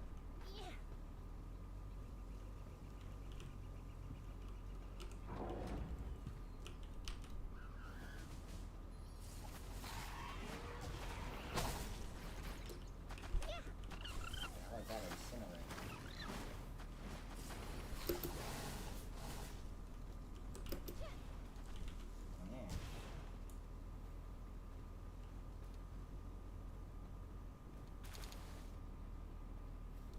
Yeah, you better run.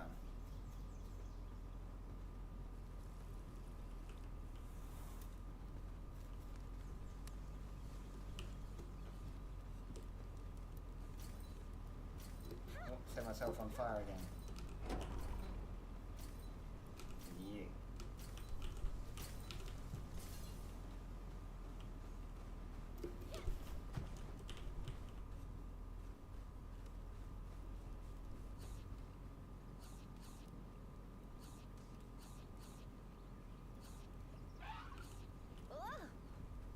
You're being reassigned.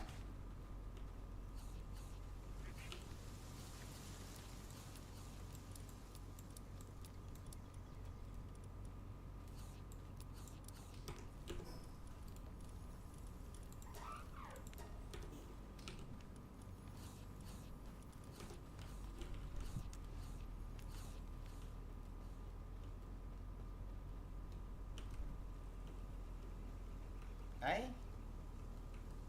Oh, you cunt? You got a fucking problem with me, cunt?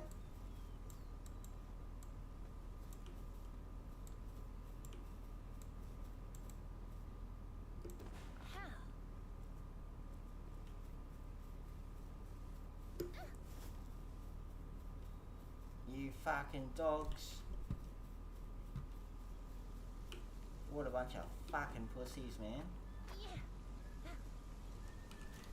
Can you believe this shit? You believe that fucking shit?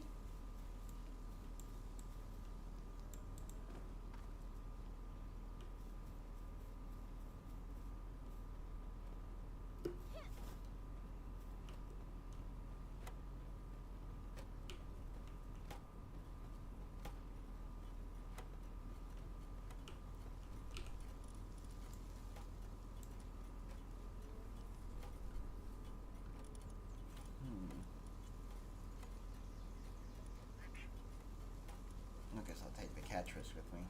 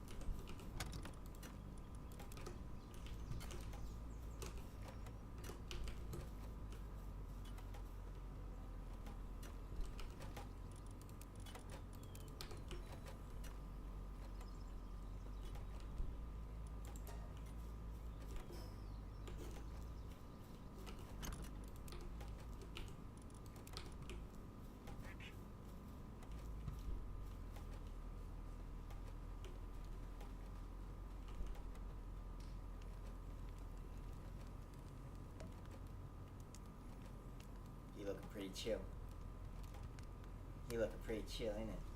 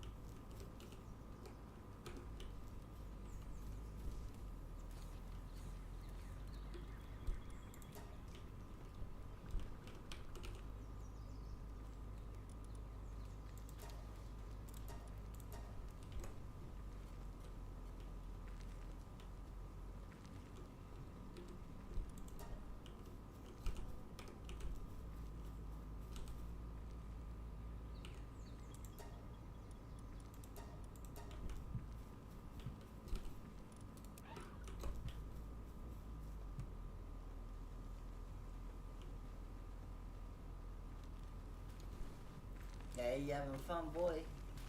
Hey, you having fun, boy? Oh, you having fun? Oh, ain't he having fun?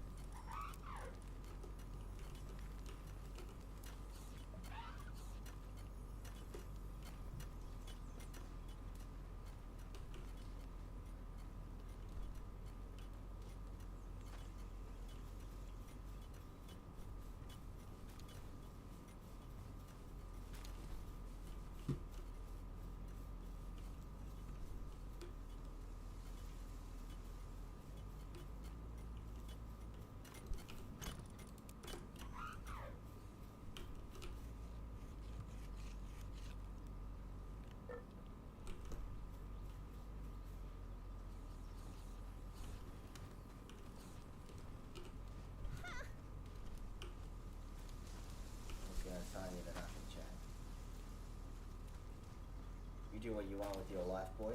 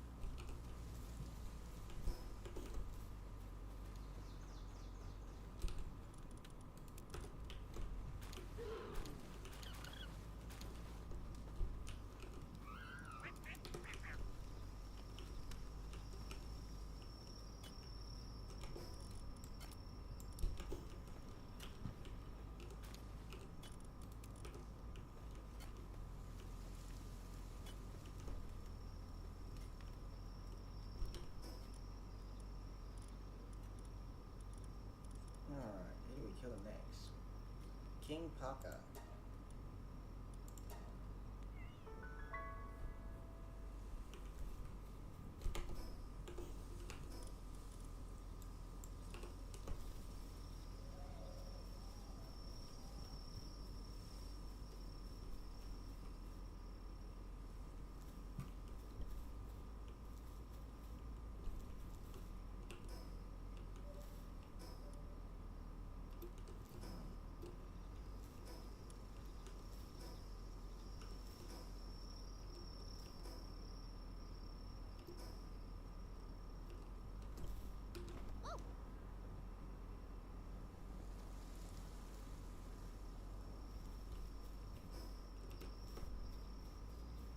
Somewhere around here, right?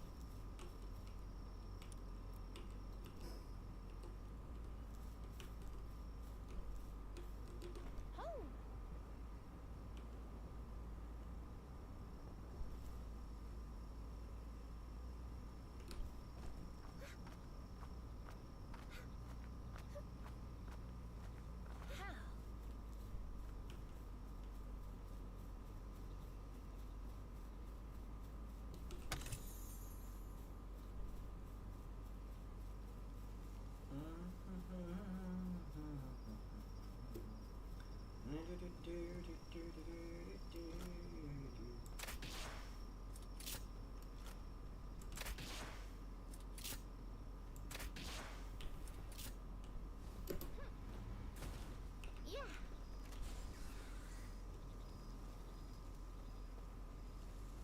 Oh, look how fucking floofy he is. Oh, whoa, boss.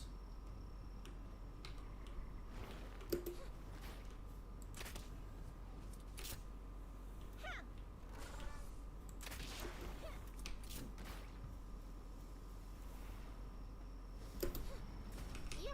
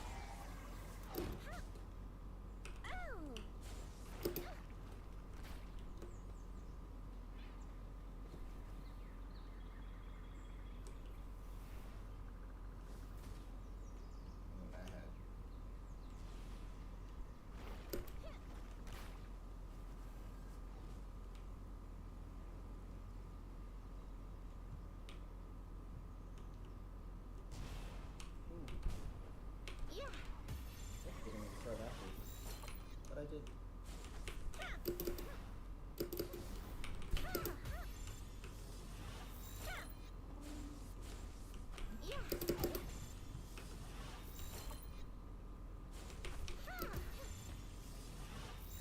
Come on, you fat fuck.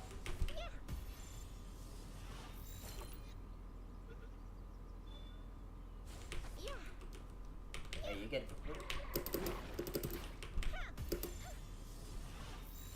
You're gonna be mine, boy.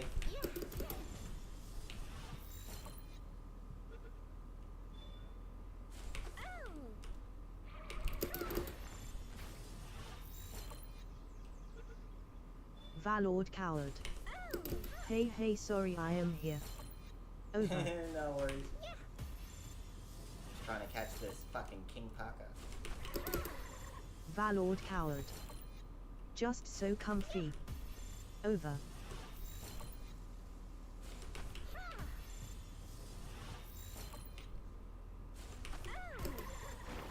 Come on. Oh, that's it.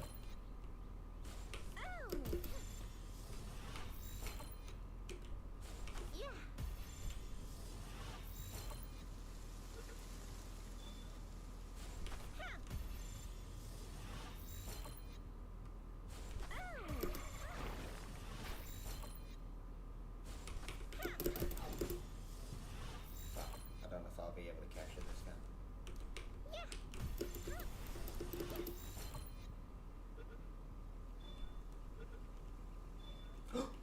Yeah, there you go, you cunt. Alpacas serve this power. Contest between King Packer offer up their vassals as a wager. They see in the lone or losers of such contests. Wow, guess who's joined the loser Valord club? coward. GG. Over. Yeah, buddy.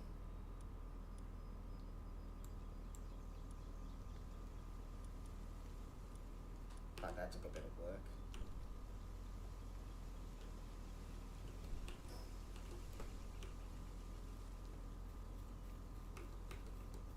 Lost 2 Pokemon over there.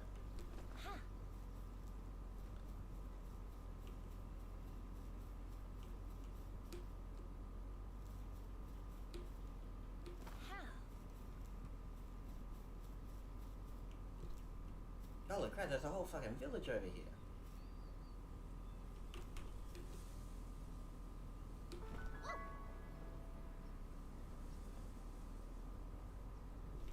Hello, jackasses.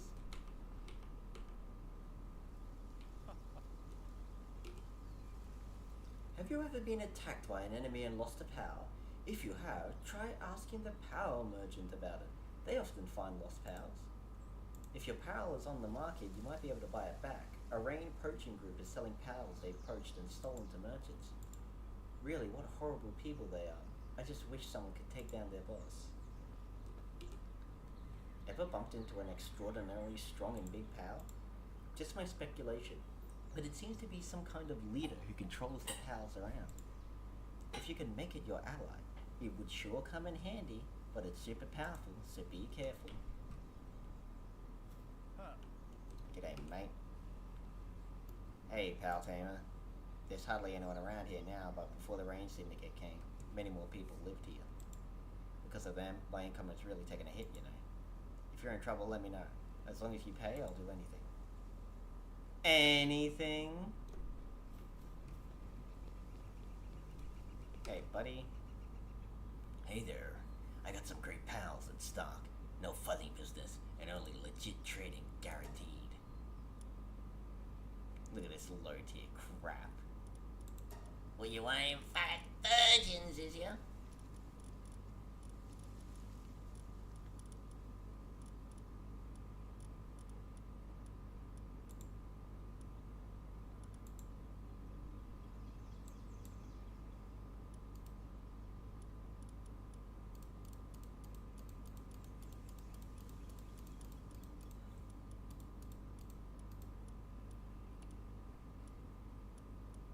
Oh, we'll keep the ones we named.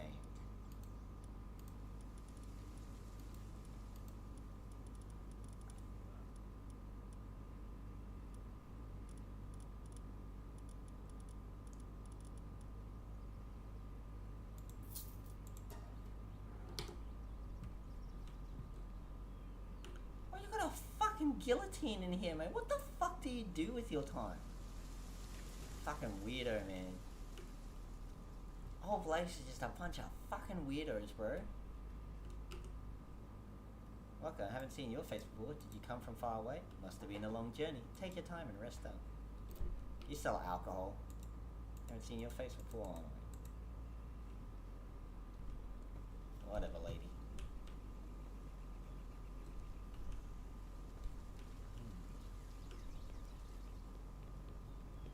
Like the dungeon you got here, right? Hillside dungeon.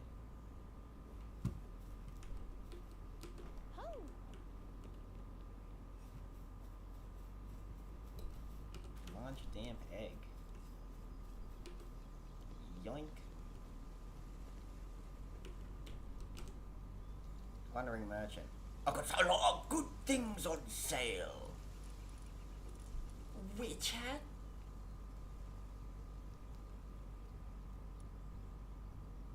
Pen King cap?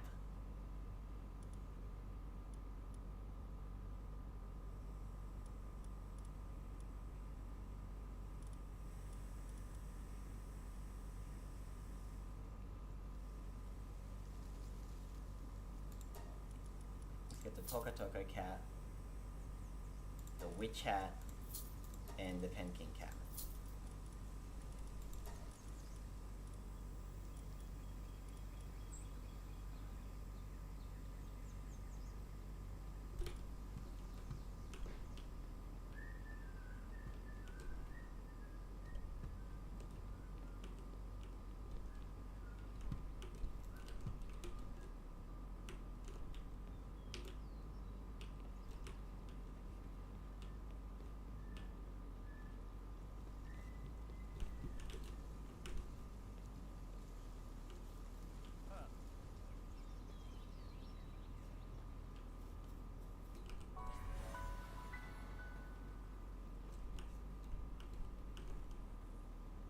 Alright. We'll be back for that dungeon.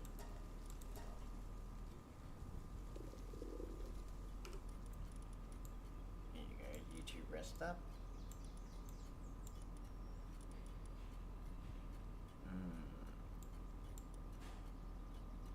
I'll bring you on your long king alpaca.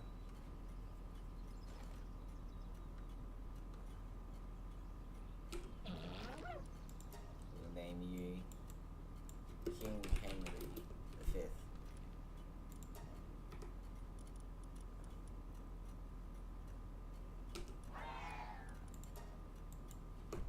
Can be called Tumblr.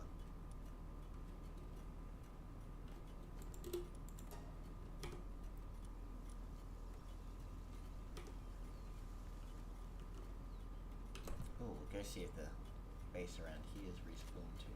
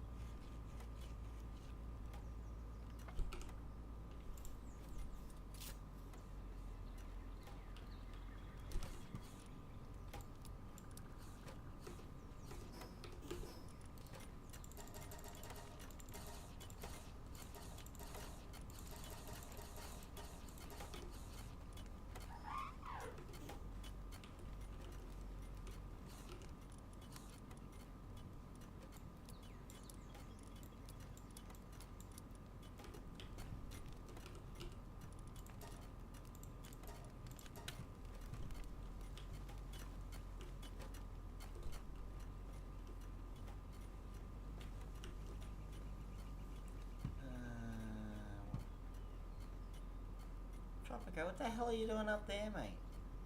Well, what have you done now, you bloody galah? Get a load of this fucking silly Billy man. Oh, Tropico, you're a fucking wacky one, ain't ya? You're a fucking wacky one, ain't ya?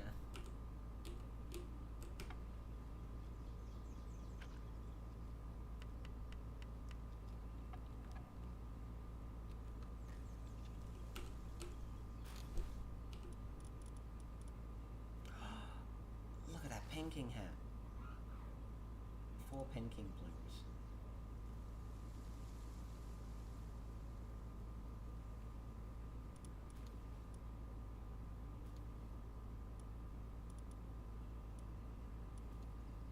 guess we're gonna have to go kill some more Pen Kings, eh? In the meantime, I guess I'll just use this here witch hat.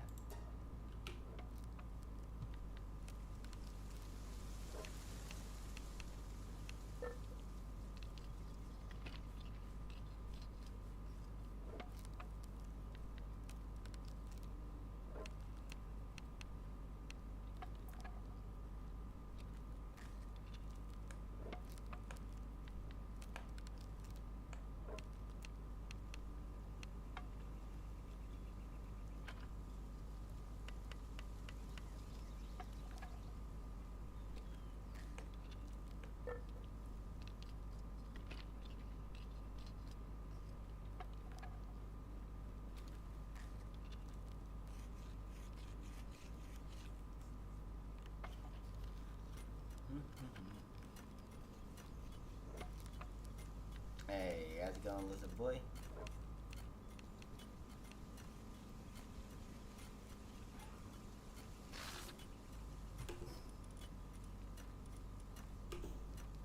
Nice. Nice.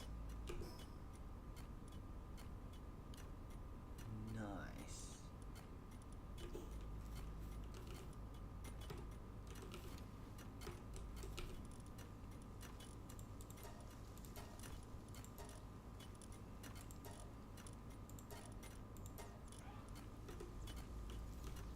How much iron do we have? Not a lot. In fact, I have none at all.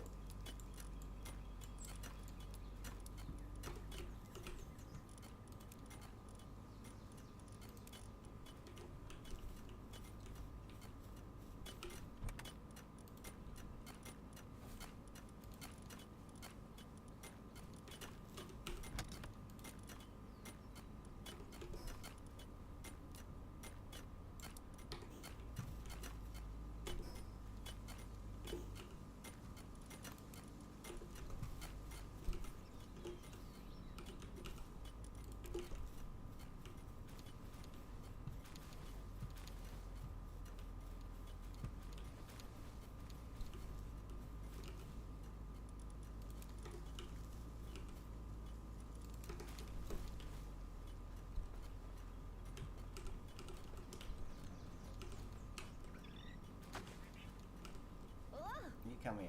I want you to do other things with your life than grazing. Yeah.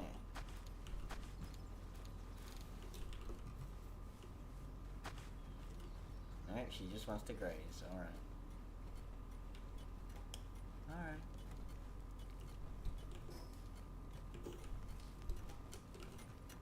Who am I to judge, eh?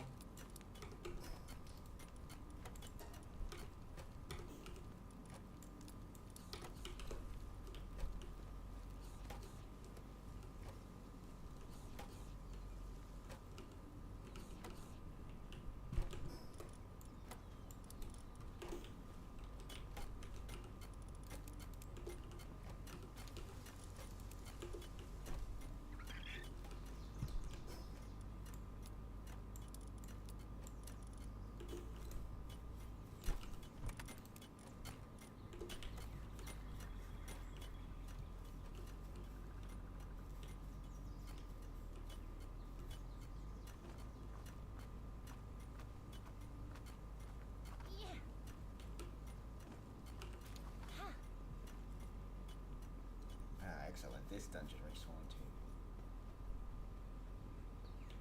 How much time we got on this one though?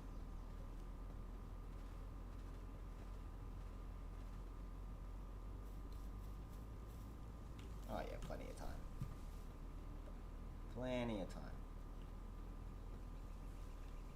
We'll go mine this ore, we'll head to the settlement, do the dungeon there, come back and then do this dungeon.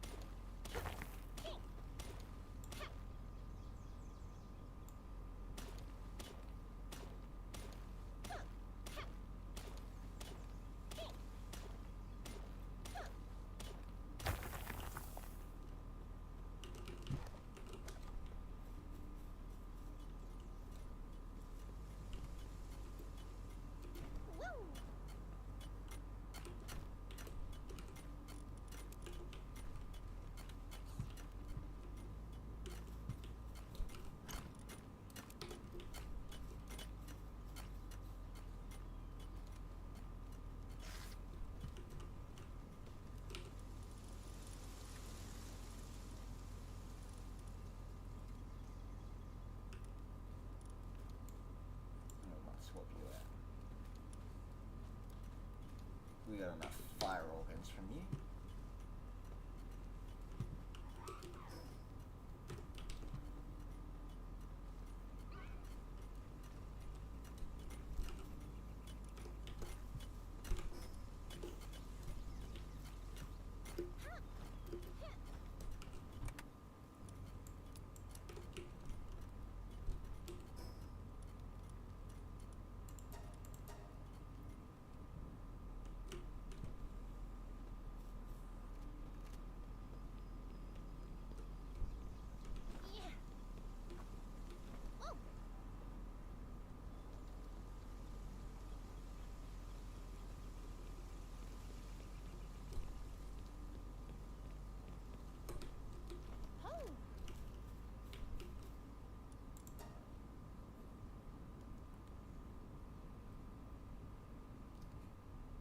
Wee bit of a dungeon raid, yeah?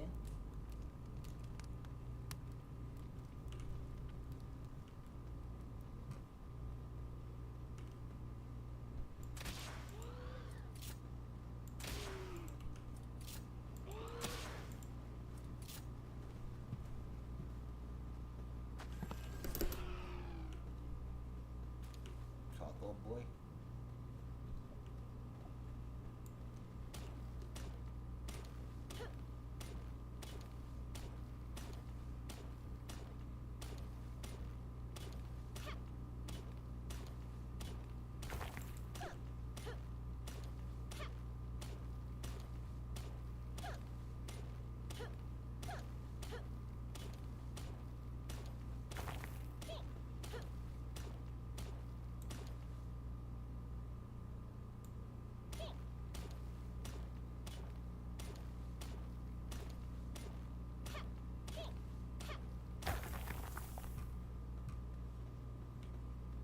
Don't need sulfur. This technology is out of my reach.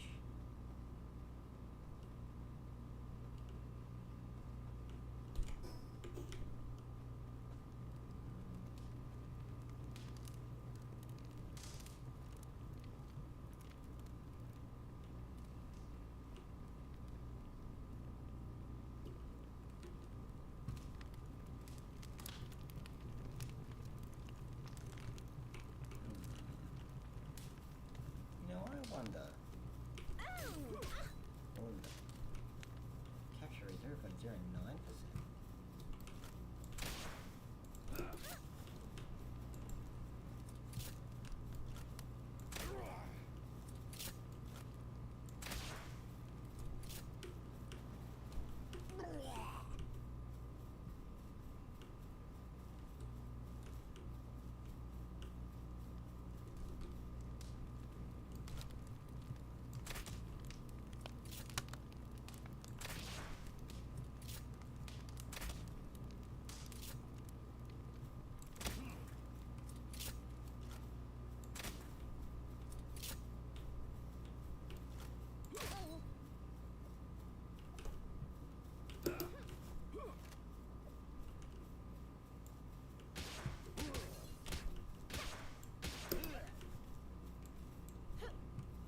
Go on, Dickon.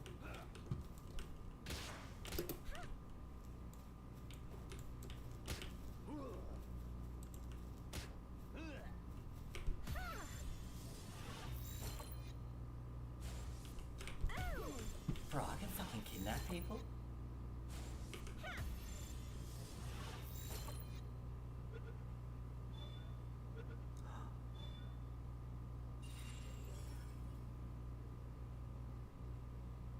On Palagos, capturing humans is considered inhuman. I can kidnap people!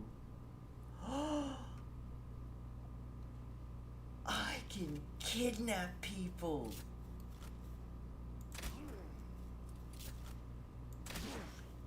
Bro, I can just do straight slavery, man.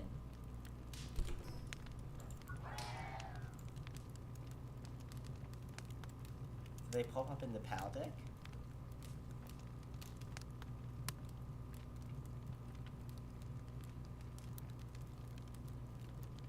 I don't think so.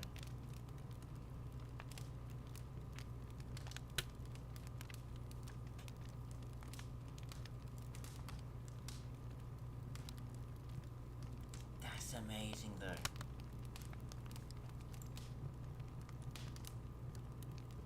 I can just straight fucking kidnap people, man.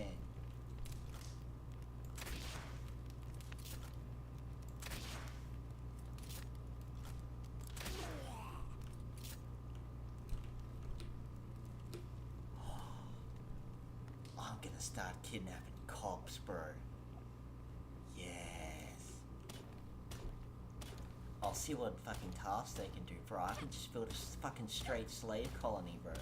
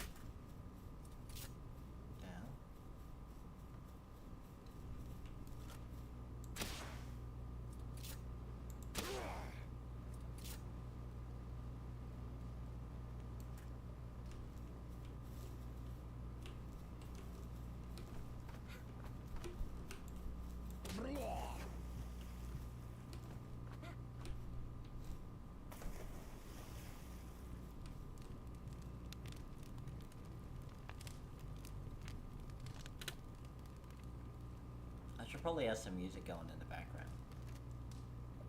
But I won't. It helps in the immersion.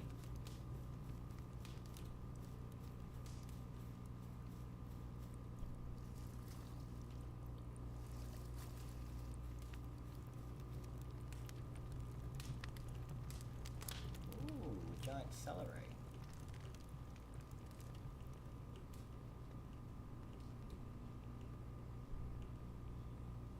Oi, dickheads, catch this.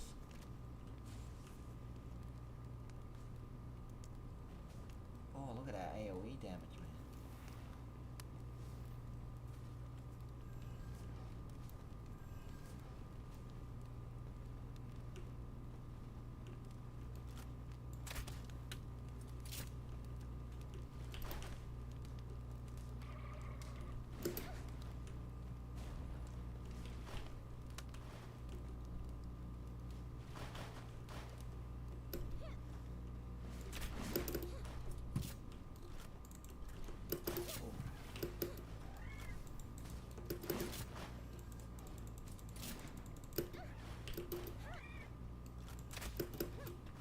I don't know anywhere near as much damage as I was hoping.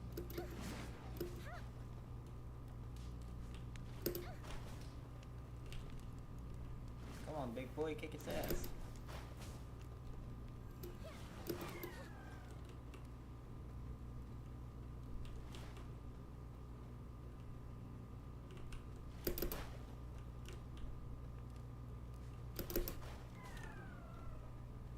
Fucking nuked it.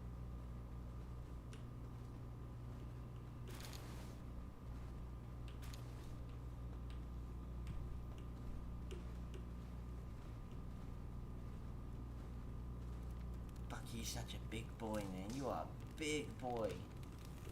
Hey, Henry.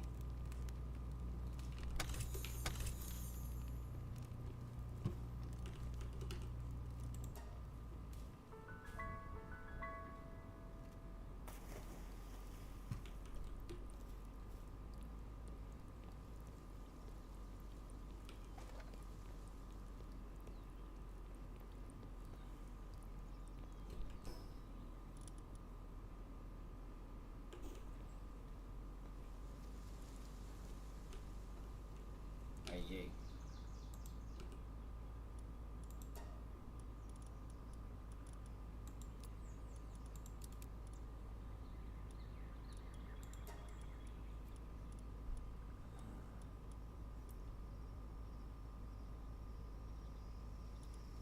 Valord coward. Fuck bro, I can't stay awake. Over. Well, welcome back regardless. We have made one hell of a fucking discovery. Nah, hang on. Let me get back to base and show you.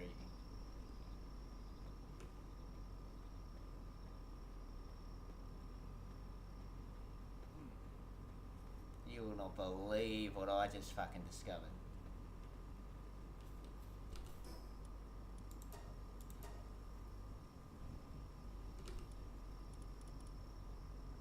Look at this button. Valord coward. Oh, what up? Over. You can capture people, man. We can just do straight slavery, man.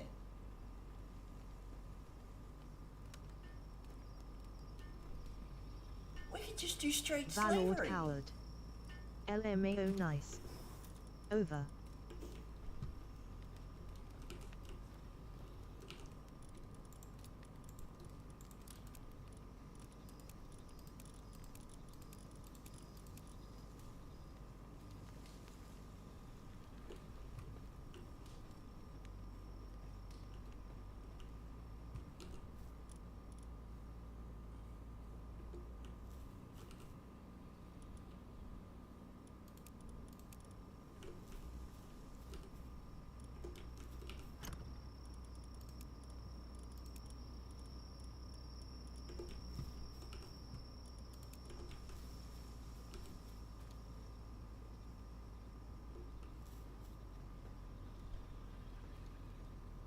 Now, what can the humans do?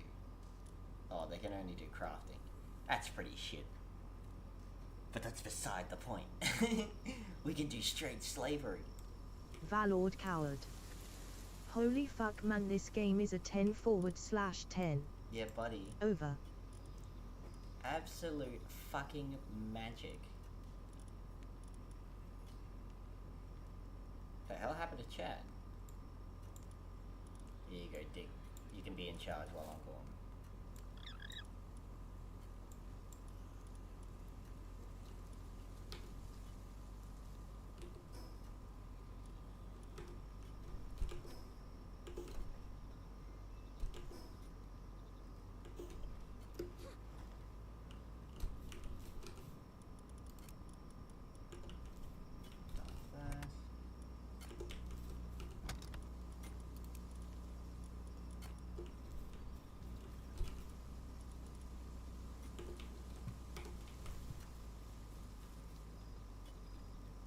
Where am I gonna build my slave colony? I need to build it where there's lots of iron ore. That might be in the fucking volcano region.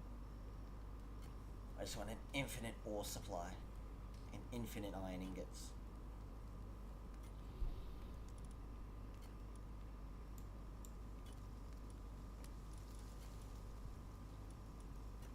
Bushi. I'll have to go grab that. Can't you look a pretty fly?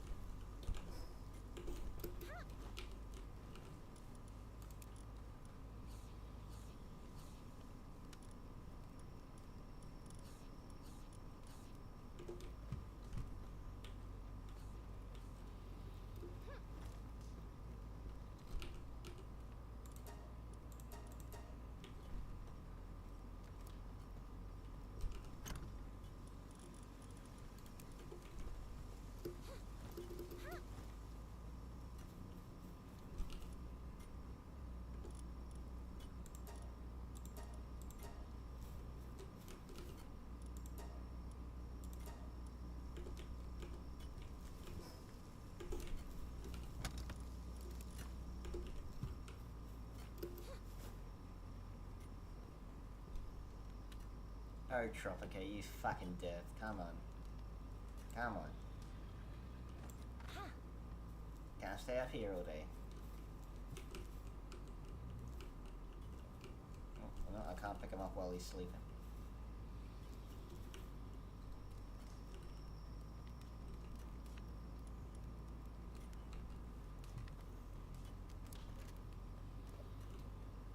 Water fine. There you go, Tropica.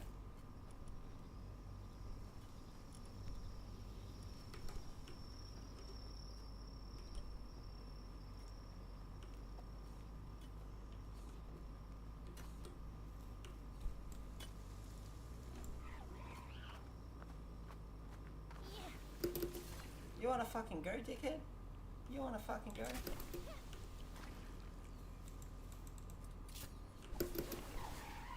Yeah, you wanna watch the fuck out squads on the way, boy? Yeah, no, you're fucked with. Dumbass motherfucker. Where you think you are, boy? Where you think you are? Who should you think this is?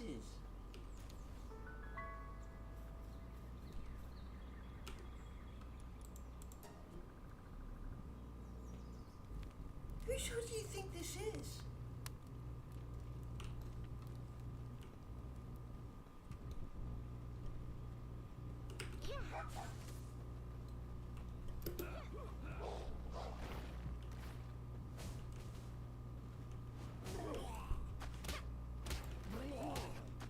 Boy, this actually does fuck all damage.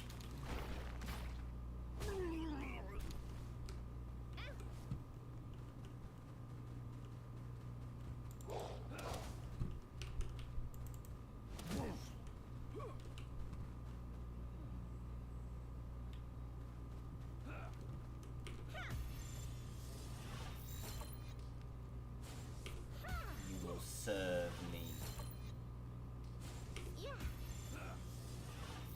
I want to go kidnap everyone in that fucking little settlement. Ow.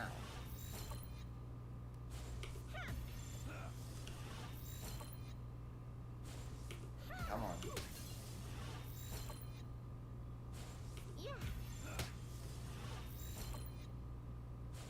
One more. Come on. Yes! A captured human on Palagas Island. Capturing human in Palaspheres is considered inhumane. I don't give a fuck, boy. Send the cops, I'll capture them too.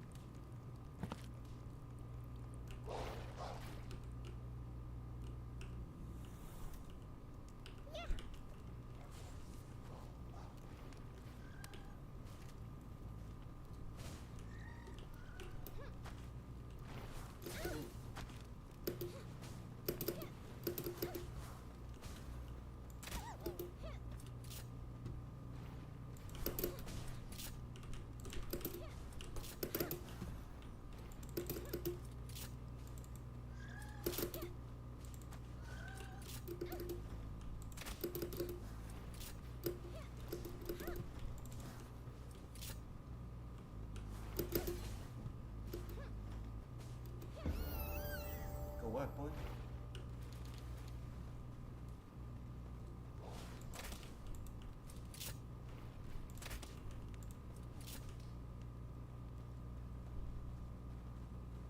Fuck those guys.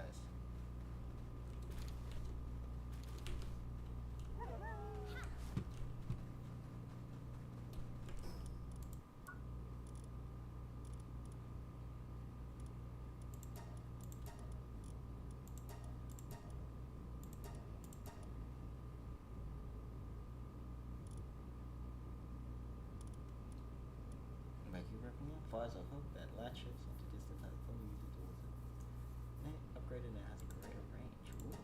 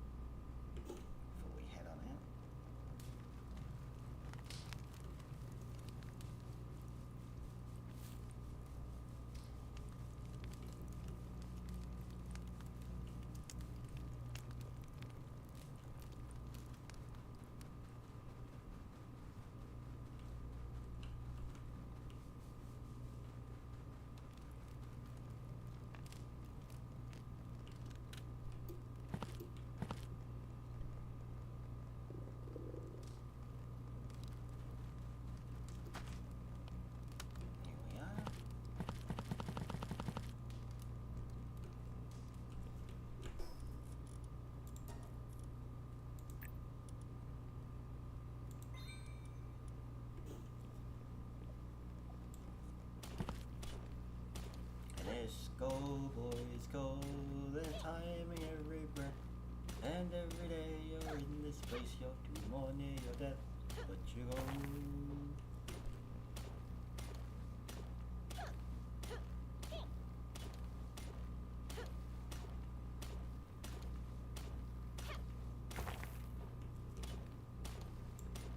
Oh, I know what we should listen to. I know exactly what we need to listen to.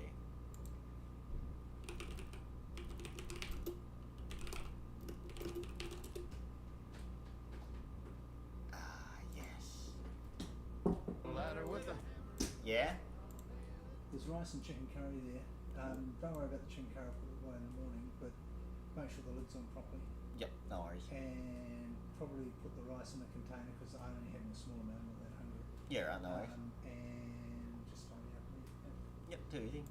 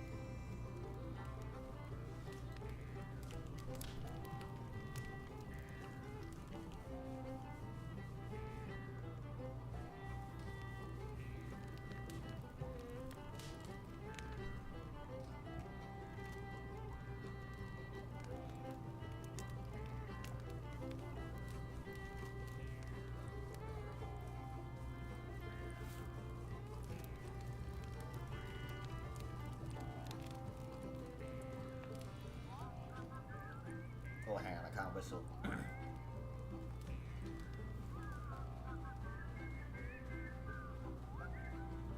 Nah, I still can't whistle. Kinda whistling.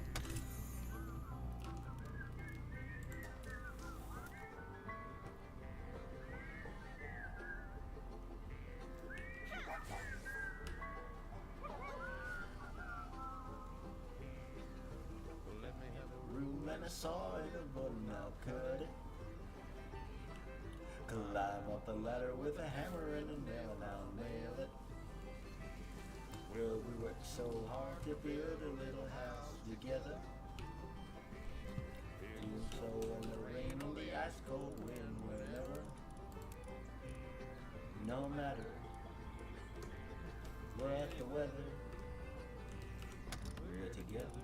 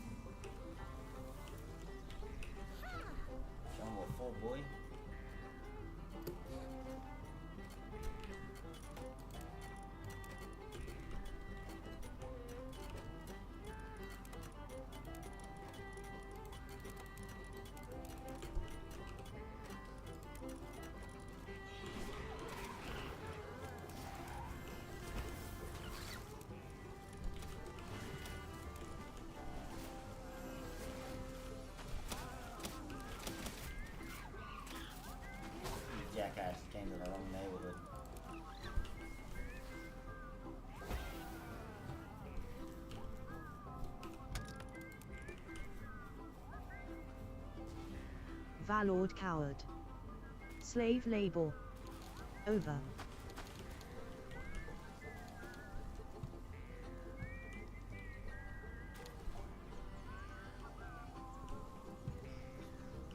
Let me have a rule and a saw with a fork and I'll cut.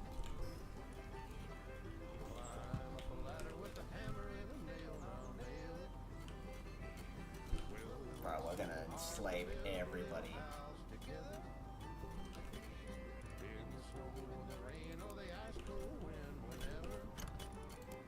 We will become the bane of this island's existence.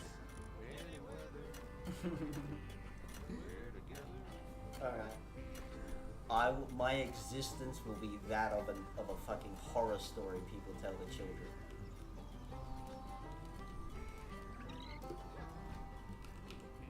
Valord coward. Awesome, just say it all over. Yeah, over. buddy.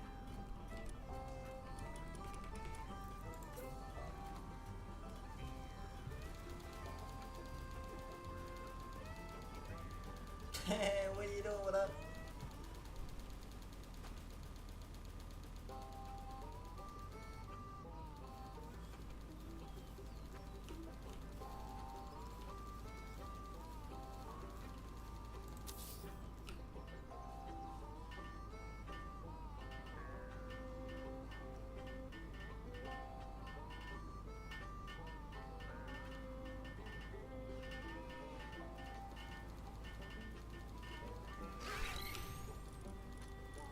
Oh, look at all of this.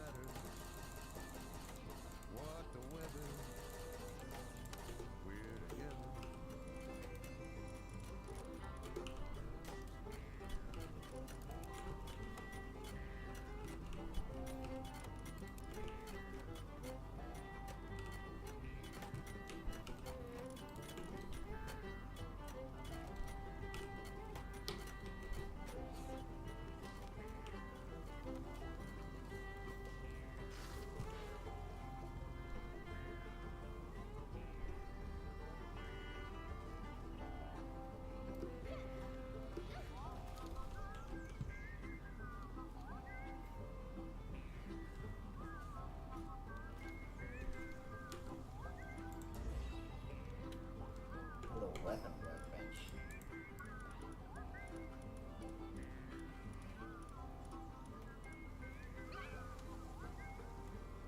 Like that's 3 more levels away.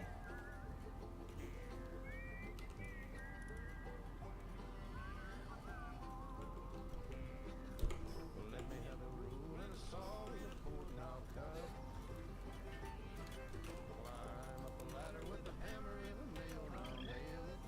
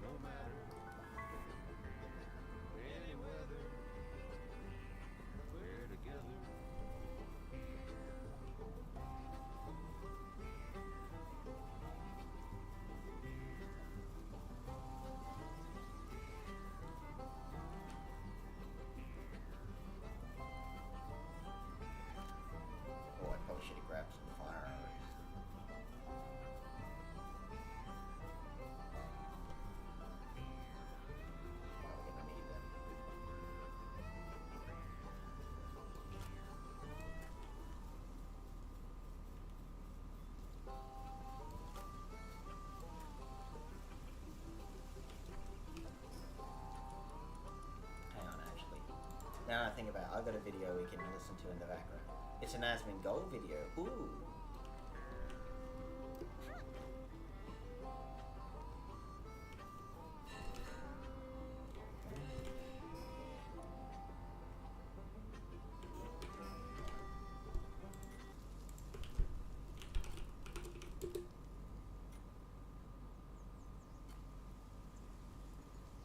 Yes, the most hated game. I gotta copy your homework, sure, just make it look different so it doesn't like you copied it. So if I were to say that Twitter is mad about Pow World, that would be an understatement. I've cataloged a number of tweets of people who are unhappy about the outcome of this game being successful. So anyway, Pow World has become one of the biggest and fastest selling games of all time. And it reached a peak of over 1 million people. And just to put this into perspective and context of how big that is, how many people that is. Let's look at a 24-hour peak right now of, let's see here, all-time peak. So this is all-time peaks for all games of all time. So PUBG is the GOAT with 3 million online players at a time. And then Counter-Strike 2, you know, big surprise there. Lost Ark is number 3 here.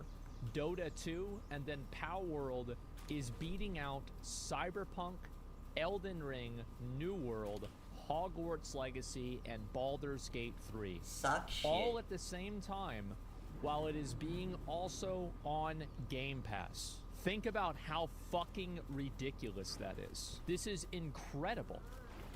And so if you look at this right here, you can see obviously people are loving this game. Yeah, you look at the charts, the numbers are good. You look at everything else, the numbers look very good. Valord coward. But if you look over at their Twitter, you look at Twitter, it has sold over 3 million copies. Sorry, I did have a quick gaze at that.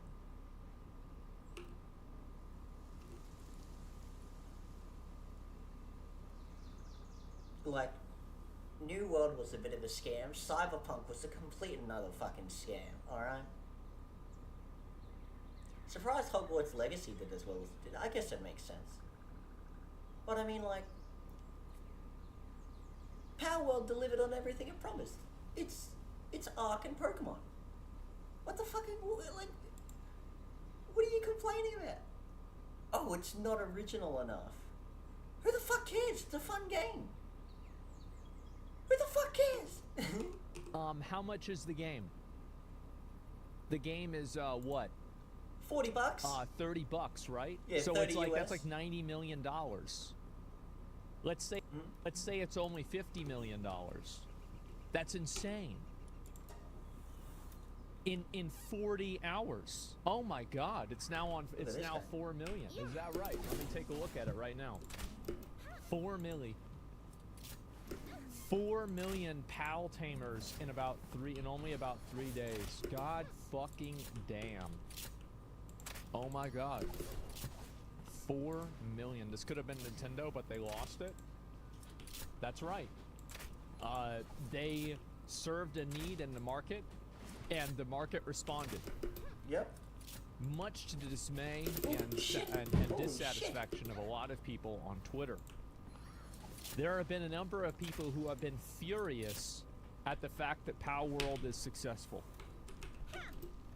And the funny thing about that is that very clearly and so obviously, none of them matter. This has been something I've been talking about for about 2 or 3 years now, is that nobody really cares about the minutia of how a game is created. Nobody cares about the process. Nobody cares about the tools used. Nobody cares about who worked on it. Nobody cares about any of these things. They only care about the final end user product. And at the end of the day, the people that made Pow World made a good end user product. About morals and ethics. Yes, nobody actually cares about morals or ethics. All of these people would complain about Elon Musk. Did any of them stop using Twitter? No, they didn't. Maybe they did and they used Threads for a while, and then they didn't get the amount of impressions and social media likes and you know, like, what's the word for it? Like, you know, virtual pats on the head. They used Mastodon or Blue Sky for a week, and they realized that they were actually losers, that nobody cared about anything that they had to say. And this guy isn't special, by the way. You're not special. You're not a loser, and you're not the only one, at least. But the reality is that nobody really gives a shit about these things, and people have no problem providing a platform for a transphobe to make money if they can simultaneously farm dopamine from likes at the same time. And so I want to keep in mind, I want everybody to keep in mind, nobody really cares about any of these issues. They're all fake. It's all for show. It's complete virtue signaling. And none of it really matters. And you want to hear another example? Look at the UFC. The fighters in the UFC say whatever the fuck they want. People try to put Dana White on a fucking, you know, on the hot seat about it. He says, shut the fuck up. And people still watch UFC. Do the advertisers leave? Some of them do, but they get replaced by the ones that don't. And that's all that really matters. Too long have we lived in the shadow of waiting and hoping for Twitter approval for a game to be made. Too long have we sat around and hoped that, oh, I really hope the gaming journalists like this one. I hope the outspoken tastemakers on Twitter approve of this. No more. Oh, fuck! Fuck, wasn't quick enough. That time is over. And every single day, it dies even more. And that's why people are mad about Pal World. Is because it proves it. It proves that you can be completely right, you can have the moral authority, and none of it really fucking matters. Because the user doesn't really care. And neither do the people making the tweets either. And I think that everybody's starting to realize that. Hogwarts Legacy was the ultimate proof. You're right, this is just the this is just another example. They just want attention, being mad for clicks. That's right. There are over 800 Pokemon. How the fuck do you make something completely original anymore? Who cares? Why does anybody care about if something's original? I don't care about that. I just want it to be fun. So if it's a fun game, I'll play it. Like, I don't give a fuck. Like, I mean, you really think the Pokemons are original? Like, look at Gyarados. It's just a sea serpent. Like, what the fuck is this? Like, look at Dragonite. That's just a Chinese dragon. Like, come on, what is this? Like, look at Diglett. It's just a turd. It's a turd. Like, look at Doug Trio. It's 3 turds. Like, the Executor is just a fucking tree that's got a face on the coconuts. Like, Bulbasaur is a turtle. It's a blue turtle. Wait, you really think this is some kind of fucking... You really think they're reinventing reality here? It's Squirtle. Squirtle. I was thinking of Squirtle. My bad. Yeah, Bulbasaur is just a... Bulbasaur is actually kind of unique and cool, to be fair. He is. But, you know, that's just the way it is. That's 1 out of 150.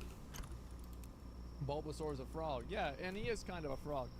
Right? And plant frog. Exactly. And so... Nobody really gives a shit about this kind of stuff.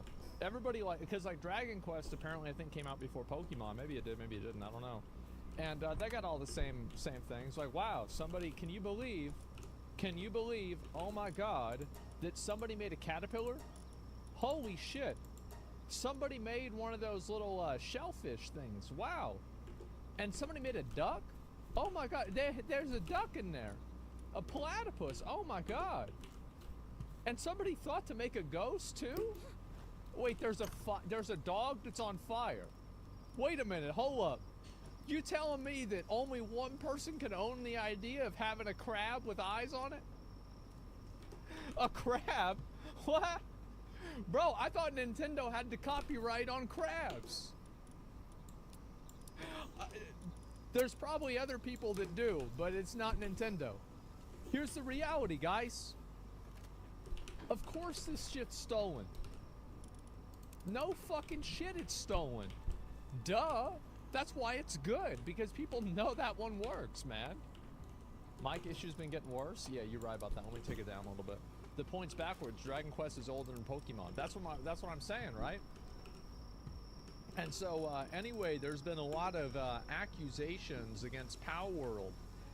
Steam's newest hit, Pow World, has been accused of plagiarizing designs from Pokemon as social media users negatively highlight its creator's history with generative AI tools. Cry me a fucking river. Do you think anybody actually gives a fuck about this? Yeah, like, look, Nara asked me before, is this what you wanted Arceus to be? Yes. This is what I wanted Arceus to be. And Nintendo didn't deliver. And these guys did. What did Arceus end up being? It was just shitty, a weird, Dark Soulsy fucking Pokemon. You could dodge roll, but there was nowhere near as a good interactivity. It just wasn't that good. And now we got this. We got Arc and Pokemon. It's just a bunch of shit duct taped together. I don't care. It works. It's shit duct taped together in just the right way, you know? And again, this isn't something that's going to happen all the fucking time, you know? This ain't going to be the new standard of duct taping shit together and it's always going to succeed. I highly doubt that, because that happens all the time already, of countries duct taping shit together. But they're not duct taping this shit together in the right way, so it doesn't play out. But this is just, everything is just so perfectly duct taped together. You think I give a fuck if they use generative AI? Absolutely not. Who cares about if they're using AI? No, but no real people care about this. These are Twitter problems. There's the proof right there. Nobody really gives a shit. All this fucking moral high grounding. God, oh bro, like I need to go on the next Scuff podcast, like bro, like oh my god, like next time Train does it, like I'm gonna go off, like about this. I cannot wait. Hopefully we get some other people on there, and I feel like they're gonna say the same shit that I am, because like how dare you have fun? Yeah, exactly. Like it's just, it's moral fucking high roading. And I feel like companies have been so afraid to do it. And you want to know what the funny thing is that Pow World actually wasn't the first one to do this. It was actually the finals. Give me a second, my dad's calling me. Everything's fine. So yeah, anyway. So yeah. Hope all's good. Yep, we're all good. Everything's totally fine. So the finals, let me go back. Sorry, I apologize. I called my dad earlier. He told me he was going to call me back. He just called me back. And so yeah, I want to make sure I pick up the phone and talk to him. And anyway, so the finals used AI.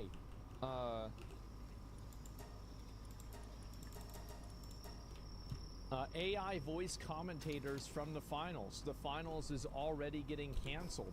And made the AI announcers into TTS. So you can see, obviously, a lot of people, like I made a video about this too. Look at this, 2 months ago. And I said the same goddamn thing I'm gonna say today. The finals is so fun though. Pow World is accused of AI with no proof. Well, the kind of proof that these people need is the kind of proof that they use to get people canceled on Twitter for having the wrong opinions. Implications, assumptions, and no evidence. Proof like a witch trial. Yeah, I mean, if they sink, they're a fucking witch. Or if they weren't a witch, and if they float, they're a witch, so you don't get them. Problem solved. So anyway, the finals used AI, and a lot of people were really unhappy about this whenever it happened. You can see, obviously, about a couple months ago. And do you know who wasn't unhappy about it? The people that played the game. Because real people don't care about these problems. These are fake problems that people on the internet invent. Yeah, you wanna know? My problem with the fucking finals is there's no goddamn content. That's my fucking problem with the finals. You play the game for like what? A day? You played everything basically. It's fun, sure. But it needs to be more. Whether they want more cosmetics to fucking unlock, not shit you fucking buy, cunt. Shit you unlock to keep you fucking playing. Or get some new fucking weapons and shit to play with. Or give us some new fucking maps. Or some new game modes. That's my problem with the fucking finals. I don't give a shit about the AIs or the AI commentators. Who the fuck cares? The problem with the finals is there's just not much to do.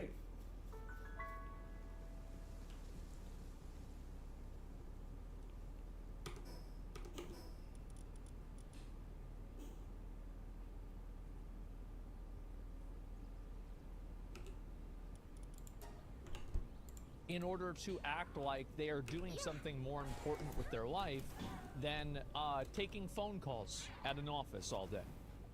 This is something that they can, you know, latch onto and pretend to care about on the internet while they work for a company that profits directly from third world slave labor. Okay. But don't worry, guys. They're gonna hold people accountable for using AI voices in a video game. I think that people's patience on these kinds of things has just started to run thin. And POW World is a really great example of that completely boiling over.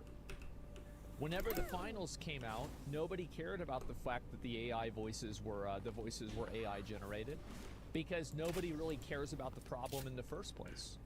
The only thing that people really care about is a good game. They don't care. How many people care about slave labor? I've used this example before. How many people think that slavery is kind of an L? Yeah, like, would you guys agree that, like, you know, could we get an L in chat for slavery? Yeah, it's kind of an L, right? But nobody's gonna be getting rid of their phone, are we?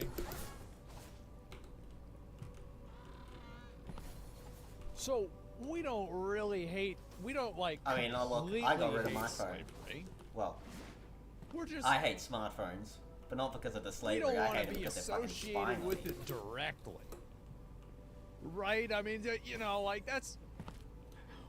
Like, nobody's really gonna get rid of their Jordans. I mean, the electric car, I mean, electric cars, I mean, those are nice, you know? It's a nice car. What are you gonna do? You're gonna get an all-new car. You're just mildly slavery adverse.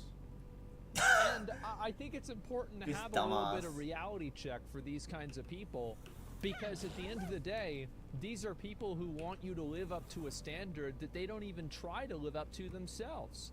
These people can't even maintain their own standard in terms of their own personal consumption of entertainment, but they want other people to work their whole career based off of their fucking morals. Are we kidding? What is this? I'll take it. Well, people that change the entire direction of their life. So we're gonna read a few of these tweets here, and we're gonna see what they have to say. Everyone needs a phone, though. It's not a good argument. Really? You need a smartphone. Get a dumb phone. Like, who cares about the slave labor? Smartphones are bad for your health. They fuck up your attention span. They are constantly fucking spying and tracking you. And a lot of them nowadays are pieces of shit. They got fuck all battery life because they're running fucking 20 different programs in the background, sending your data elsewhere. Seriously. Turn airplane mode on, like, time how long your phone lasts with all the Wi-Fi on and shit like that. See how long the battery lasts? And then turn airplane mode on, which disables all network connections. And then see how long it lasts. I think the last time I tried it, not on the current phone I had, but the last Samsung I had, when I had the internet on, I only got like 3 to 4 hours. When I had the internet off, that thing could last for like 12 hours, man. It's always just sending data to their fucking service. We really, let's, let's say there was a phone that was ethically made, but it cost twice as much money. Would you buy it? Would you buy it or not?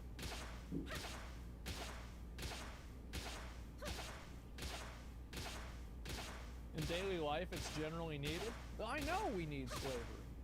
That's why everybody has phones. But you didn't answer the question. Would you pay double the price? You tell me you need a cell phone.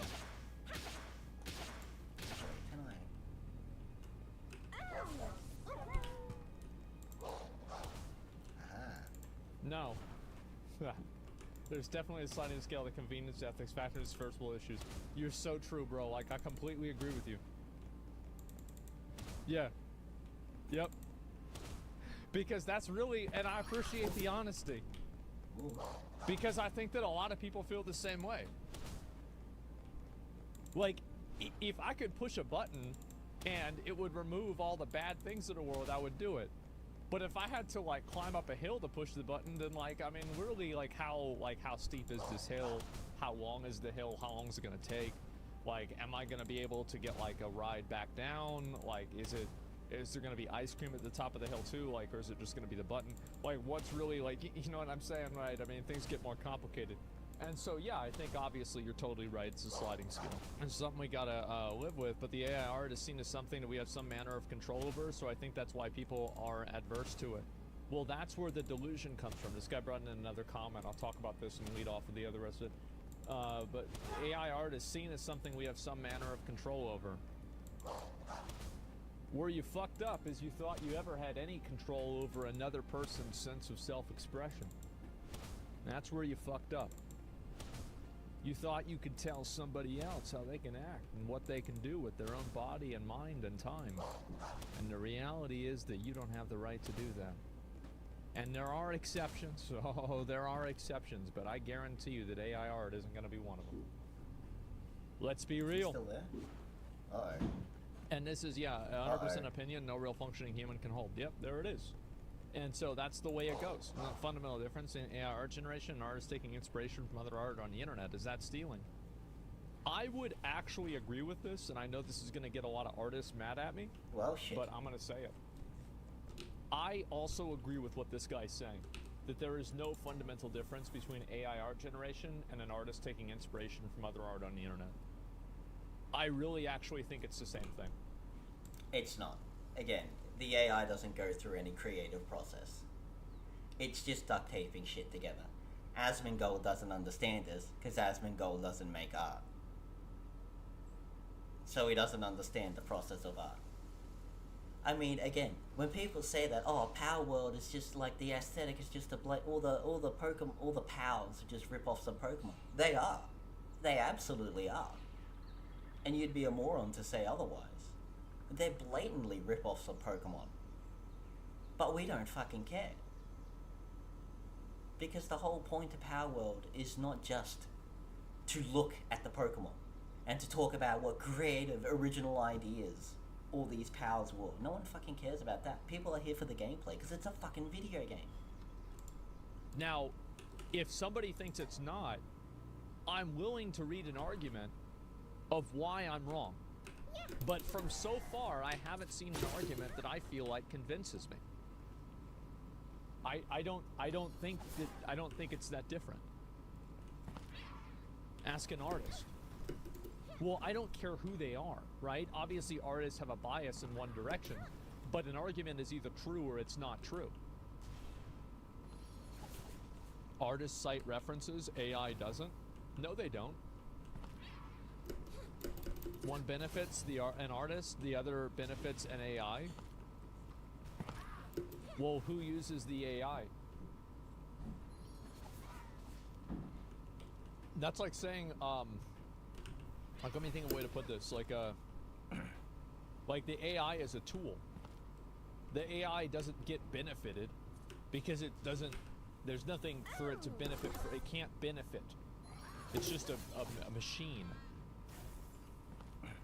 It isn't different. Yeah, I don't think that it is. Personally, I don't think so. It isn't different. Yeah, I really don't think so. Who cares about the source? Both AI and human art do the same thing. Uses consumers. They don't. Exactly.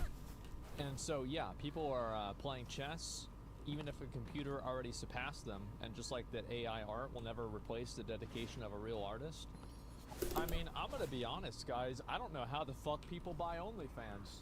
Like, you can Google big boobs and you can get a bunch of results on Google, but you still have people paying $30 for a picture? Who the fuck thought that was possible? That's not the point of OnlyFans. Like, I mean, for real, guys. How the fuck did that happen? But here we are. It never made sense, yeah, but it's true. And so anyway, let's read some of these. Let's get into it. AI cannot create anything new. Artists stealing ideas is still creating new. In a world where we live of AI art, we'll be getting the same shit over and over. It's a symbiotic relationship. AI art cannot create anything new.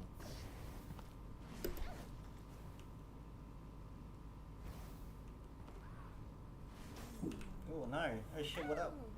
How do you define new? Because, so if you make a picture and that picture has never existed before, like, and this was the problem, right? And like, this was, like, so my mom was really into art. She was really, really into art. She like, and bro, like, she was so into it. She would not just teach me. She would be teaching like Cody and Jeff, like other little Cody, like Mick Zach. She'd be trying to teach us art. And I remember, bro, like, we were in our 20s by the time that, like, she finally got through to us about Jackson Pollock, for example, right? Because, like, the first time I saw a picture of Jackson Pollock, right? Let me just real quick. What are you doing, King Henry? I said, bro, like, you telling me some fucking dumbass actually paid money for this shit? Is you telling me some fucking dipshit got hoodwinked out of $1,000 for this piece of fucking garbage?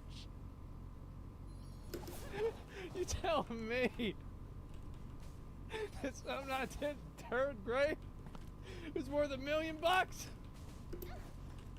And I never understood it until I got a lot older. I never did. He was drunk whenever he painted those. He was.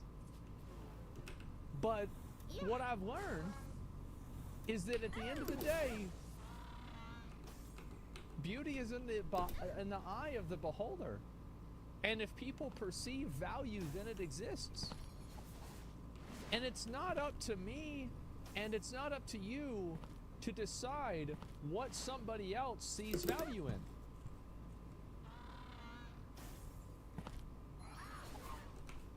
I mean, fuck, NFTs make more sense than this shit. Why do you buy this? But there it is. And so anyway, my mom would teach us about this whenever we were young and whenever we were older too. And oh yes, I think this is the first time I really kind of, you know, came to grasp the concept of subjective value in a functional way. It's tax evasion for the rich.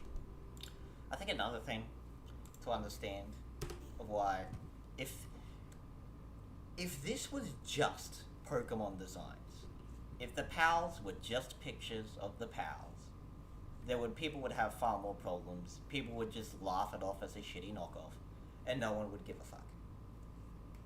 But obviously that's not the only thing that's done, alright? People still had to create the models. People still had to build the world. People still had to design the armors and the fucking script, the character customization. They had to go script all of the fucking teleporting and crap like that. In the building. And all this shit.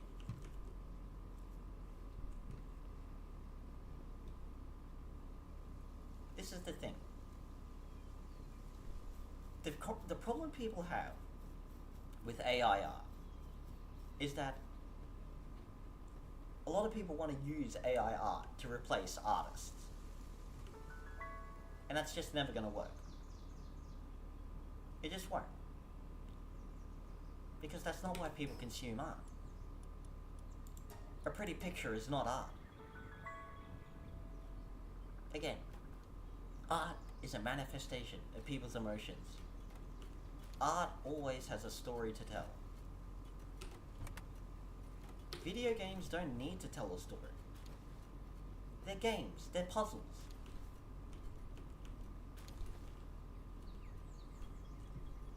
You play them. You know? Tetris doesn't have a fucking story, no one fucking cares. No one plays Mario, or the original Mario, for the fucking story. They played it because it was fun. People don't play Bejeweled for the fucking story, they play it because it's fun, it's a puzzle. You solve the puzzle.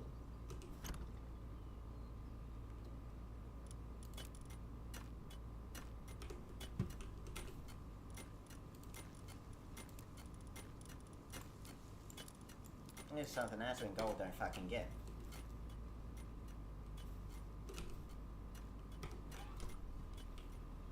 Art has to tell a story, otherwise it's not art.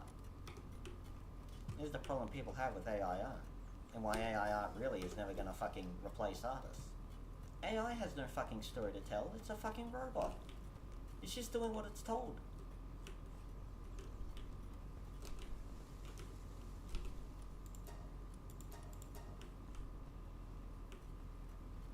But there's the thing about Power World, there's more to Power World than just the pals, oddly enough.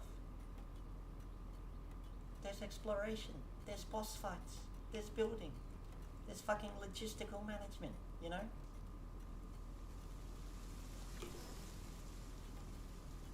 If this was just if this game was only about collecting pals, you go out, you use your pals to fight other pals, and then you capture the pals, and then you gotta collect all the pals.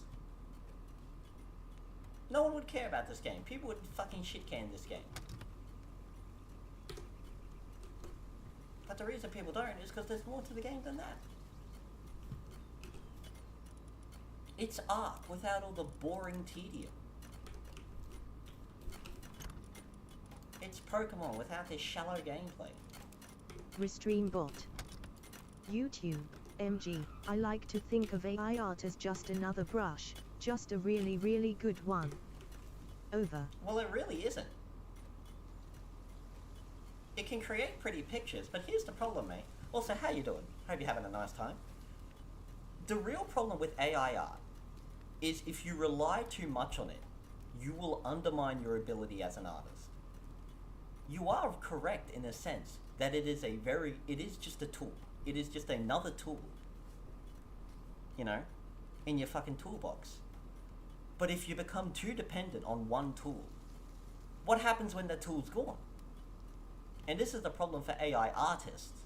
Not people who use AI art, but AI artists who make AI art their bread and butter and AI tools. What happens when the AI tools are gone? You know? You're fucked! Here's the thing for me, like I do art. I do my own animations and drawings. No matter what tool you give me, I can create art with it. You want to give me a copy of Flash? I can draw on that. Photoshop? I can draw on that. Pen and paper? I can draw on that.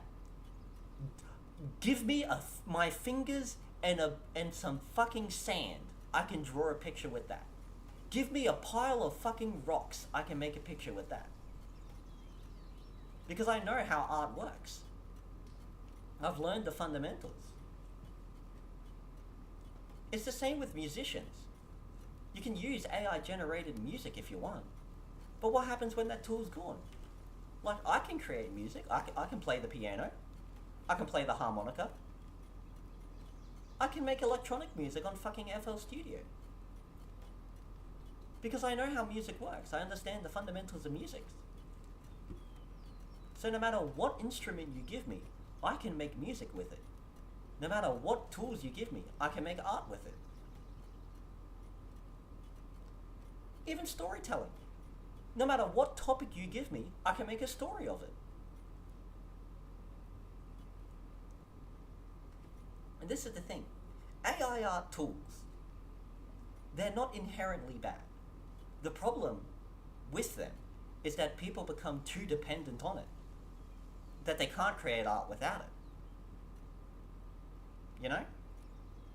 If you want me to get real philosophical, as Sun Tzu once said, actually it wasn't Sun Tzu, I think it was Miyamoto Musashi. A warrior should never have do it, Michelle. a favorite Go on, weapon. get one on elbow. To have a favorite weapon, to have likes and dislikes for your weapons, is a sign of a bad warrior. Because a warrior should be able to fight no matter what weapon he is given. If he is given a sword, he should know how to fight with that sword. If he is given a spear, he should know how to fight with that spear. If he is given a bow, he should know how to fight with that bow. If he's given no weapon at all... I thought I had timed it perfectly, but actually I was just too far behind in the stream. Over. Don't worry, it's the effort that counts. But yeah, even if a warrior has no weapon at all, he should be able to fight with his bare hands. And it's true, if you understand the core mechanics of combat, you can fight no matter what weapon you're given. Whether you're given a sword, your bare fist, or a fucking steel chair. If you know how fighting works, you can fight no matter what. If you know how art works, you can draw no matter what. If you know how music works, you can play no matter what. Hell, even video games. If you know how to play, if you're a gamer, you can play any game. Whether it's strategy, Edros Rex. you know, World of Lissa Warcraft. says the same thing. An experienced artist can art regardless of the medium. Yeah, yeah. Wisdom from the artists. Over. And another thing is, the most important thing about art is you need to tell a story. I have seen it where you have incredibly skilled artists that no one cares about because they have no story to tell. You know? They've lived a simple, boring, you know, semi-privileged life. They haven't had any real hardship. They haven't had any real experience. YouTube, MG, LOL. I've seen some people use it to sort of kit bash things too, but I totally agree with you on being too dependent. Over. And yeah, and it's the same with like telling a story. I have seen incredibly skilled artists just fall to the wayside because they have no story to tell. And because they have no story to tell, there's no reason to pay attention to them. And I've seen other artists that are absolutely fucking dog shit. Absolutely fucking dog shit. Like MS Paint drawing level stuff. But they become hugely successful. And they have big followings because they have a story to tell. They have a style that is uniquely their own. It's oddly enough why... Edros Rex. Like Linkara, writer of the award-winning Lightbringer. Exactly. Over. I mean, actually, you're not even too far off. Like, Christian Weston Chandler. Oddly enough, the dude has a story to tell. You know? The cunt is more well known than a lot of incredibly good artists, and he's drawing fucking extremely crude pictures with fucking pencils. Edros Rex. But he has a story to tell. How dare you speak that name in my presence? I'll have to go read myself to sleep. Over. But that's the thing about art. If you have no story to tell, no one will fucking care. You can draw pretty pictures, sure. That might get people to pay attention, get people to look at you, but it won't make people stick around. Just like in real life, you can be the most beautiful person in the world, but if you have no fucking personality, you're not going to make many friends. People will want to hang out with you and talk to you because you're pretty, but when they realize you got no personality, they're going to fuck off and go somewhere else. Whereas on the other hand, you can be an ugly person, and it might be difficult to get people to fucking notice you or want to talk to you, but if they do start talking to you and they realize you have a lot of stories to tell, you're a very fascinating person, they're going to be their best friend forever. And art is the same. Art is not a pretty picture. Art is telling stories. And yes, you can use AI art tools in the process of telling a story, but you cannot expect the AI in of itself to tell a story. because it's just a pile of code. It has no stories to tell.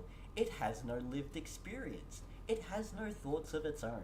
It does what it's told and nothing else.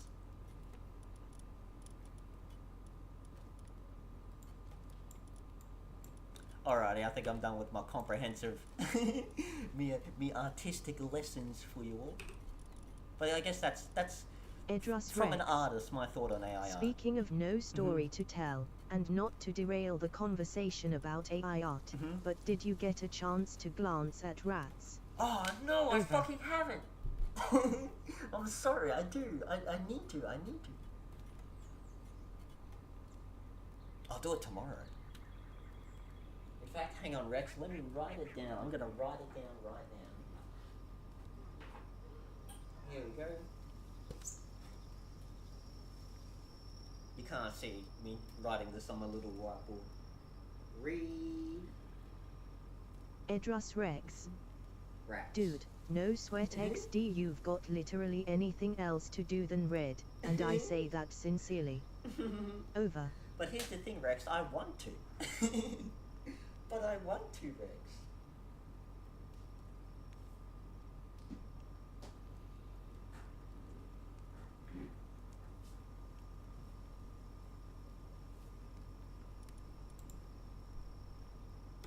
Oh, actually, I might duck out and grab my food.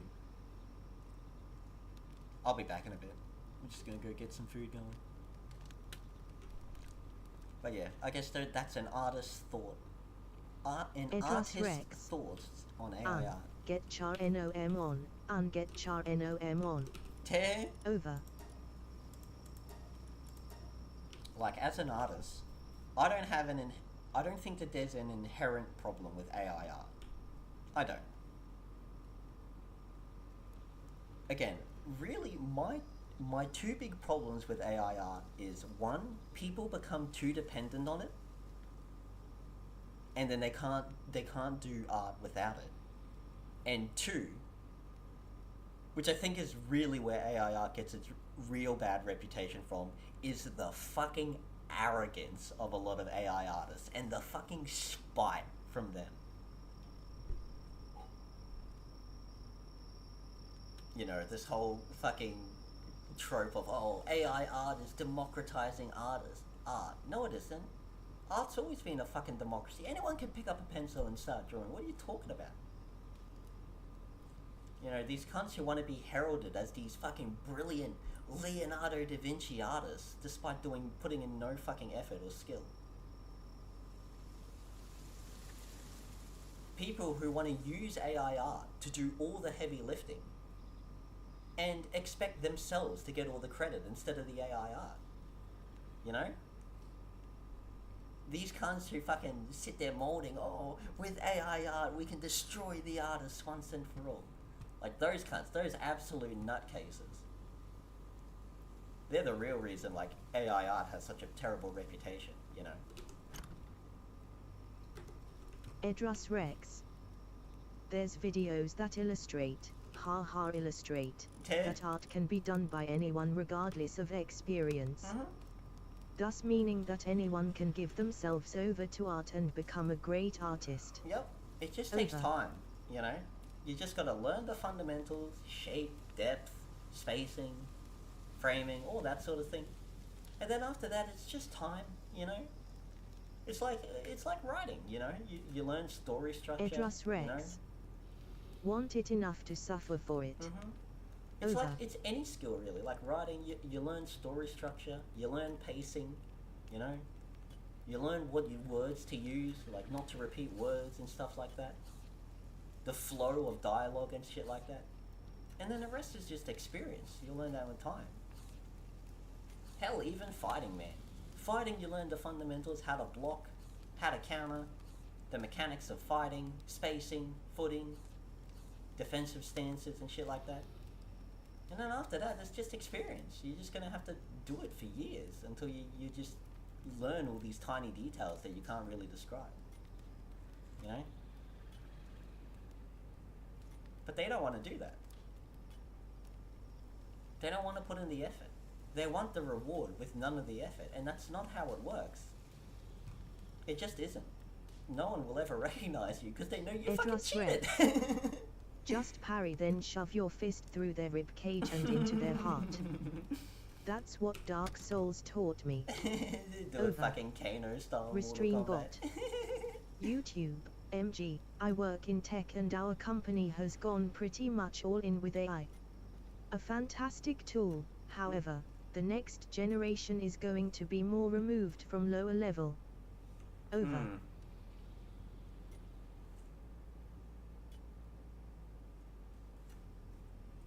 I mean, look, I don't know what kind of tech company you work in. Because, yeah, sometimes AI can be really beneficial, but other times it can be quite damaging.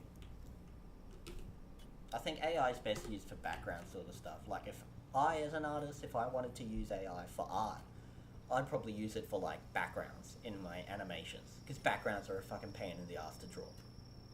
Alright? And you're not meant to be looking at the backgrounds, you know what I mean? So I'm just like, yeah, we'll just AI generate a background, you know? You know, just, oh, rainy city, there you go, dark cyberpunk city, there we go, chuck that in the background, or fucking grassy mountains, grassy plain, yeah, you go, chuck that in the background.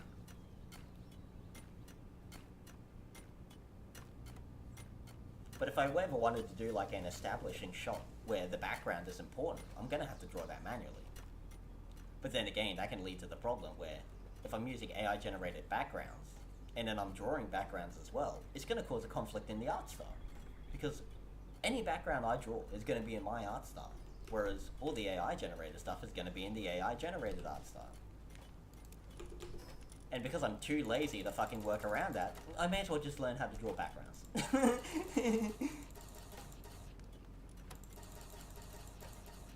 And I guess that's another kind of irony of all of this. It takes more work to cheat. It really does, in my experience.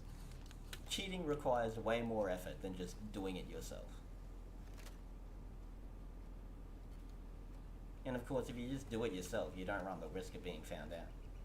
Again, I don't know what tech company you are. Restream bot. You know, maybe it doesn't matter at all. YouTube, MG, like how now, companies are desperate for people that understand these older systems that run our world because the ones that build them have died off. Yeah. Over. Edras Like, what is it, JavaScript? Or does it work more cheap to take? HM. Q's are the fee sessions. Over. These are the fee sessions. But I mean, it's like, was it JavaScript? JavaScript is like the foundation in nearly everything on the internet. It's so foundational that we can't even phase it out without basically just starting the internet as a whole all over again. And so people have no choice but to learn JavaScript, whether you like it or not. And it is a fucking ancient coding language. I need to fucking get more leather.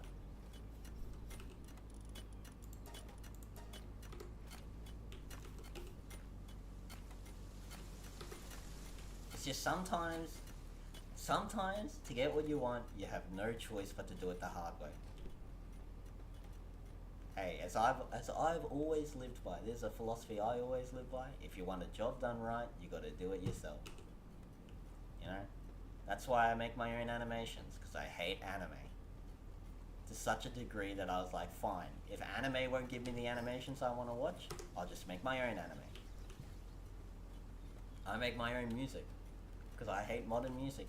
And I'm just like, mate, if they're not going to give me the music I want to listen to, I'll just make it myself.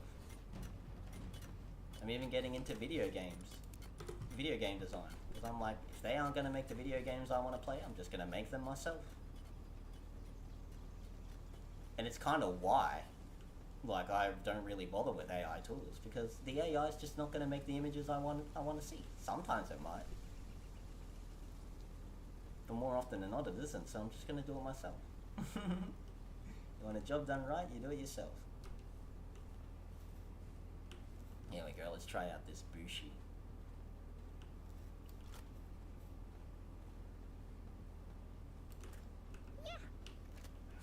Kick some ass.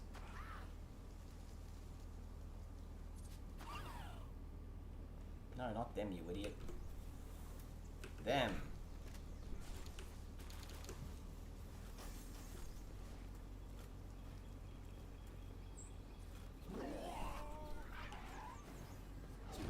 fucking hard again. Ow. What the hell's your problem, man?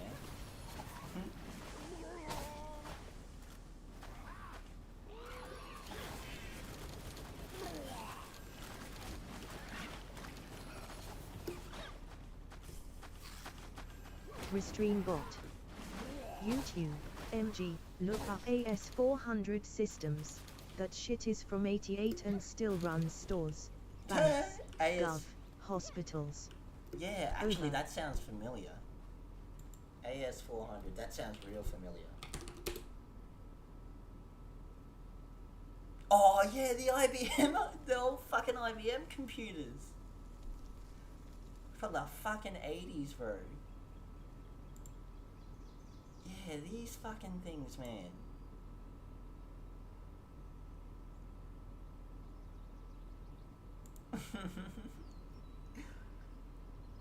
There's some fucking caveman technology right here, bro.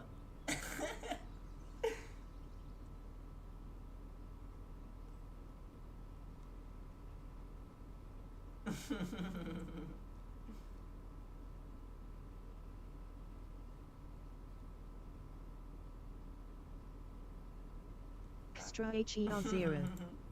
You would be locked in playing this game. Over. Yeah, buddy. How you doing, Extra? Bro, I'm having so much fun in Restream this bot. YouTube, MG, LOL, yeah, it's wild. Over.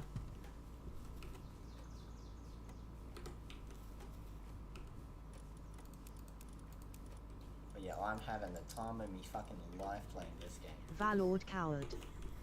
You winning again. Over. Yeah, Extra buddy. HER0. You missed the early access when everyone had thunder thighs. Over.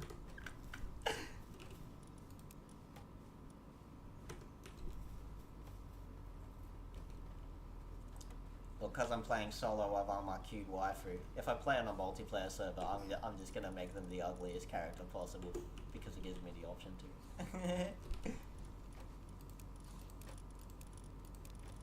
I love that bug where you can just move things in and out. Oop, oop. I'm gonna be really sad when they remove that bug.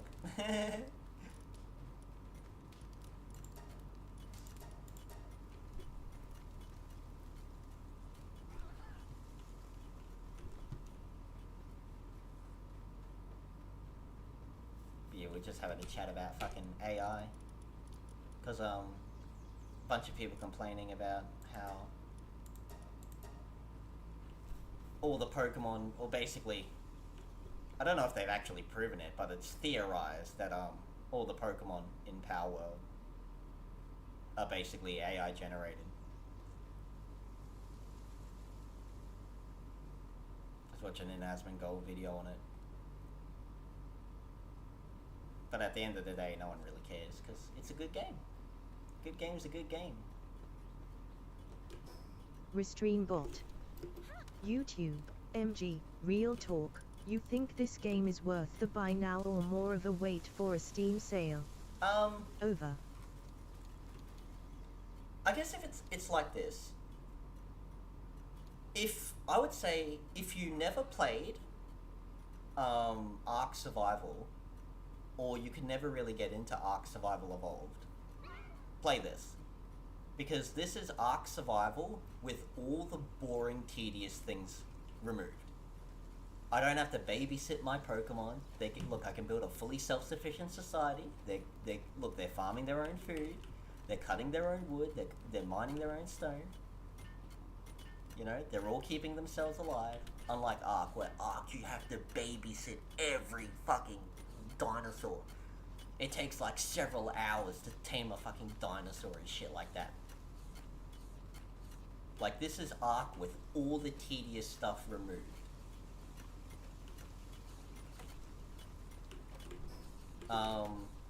If you like survival games, like those survival crafting games, it's not bad. I think if you're into survival crafting games, you'll find this to be kind of average. But you could still have fun with it. it's still a fun game to like explore and build shit, get your logistics going. The boss battles are kind of fun and stuff like that. It gives you direction because obviously the main goal of the game is to defeat all the bosses who are inside these towers. So you still got like a direction to always build towards, which is nice. If you want a good combat game, probably not. If you just did it for the combat, this combat's pretty rudimentary. It's not bad, but it's nothing special. If you want like a civ management game, nah. It's nothing special on that regard.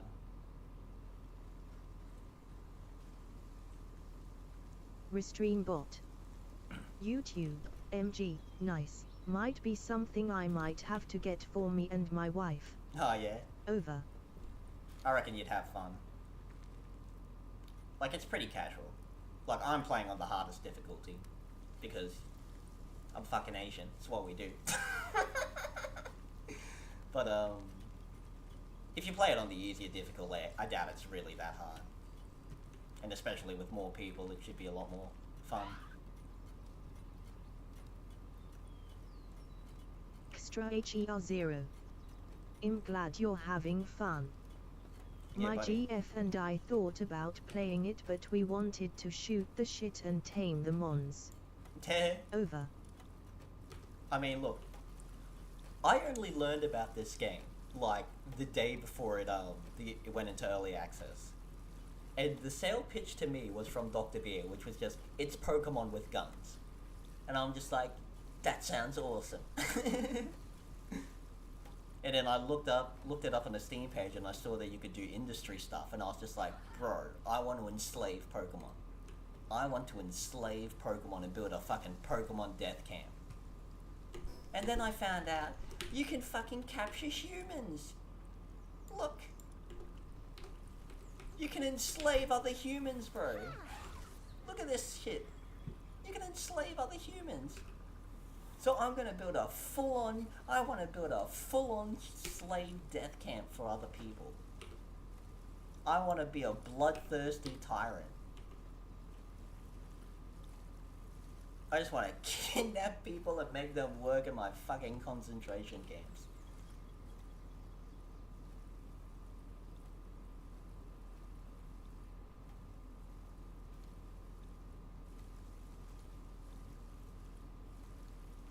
Like, it's a fun game, man. Like, I always just describe this as, this game, it's just a bunch of shit duct taped together. It's fucking Ark survival, crafting. That's why I said you would be here, LOL. Yeah, boy. Over. You know, it's... Restream bot. YouTube, MG, Elm Foul. Now I get why some people are freaking out about it. Over.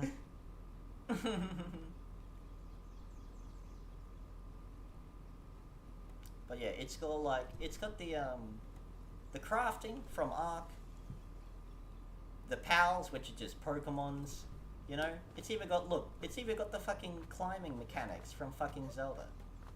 This game is just a bunch of shit duct taped together. But it's duct taped together in such a way that it's very, very fun.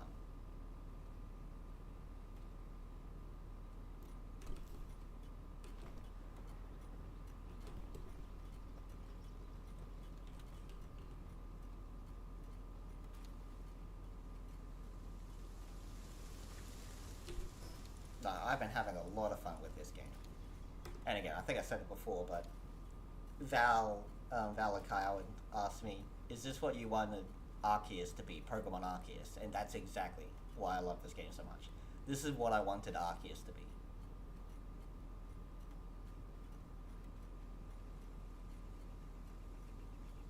Because let's be real, the Pokemon formula has barely changed. YouTube, MG, I don't know why, but the climbing just sold the game for me. Yeah, and Over. Here's another thing to keep in mind. Oddly enough, they've put a surprising amount of detail into the exploration. Like, first of all, you can go wherever you want, basically. But like, look, there's a fucking egg up there. You know? You can pick a random direction and just start climbing up random mountains, and you'll always just find shit. Look, you can even see there's a little glowing thing up there. There's some loot up there. You know, I've climbed up to, like, not that one specifically, but one of these big fucking rifts in the world, and, like, you'll find shit at the very top. Like, the game just rewards you for exploring. There's just always shit to do, and you're always being fucking rewarded for it. You know? And I mean, look, I've got a good chunk of the map to go. Like, there's this big middle section here. There's a whole desert up here, you know? And fucking snow over here, you know? There's the volcano lands over here, and there's probably some other shit over here.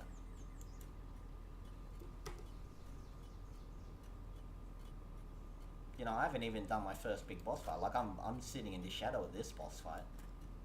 I need to do... My eyes are bloodshot, something's wrong. What the hell have you done now?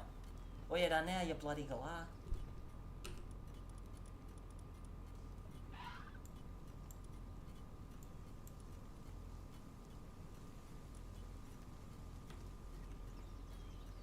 Eat something, you fucking idiot.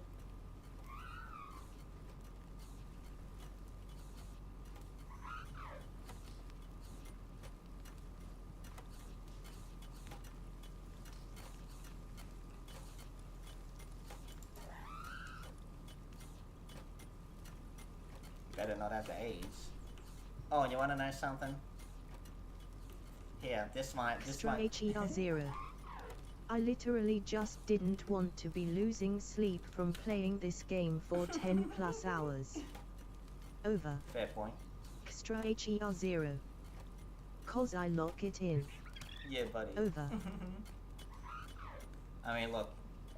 If I may be so sexist, here's how you can sell it to your missus if you want to get her into it. You can fucking pat them. Yeah. Hey? Who's your good boy? Hey?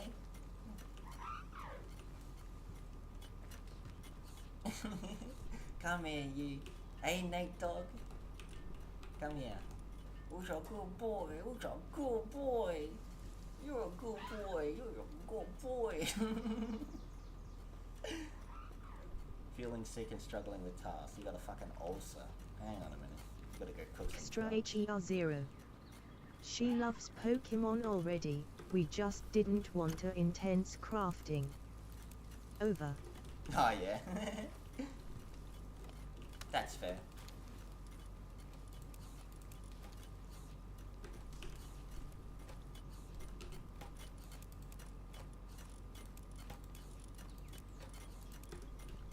Like, yeah, I played a lot of crafting games in my time, so for me, I guess the crafting isn't too much. But I don't think it's too much, you know.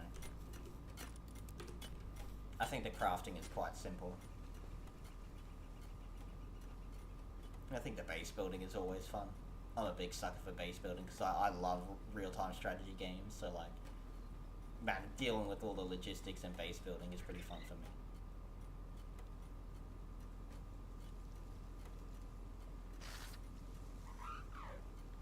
I don't know if you have options to increase your harvesting time.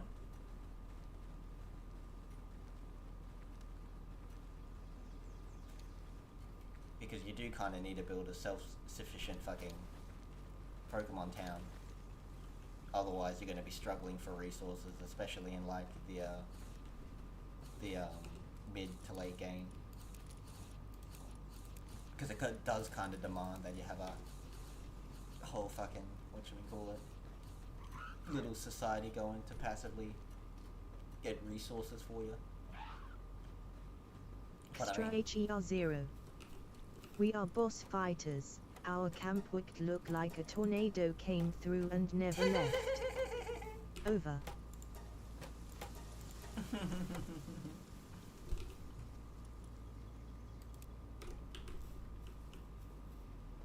I guess another nice thing to keep in mind is the game's not very expensive. Like, the full price is only $40 or some shit. So the game's pretty dirt cheap. And that's Aussie dollars, not even US. I think US it's like $30. Like, if it goes on sale, definitely buy it. Unless you really hate crafting games, then if you really hate crafting games, then yeah, obviously you're not gonna have fun with this. But it's pretty casual. It's not really that hard. It's pretty laid back. You know, I'm literally just been talking to you guys sitting around while these cunts just do all the work. Extra HER0. My opinion of the game is high. I think it's great. Yeah, buddy. Over. Look, I've got a pretty high opinion of the game, obviously.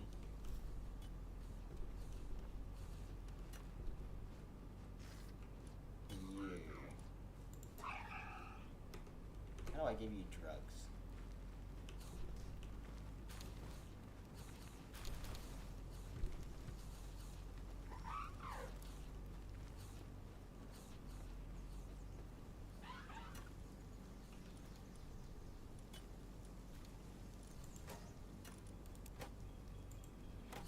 Get some fucking drugs in you, you idiot.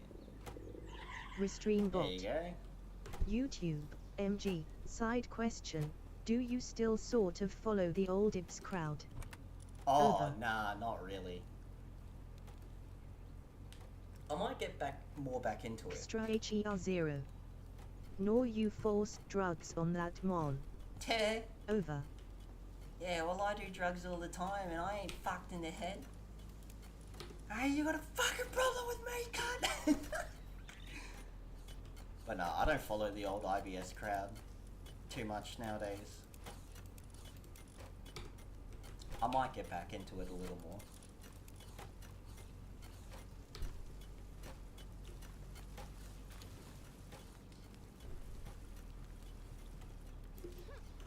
But generally not really. I've just been like busy trying to learn new skills. I've been learning live 2D modeling. I've been learning what do we call it? A blender for 3D modeling, and I've been poking around with Godot and the Unity engine. Well, learning the Unity engine turned out to be kind of pointless because Unity shat the bed.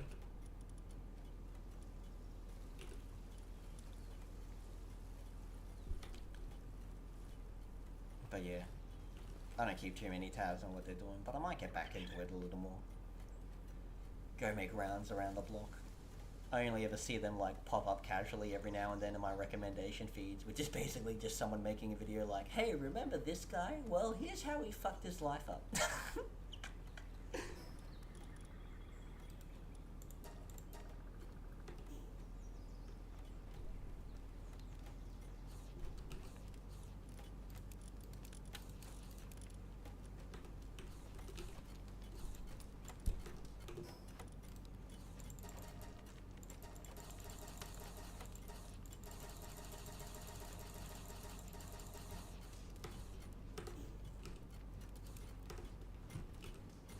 Restream bot.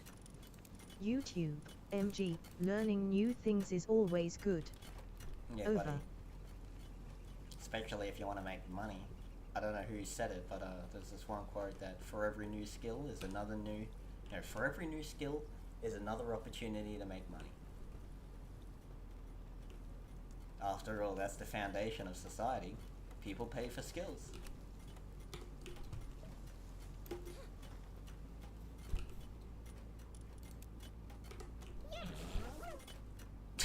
You a big boy alpaca. I really need to go get that food. Hang on, I'll be back in a bit.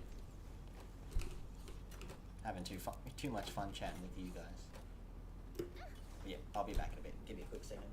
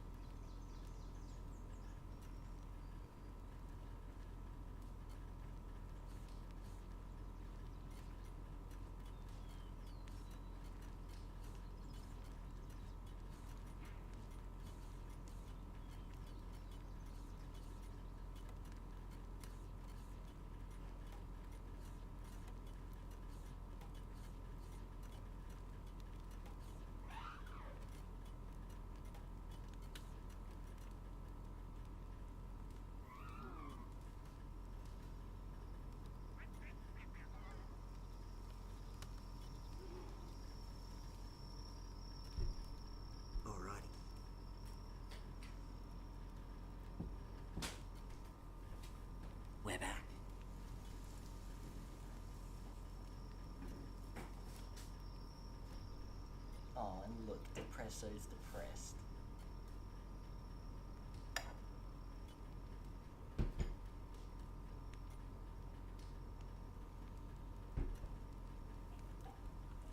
Feeling depressed due to neglect. Oh, Depressor, eh? Simple plan. Oh, poor guy. Oh, so sorry. Here we go.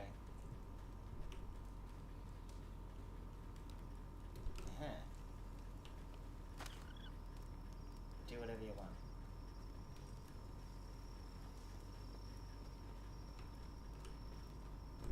But you know, we're just gonna take you off. You can go hang out.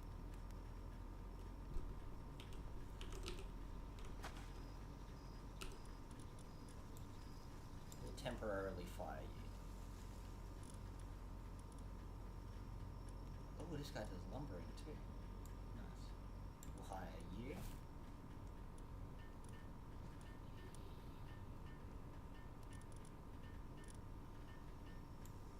Okay, oh shit, what up?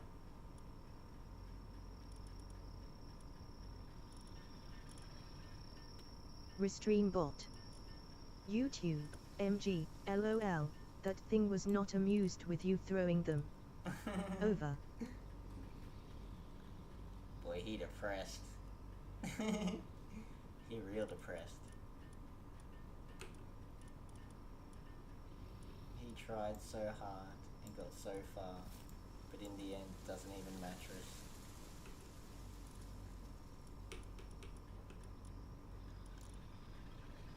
Who should we hire?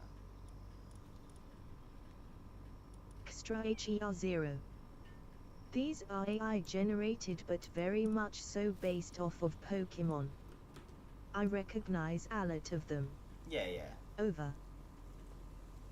Well, actually, that was that was what this Asmon Gold video was talking about. People complaining about it. Because I mean, like, look, let's be fucking real.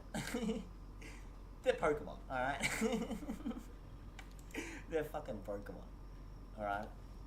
I don't know anyone giving Power World a round of applause for their original character designs. You know, I don't know anyone doing that. I mean, some of them are kind of cool. Like, I like this guy, Bushi. He's like flaming swordsman Pokemon.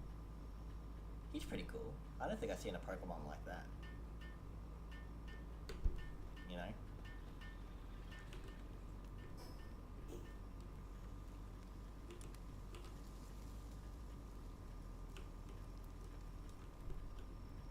Restream bot. YouTube, MG, I'm surprised someone hasn't started a rumor that they're Pokemon NFT. Over. Extra HER0. A lot of them are newer. Over. Yeah, that's fair. I haven't played beyond any of the newer Pokemons. I also love this guy. Like, just because of how derpy he looks. He's so simple and derpy, I love him.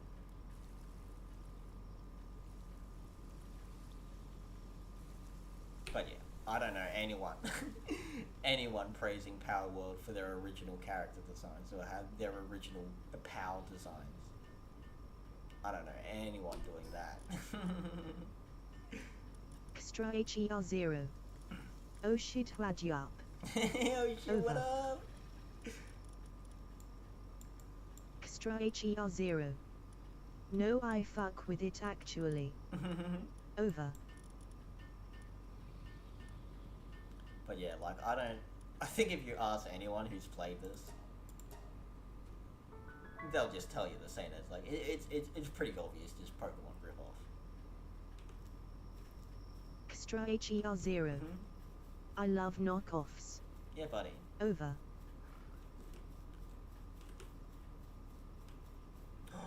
I want one of those.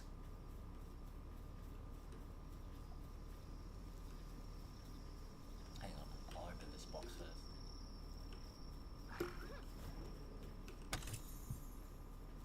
Hey, none of that. Hey, none of that. Restream bot. YouTube, MG, Seems pretty true to life. That one with the hat is taking a siesta. Over. Okay.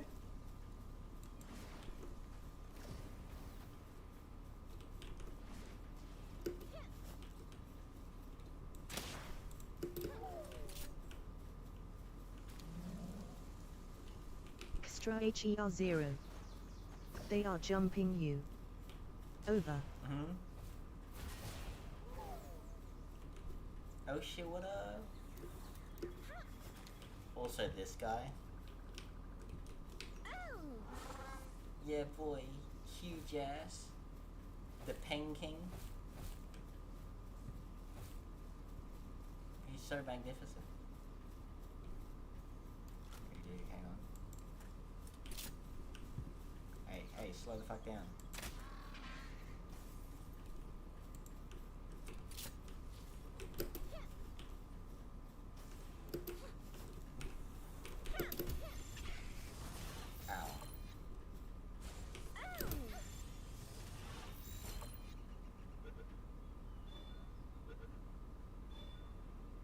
Yeah, boy.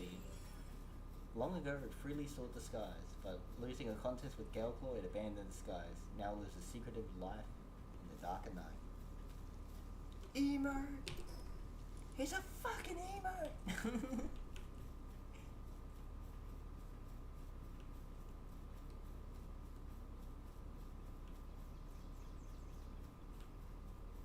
But here, let's get. I think they're up to the part where they're gonna get to the Twitter comments. Yeah, boy.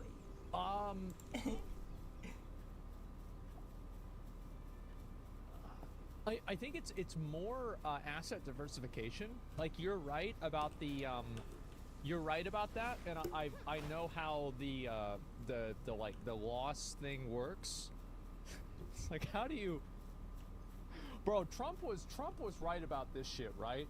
Is that there are so many of these loopholes and obvious fucking scams that you can use in taxes, and it's like, why haven't we figured this out? Why do they exist? Like, what is this? And cover the TFT drama? Give me a few minutes and I'll look at that. I don't know a whole lot about it yet, so I'll be looking at it first case. So yeah, tax the poor because the politicians use them. I know, man. I know. And he was right. I believe him on that one. Absolutely. And he was the only person who fucking said it too. Well, Ron Paul said it back in the day. Hey, Ron Paul. And it's kind of wild. People will take away from this stuff. Something like, right, standing with creatives. How much people look away from this stuff. It's something like, right, especially after write all the talk about standing with creatives. So this person is coming to the realization that nobody really cares about these problems. And I'm going to go ahead and read what this guy is saying. Like, genuinely, a lot of people I respect are looking the other way because it's popular or fun. Everyone is so quick to point out when people can't keep a small inconvenience for a greater truth. How is this any different? As an artist, this is all a real disappointment.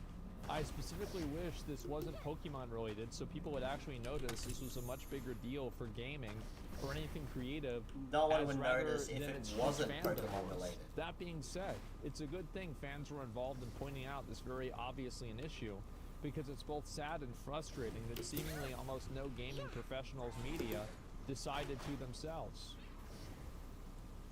This person has a very distorted view on what reality is.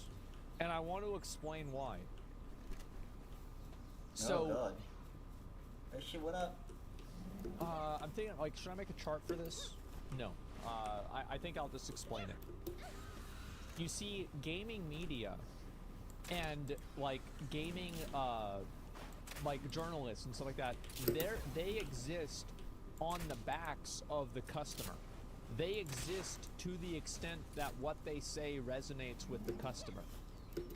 If you're publishing a bunch of bullshit that nobody agrees with, well then people are going to stop reading what you have to say. Like, that's just how these things go. And so why... I think there's a complete misunderstanding of the problem. The reason why no one has a problem with Power World is because it's exactly what it promised. You know? It's Pokemon and fucking Ark. Alright? Everyone got what they paid for. That's why everyone's happy. This is why people have a problem with AI art on its own. Because if you sell AI art as an original creation, as your own artwork, and then people found out it's just something you chucked into an AI generator, people are going to be pissed. Because you promised original art, and you gave us AI generated crap. If you just give people what you promised to give them, no one's going to complain. If you tell people, hey, I create AI generated art, you want it? And people are like, yeah, I'll take some AI generated art, and you give them AI generated art, they're going to be happy. There ain't going to be any complaints. You gave them what you promised. Extra HER0. This is how Pokemon really would be if it wasn't rated E for everyone. Yeah. Over. Well, this is what Pokemon would be if they if they came up with some original ideas. Like, as much as people love to fucking go on about, oh, I don't like how they're ripping off Pokemon. Well, fucking Pokemon should fucking do something, alright? I mean, what evolution have we had in Pokemon's gameplay? We had, like, Hoenn that introduced team battles. Then, what? Nothing? Until Arceus came along and then just made shit three-dimensional and added a dodge button. And then what? You know? You can't just slap in another 100 Pokemon. Extra HER0. Well, it's meant for children more so, right? Yeah, This yeah. is definite not meant for small children. Yeah. Over. Like, this is at least teenagers, you know? Valord coward. More Pikemons. Over. But yeah, like, it's one of the things that's always annoyed me about the Pokemon series. It's always just the same shit. It's the same game, copy-pasted. Yeah, they add new Pokemon, they add a new region, you know? They make the female character wear a sluttier outfit, but at the end of the day, it all just plays the Extra same. It's still fucking HER0. Pokemon. But they haven't changed much from when we got the game in '95. Yeah, I know, right? Over. They added Hoenn added co-op battles, and Arceus made it three-dimensional and added the dodge button, you know? But there hasn't really been anything else beyond that. And like, that's why people love this game. It's a complete change-up of the formula, you know? We got a bit of Ark Survival Evolved, we got a bit of Monster Hunter, you know? And we got a lot of questionable ethics, which I personally love the most. Like, again, what sold this game to me was the questionable ethics. I've always wanted to be a pokey tyrant, you know?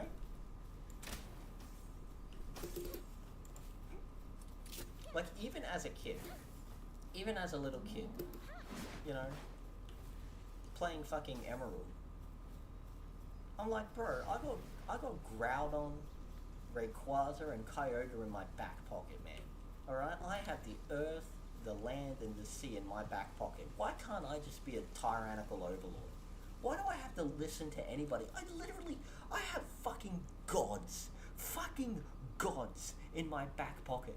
Why do I need to listen to anyone? You know?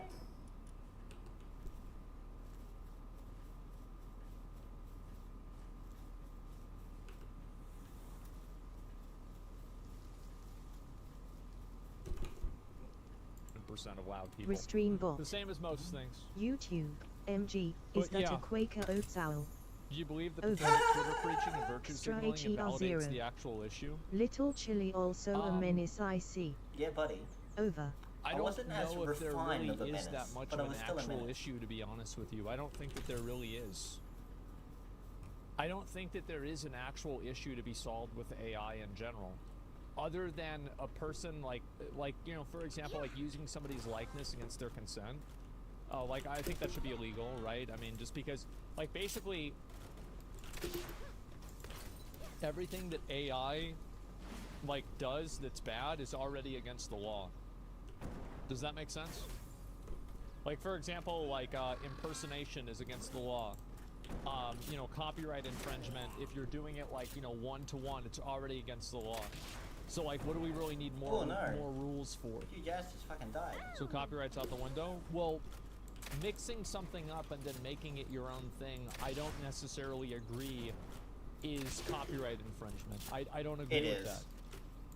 That's why it is copyright infringement. And again, You maybe can't this is copyright maybe this is my, like, this is a, to a certain degree, keep in mind, this is a philosophical position that I have. Yeah, because you're a fucking moron. Now, I can reason this backwards and I can say, hey, this is why I think this is why I believe this. But at the end of the day, like, these are assumptions that I'm making and values that I have. Valor Other coward. people have different values. LOL. I understand that too. Over.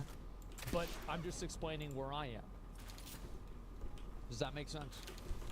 Extra HER0. I mean... Bro plays well so. Yeah. Over.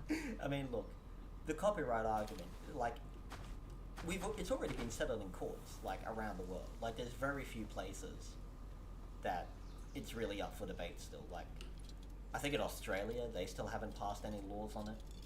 But, like, in Europe, you know, Northeast Asia, Japan, China, Korea, even in America, Canada as well, you know, they've all dropped the hammer and said, no, you can't copyright AI-generated art. It's not your original work, it's an AI's original work, and the AI is just a pile of code, so it can't hold rights to anything. So, you just can't copyright any AI-generated work. You just can't.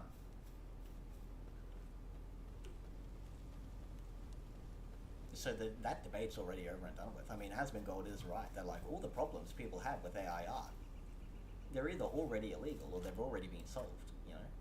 The copyright issue, yeah, it's stealing. It is copyright infringement. And, you know, there's a whole international legal consensus on that.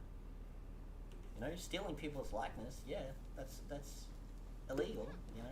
Extra HER0. You just freed a bellows. Yeah, I know. Over. Fucking bellows. I'm looking for this fucking Fenglo. Where the fuck is it?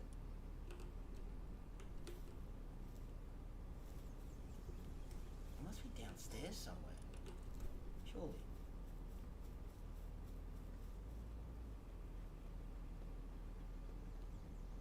But like, here's the thing. Sure, these cunts can't copyright any, if they did AI generate all the monster designs, they can't copyright any of it, but they can still copyright the game itself.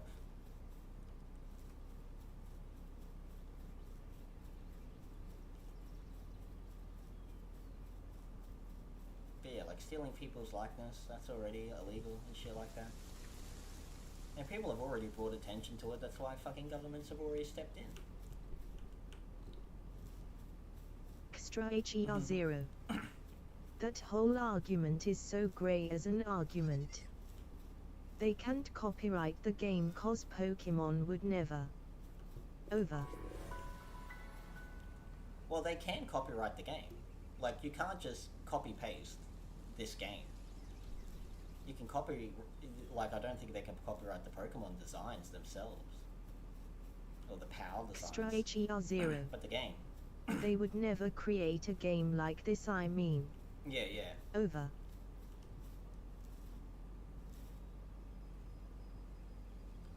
Because I mean, like, I guess it is kind of true that, like, at the end of the day, these are two different markets, you know?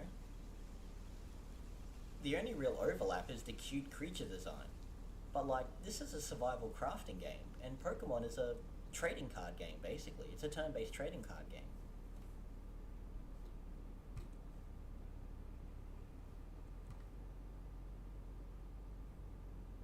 And I mean, like, again, Pokemon has, like, 800 fucking Pokemon or some crap like that.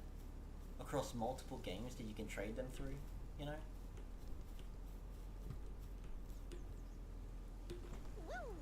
They're aimed at a much younger audience, you know? I don't know anyone, like, definitely don't think so anyway, but I don't know anyone who's gonna look at Power Word and think, oh, yep, this is a replacement for Pokemon. I don't need to play another Pokemon game for the rest of my life. YouTube, MG, fuck it. They need to just put Mario and Mohammed in this game. Over. Mario doing, Mohammed?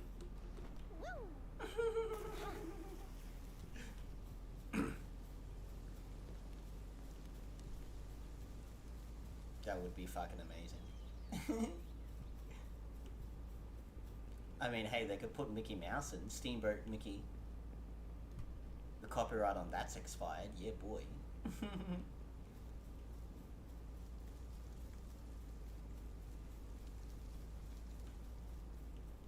This Fanglo thing better be down here.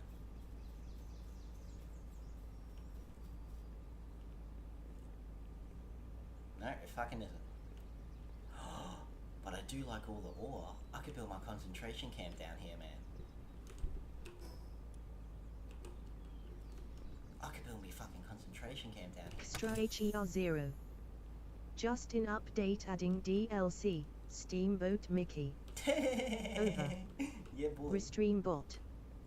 YouTube, MG, oh shit that's right, Mickey would be great. Over.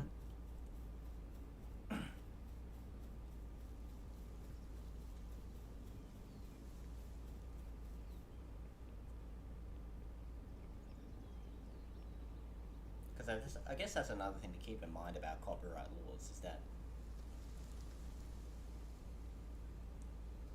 you can't cut into another person's market, you know. And I don't know if Pokemon and Power World really have the same market.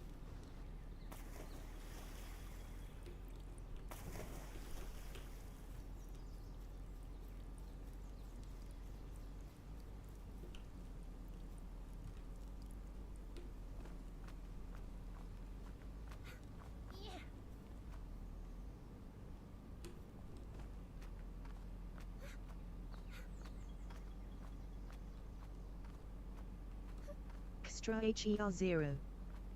They don't. People that haven't played Pokemon ever are playing Pool World. Over. I mean, like, I don't really play Pokemon nowadays. Like, I play the 2D stuff. Like, I got Black and White and Diamond and Pearl on me fucking phone as emulators. Because I never got a DS when I was a kid. But like, for Arceus and whatever the new Pokemons are that are like third person, I'm never gonna play those. They just don't appeal to me because when I look at them, I'm just like, I want Power World. You know, I want something that's more active, more hands-on. You know, I want more freedom of gameplay. You know.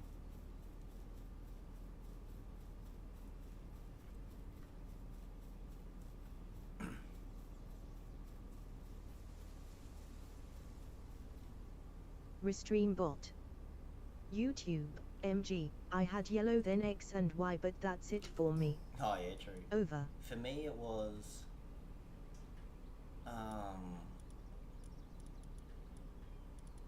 first was red. No, first was yeah, it was red and blue. Red and blue were the first ones. So I had red, and then I got sapphire, then I got emerald, then I got leaf green. There was another one in the middle. Crystal, was it? I think it was Crystal. That was like second generation. I had Crystal. And then I think that was it for me. I got up to like the Game Boy Advance. But I didn't get a DS, so I couldn't get Diamond and Pearl and Black and White.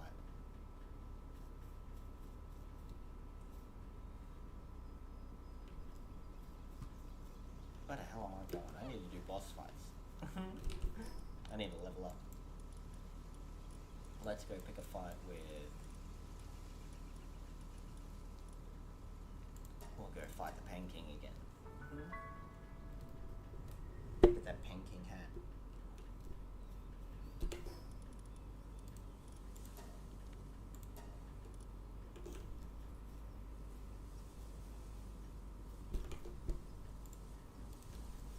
That's so true. Join group project. I deleted by mistake by listening to your stream. That's how long it's going to be a long night. Have fun, man. And, you know, you can always check save state on your PC. There's a few other things you can maybe do too. It's a huge problem if a person can generate art based off of somebody else's work and then sell it for their own profit. Well, whenever you use the word based off of, I think that that is a large spectrum, and inside of that spectrum, I think that there is an acceptable level. You say based off of, what do you mean? And again, it's also which market you're selling to, you know? If you base, you know, like a character design off a kid's character, but then you sell that character design to like an adult audience, like you put them into porn, that's not copyright infringement. They're two different audiences, unless you're blatantly stealing the character design. But if it's a shitty knockoff and you're selling it to a different audience, that's not copyright infringement, because you're not cutting into the same market.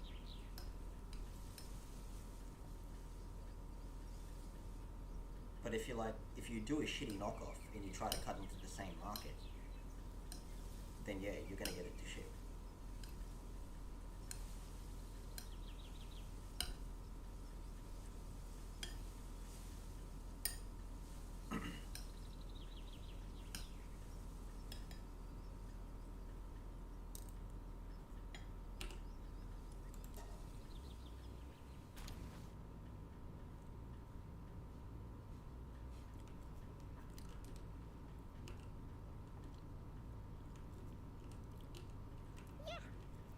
Oh shit, what up?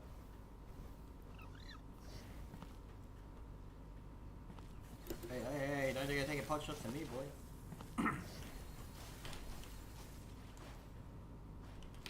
They're kicking his ass. Oh shit.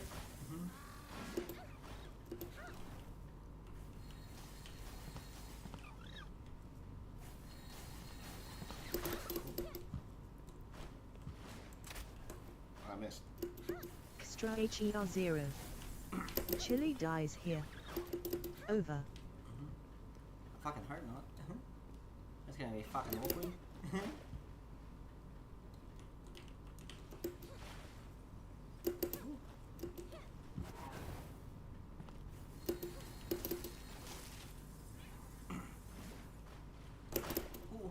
Ooh. Come on, Tumblr. Stand up for social justice or whatever the fuck it is you do.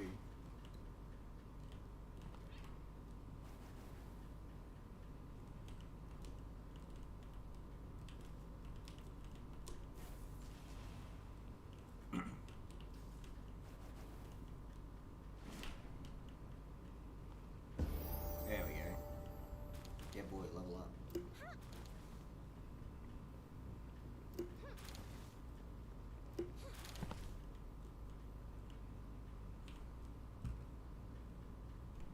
Nearly fucking died. Like a bloody idiot. Extra HER0. Oh. Over.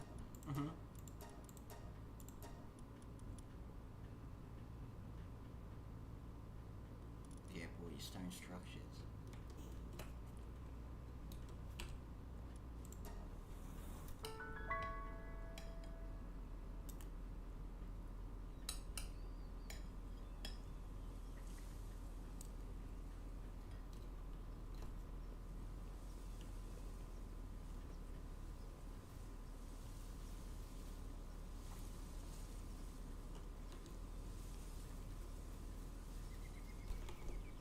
You mean by based off of?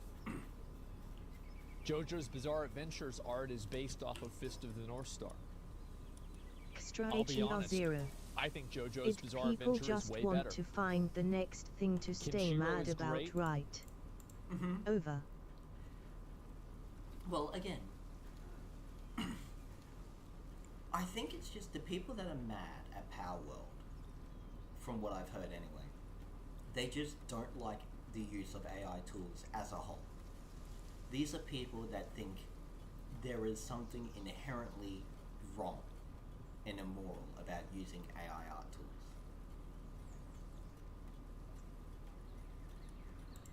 And like, I just don't think like that, and I don't think the majority of people think like that either.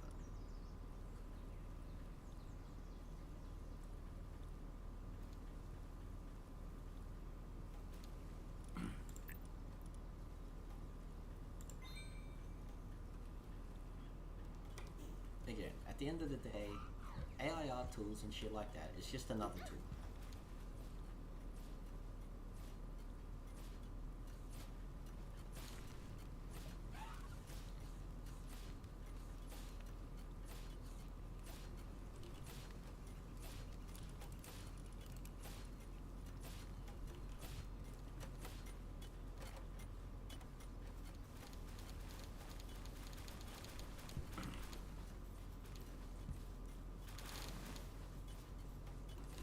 And like, who knows? Maybe they're using it immorally, but at the end of the day, as Asmongold did say, and he is right, at the end of the day, people don't really care. They just want a good product. Valord coward. What I miss. Over. Oh, not much, just did some boss fighting. Extra HER0. No one's looking at AI art and commending them for their hard work. Yeah. They already getting fucked by Unity. Over. I mean, like,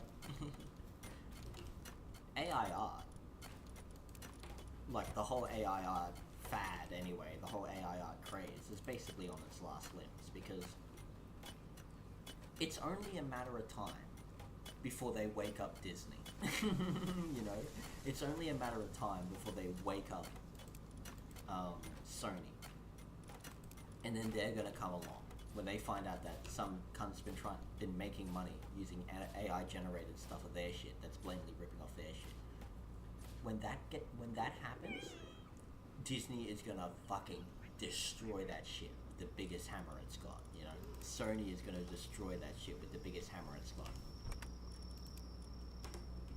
It's only a matter of time, because all these AI art bros can't help themselves.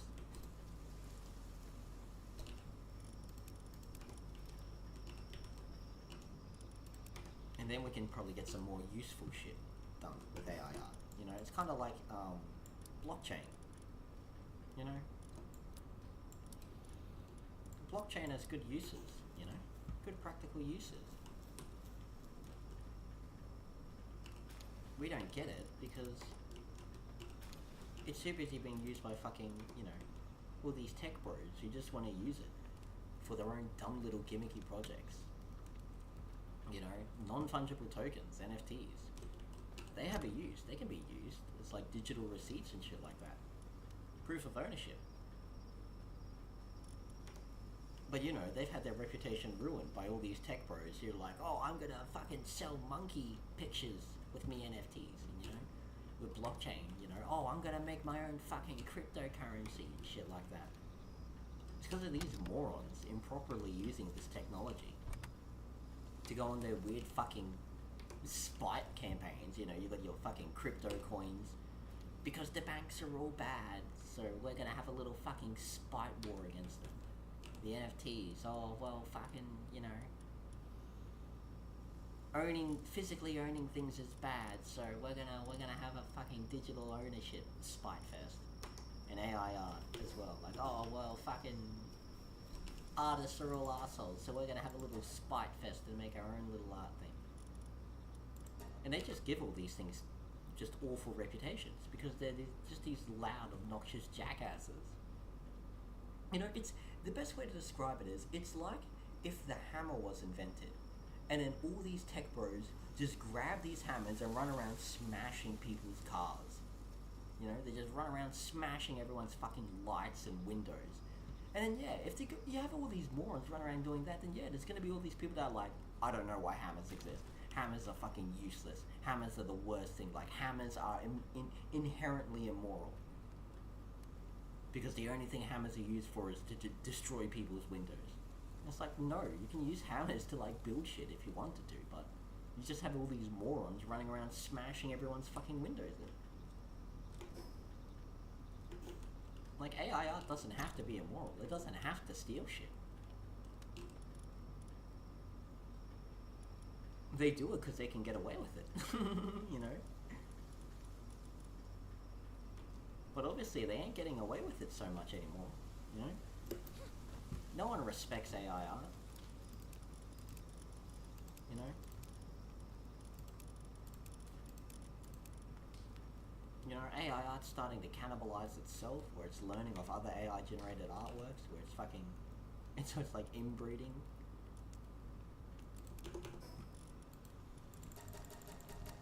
Valord Coward. I think tools inherently can't have morality put to it. Yeah, you're absolutely right. Because Valord Coward. And art is just a tool. Yeah, and you're absolutely right. Because at the end of the day, it's just a tool. You know? Whether it's moral or immoral is not the choice of the tool. It's the choice of the person that's using the tools. You know? You can use a hammer to build a house, or you can use it to bash a gun's brains in. You can use a gun to go hunting, or you can use it to shoot up a high school. You can use AI art to, you know, speed some of the art process, some of the tedious parts of the art process. Or you can use it to steal other people's work. Valord Coward. Because then we get absolute dumb fucks who hate guns. Over. Yeah, obviously, like, guns in America have their terrible reputation, because you have all these guns going around shooting up high schools and shit. If people weren't doing that, no one would have a problem with guns, because, like, there's high levels of gun ownership in, like, fucking Europe, like Scandinavia, like, a lot of those countries have really high levels of gun ownership. I'm pretty sure Germany has a high level of gun ownership, but they don't have cunts running around shooting up high schools and shit like that. And so they don't have a problem with the guns, you know? Like, in my country, you know, Christianity. You know, we have a real bad history with Christianity because it's been linked to all these, like, fucking pedophile orphanages and shit like that, all these pedophile rape groups. And so no one likes Christianity in my country, you know, because at the end of the day, religion's the same. Religion's just a tool. And so Christianity's got this awful reputation where whenever someone says Christians, the first thing that comes to mind is pedophiles.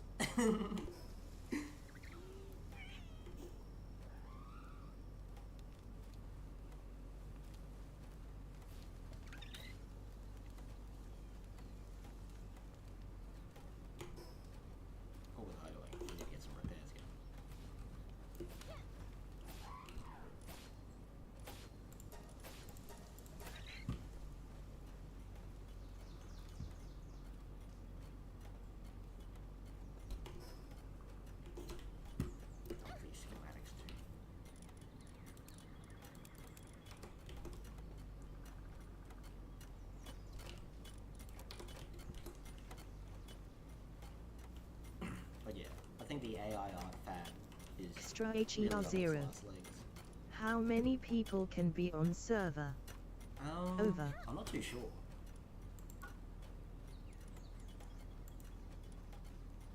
Apparently you can have 20 people in a guild. I don't know if that's the server size though. Maybe 32, I assume 32. Maybe 64? I have no idea. Hang on. I may as well Google it.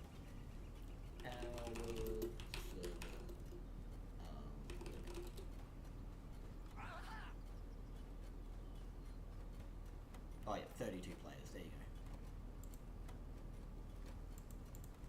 go. But I Jonathan Joestar, Joseph Joestar, completely clear him, in my opinion, in terms of characters. Now, if it was a fight, Kenshiro would beat the fucking shit out of them, right?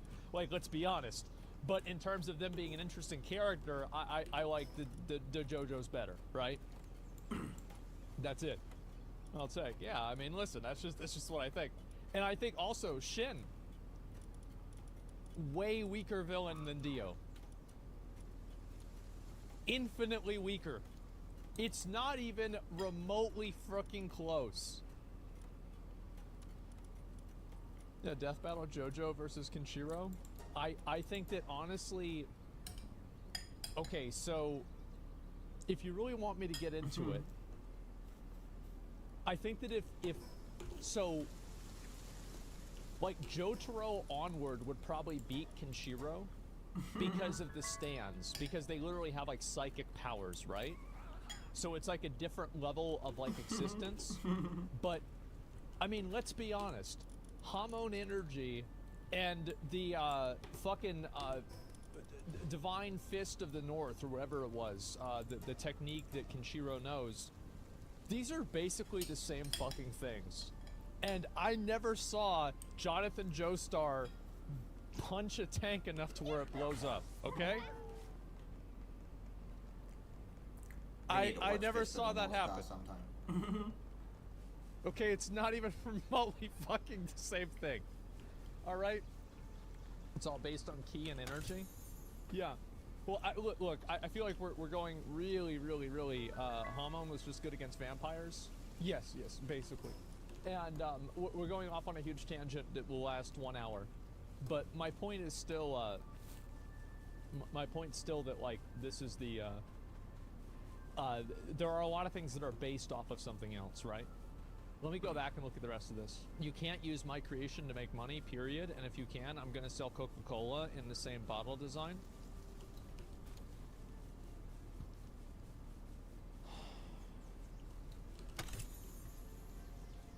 Alright, here we go. Here we go, we're gonna go ahead. It's a very great argument.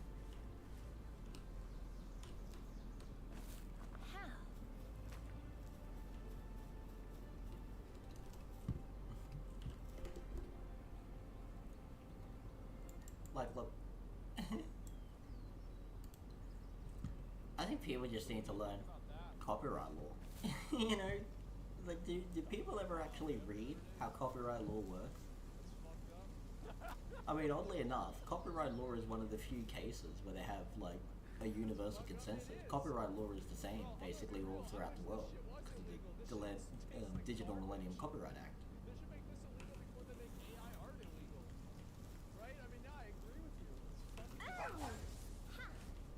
But, like...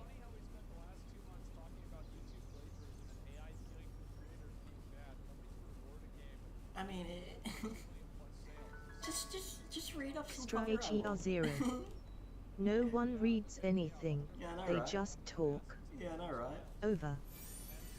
Because, like, I've had to learn how to do copyright, like, at least get a decent fundamental understanding of copyright law.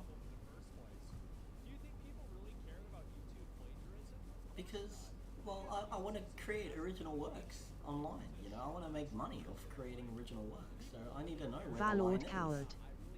No one likes to read anything. Yeah. Over. Again, I guess they have the AI tech pro mindset. They want all the accolades, but they don't want to put in any of the effort. They want to be hailed as these great copyright experts, but they don't even want to read the first page of copyright law, you know?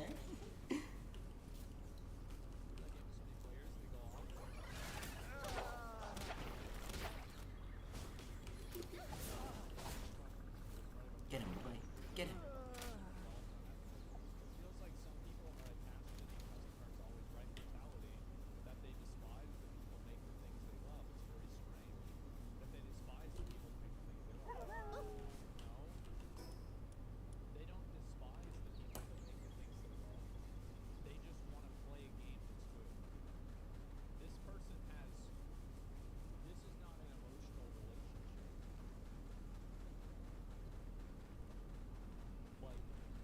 Valord coward. Plus anytime copyright laws come up, everyone turns into a retarded lefty and say shit like copyright shouldn't exist. Yeah, I know, right? Over. And that's because they don't make shit. Like, that is one that does get under my fucking skin. That they're like, oh, well, copyright law just protects these big companies or some shit like that, or, you know. And it's people that stay on YouTube too fucking long, listening to shitty essays. Because, yeah, obviously, my home base is Newgrounds, even though I'm most popular on YouTube. Newgrounds, I always consider Newgrounds my home, and that's because Newgrounds is just all about original content. Valord coward. Copyright is the only reason anyone can make anything. Yeah, because, like, bro, if there was no copyright law, everyone would just be stealing everything, you know? Copyright law is a nightmare for people who just hate original content and they don't want to do any kind of original content.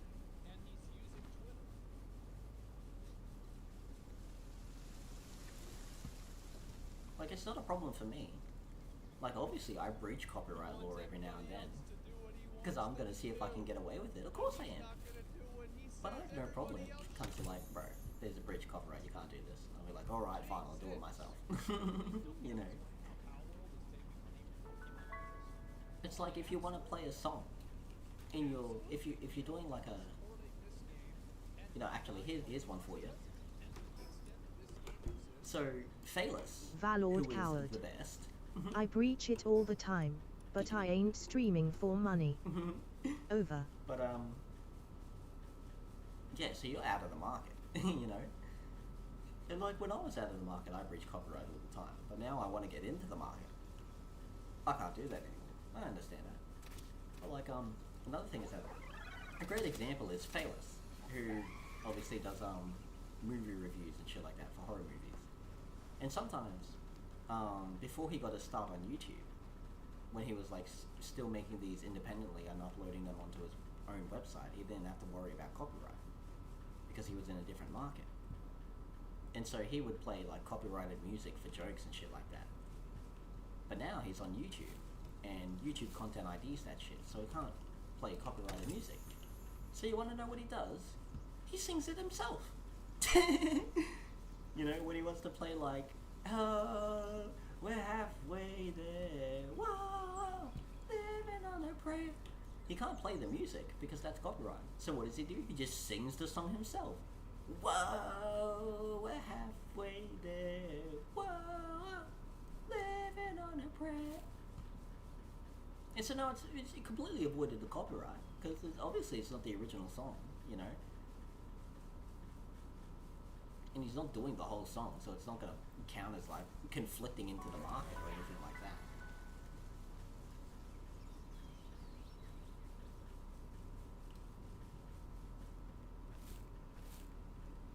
But yeah, it does annoy me that you got all these cunts that the same people that complain, they're like, oh, nothing's original anymore, you know, no one comes up with any original ideas. And then they're also like, oh, copyright needs to be abolished. Everyone should be able to steal everything. Bro, look at this. Look how many iron ores there are. This has to be where I start my concentration camp. This is a great spot for a concentration camp. Quote me on that. Put that on a fucking wall. Chile by 2024. This is a great place for a concentration camp.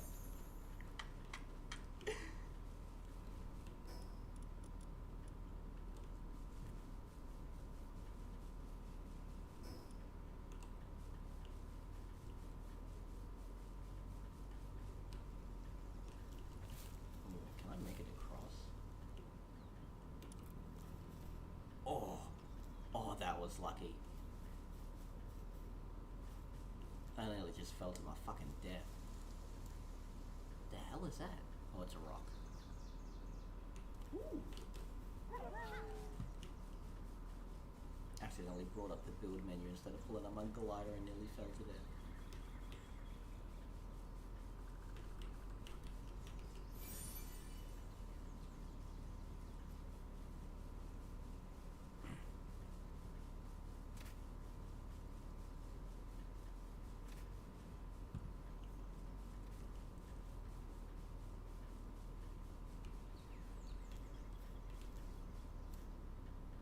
What is that boy over there? Come on. Come on. Come on. Come on. Oh, oh that was close. Black market here? Valord coward. Sorry, I'm back. Someone was at the door. Over. No worries. Look at this guy. Hey, buddy. You got a nice smile on you. I trade in any kind of power, whether it's stolen powers or even prohibited types. Take a look. Buy contraband? Those are pretty shit pals, mate. This is pretty cringe, bro. Can I sell him human beings?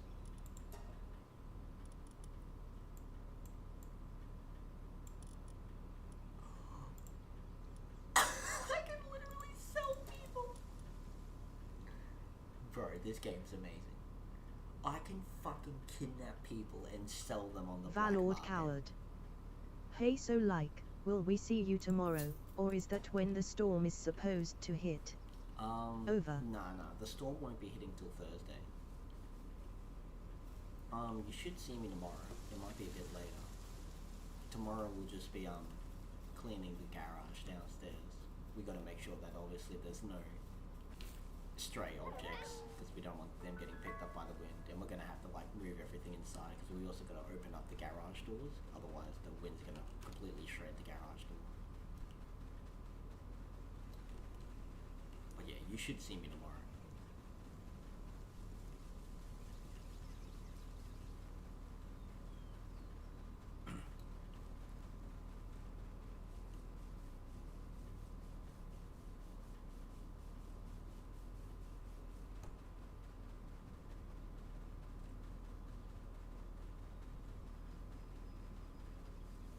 Extra HER0. Dude's smile looked insane. Over. Yeah, Valord coward. Alrighty then. Over.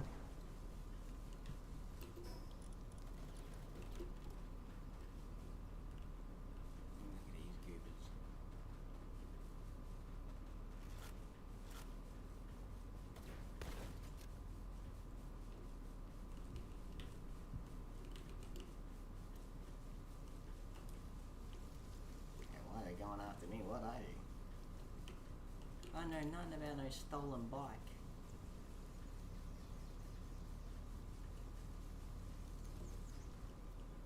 Oh look, there's a merchant over there. Valord coward.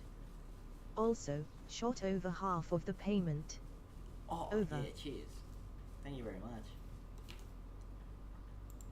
I got a lot of good things on sale. These aren't good things at all. God, I can't wait to get higher level. I can just start murdering everyone I want left, right, and center, man. I can't believe this game even had like a crude wanted system. You know, if you attack an innocent person, fucking cops and shit swarm around you. I can't believe it. You know, like.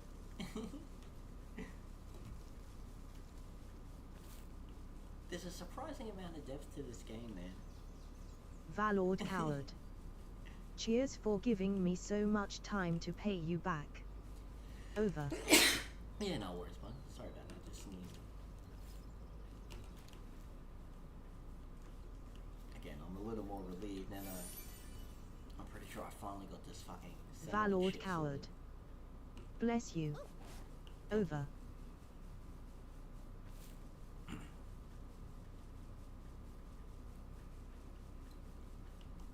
But like, I guess on the copyright thing, for me, like, I just love original content, you know? I love original content. I love just seeing people work at their craft. This is why I hate drama channels, man. You know? All those takedown channels and crap like that, because they're just so unoriginal, you know? It's just cunts regurgitating information from other shit. It's why I hate politifags, man. There's nothing original about that. It's just regurgitating shit other people have said. They're so uninteresting and boring and uncreative. And they're fucking everywhere, man. They're everywhere. Like a fucking plague.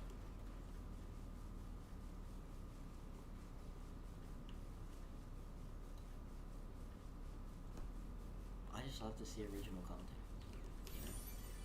I love to see people showing off their craft. Oh nice, we got another concentration camp spot. This is a pretty good concentration camp spot. It's got like a nice little, oh, it's got even a little pond, man. It's even got a little pond. This is a nice concentration camp spot.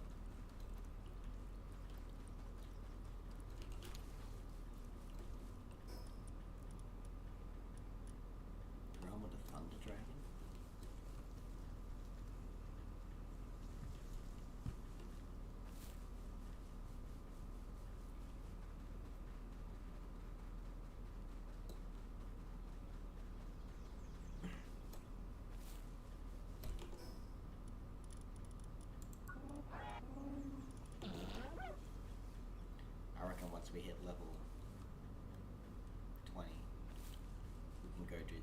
boss fight. Because the boss has 3,000 hit points, and I think by then we should have like 2,000 hit points per Pokemon. Valord Coward. Hey guys. It's your boy, Leaky Anus. Let's get right into it. Today we will be talking about this guy, not liking this guy. And that's no good. Every drama channel ever. Yeah, but... Over.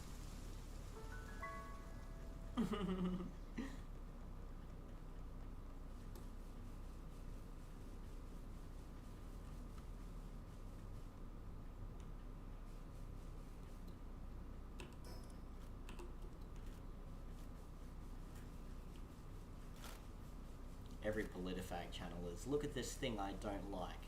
Isn't it bad? I don't want to do anything about it though. But isn't it bad? let's all just sit down and have a big fucking cry, eh?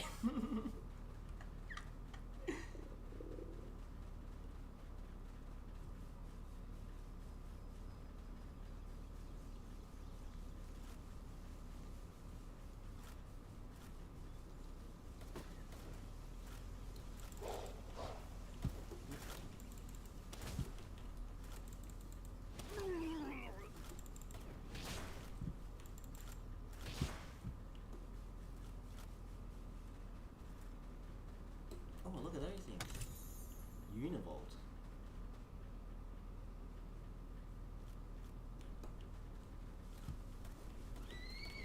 Yes, get wrecked. Get him, get him, get him.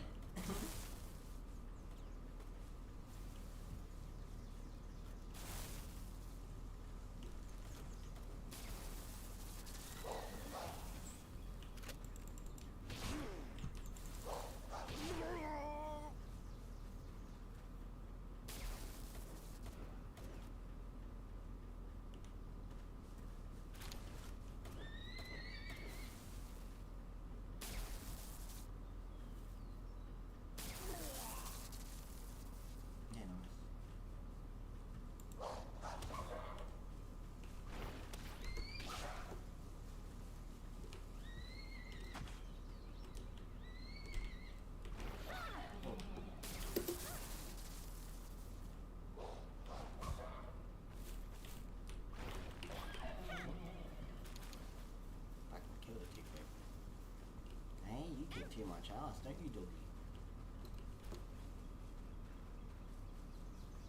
Ah, sucks.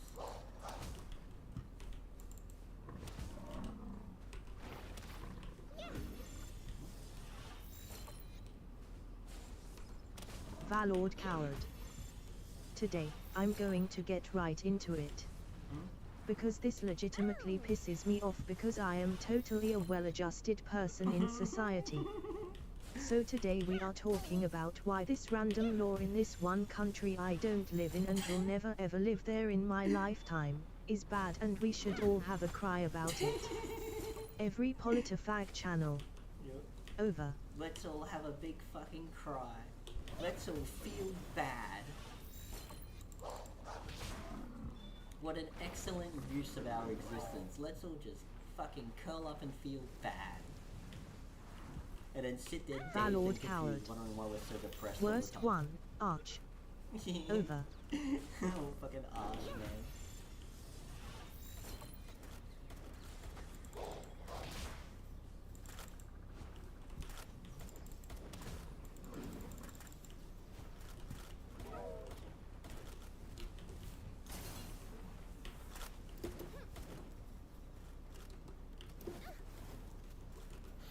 Valord Coward. Mostly because Warhammer is a Cook's game series. Over. And now you can get... Why have just Warhammer when you can have PolitiFag Warhammer? And you can get the Valord worst Coward. of both worlds. Only some offense intended chili. Over. Intend as much offense as you want. I don't play Warhammer anymore. That ship has well and truly sailed. I have no intention of playing Warhammer ever again. Hey, I don't mind reminiscing about the good old days, but like, that ship's well and truly sailed. Valord Coward. LOL, that's the joke. Over.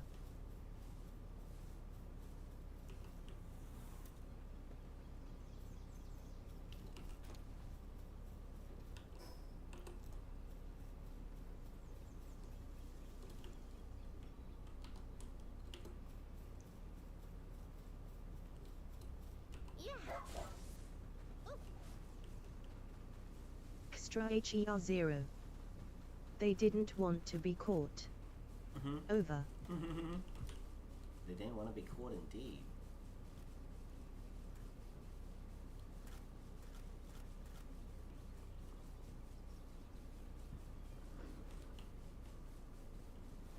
Hey, don't be a dickhead, assholes.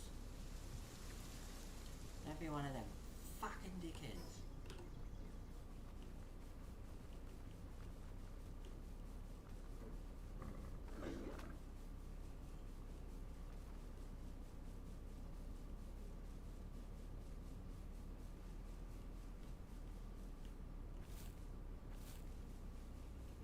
Valord coward. It's funny, hearing you talk about how the law is capital F fucked, then seeing people saying Warhammer is fucked, but yet will still cry about why they shouldn't allow waifu space marines. Yeah, but Over. Just give us the goddamn waifu marines, alright?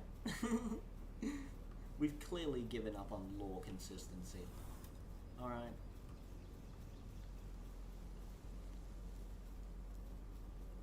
The introduction of the Primaris Marines just fucking snapped Valord coward. the law in half. It doesn't matter anymore. Yeah, but Over. just give us the goddamn waifu marines. Whoa, look at that. Look at that, let's go over there.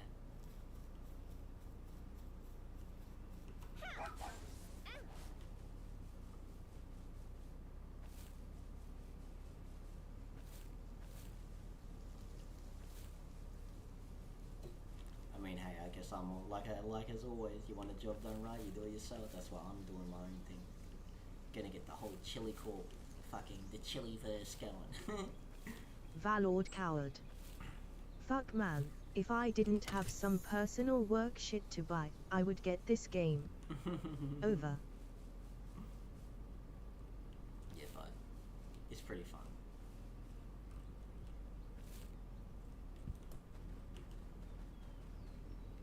But yeah, I'm gonna make my own fucking female space marines and female clones. Yeah, boy. Gonna combine the best of both worlds.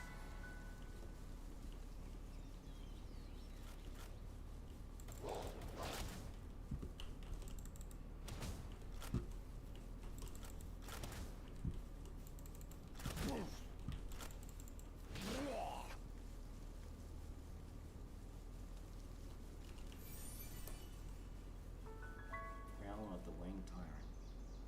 Only level 23? That's pretty low level. You might give it a go, eh?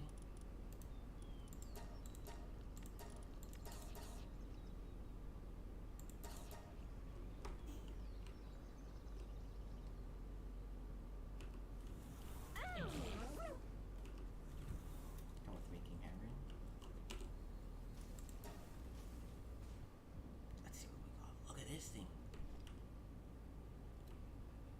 It's fucking Angel Charizard. Valord coward.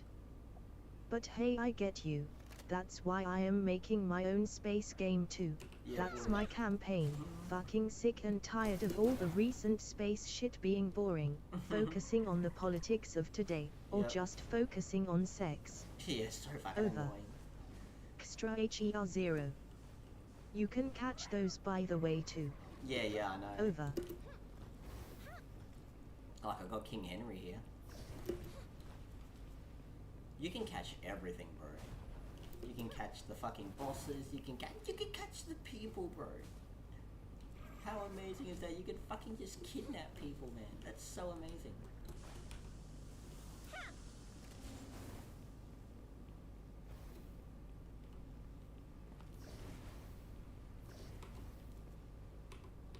I've got a ton of megaspheres too.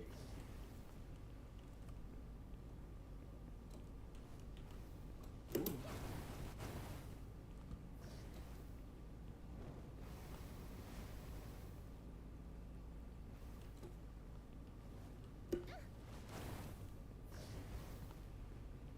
I don't have any ammo for me fire crossbow.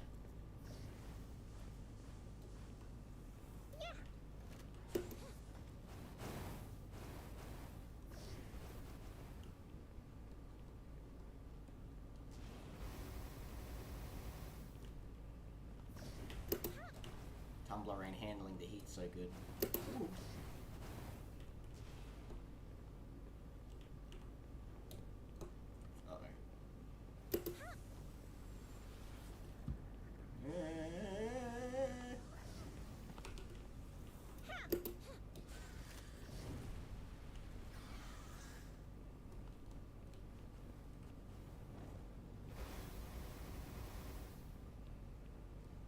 Fuck, this thing does some damage. Oh shit.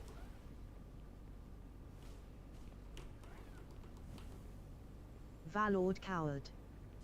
This reminds, when I used to play Pokemon Omega Ruby, I would shiny hunt, and all I would ever use is regular Pokeballs or Premier Balls, just because they looked cool.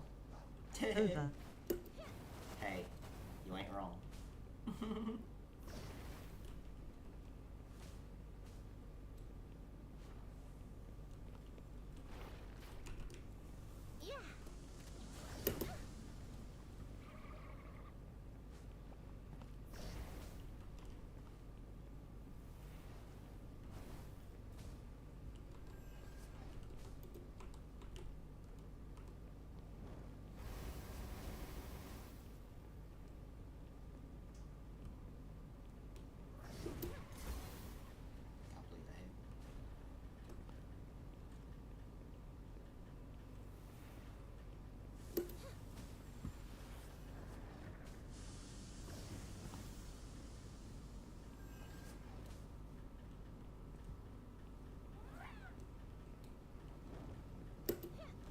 Oh shit.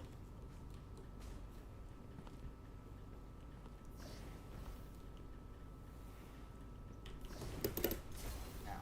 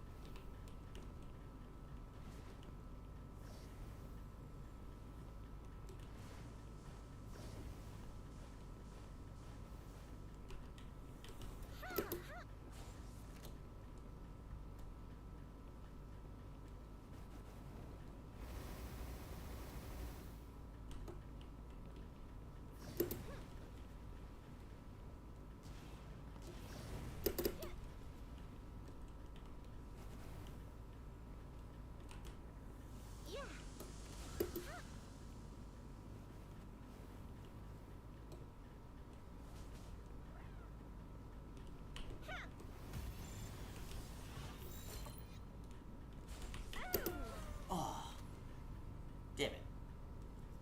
He burned to death. I'll have to come back for you another time.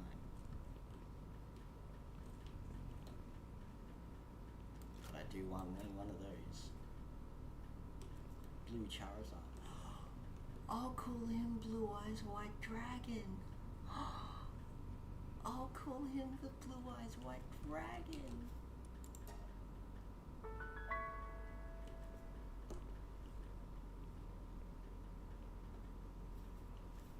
Valord Coward.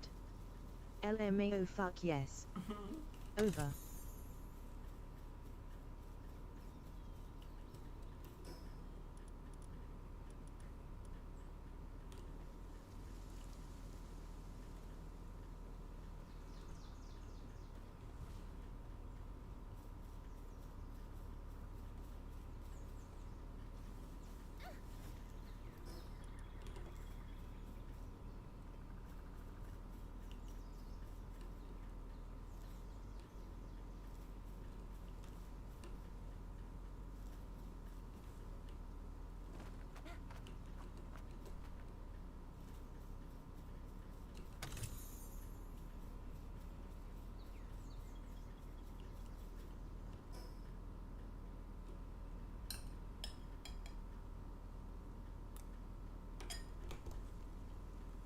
Oh fuck.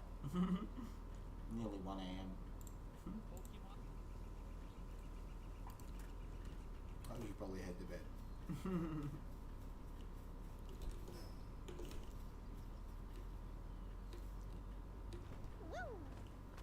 this game is so fun though. Yeah.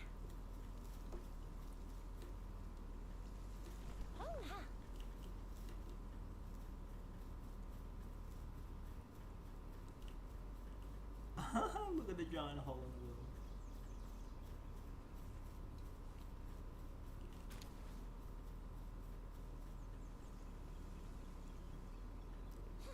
How long do I gotta wait? Another hour. That's alright, that's not too long.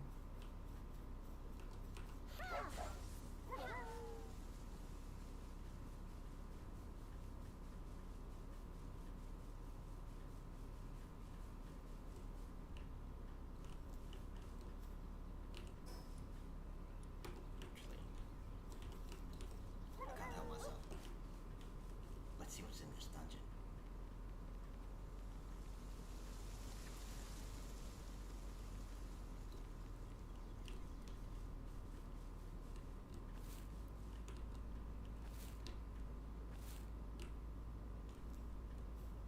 Level 19. Ooh. I'll take it.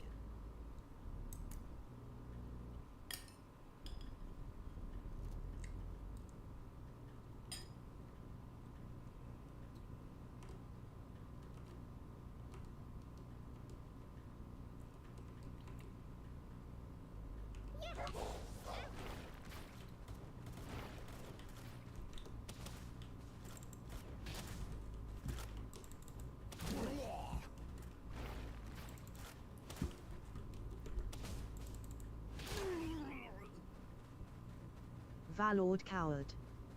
How much longer you staying up for? Over. Not much longer. I'll probably pack up after this dungeon.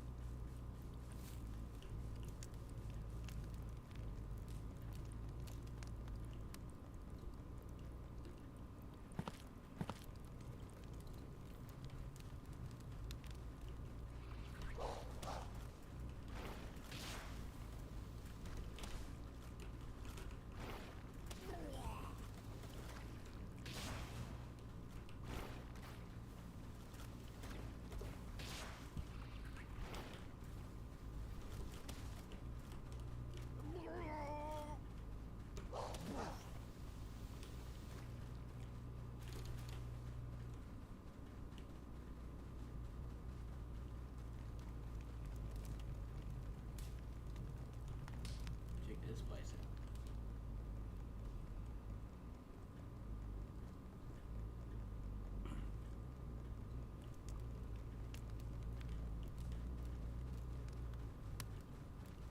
Oh, it's the fucking suicide bombers.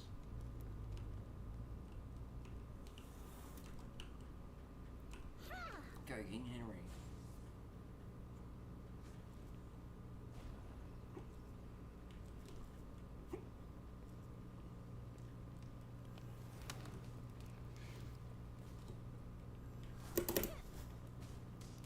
Not me.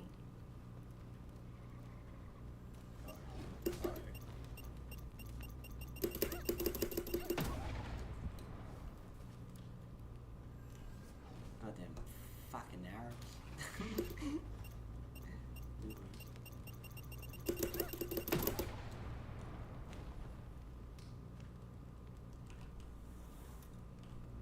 Oh, does that not count as me killing him? Is it suicide bomb? Fucking hell.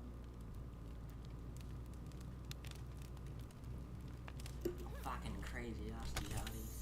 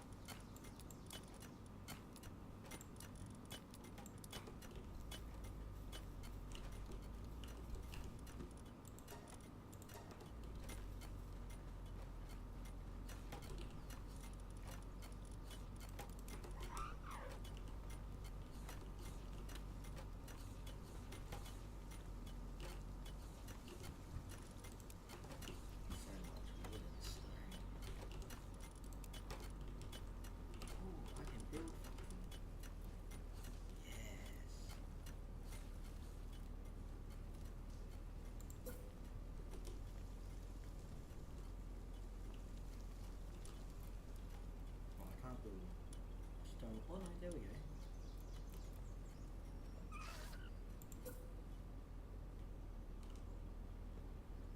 I'll have to build myself a castle. So I'm a lord over my powers, like a god.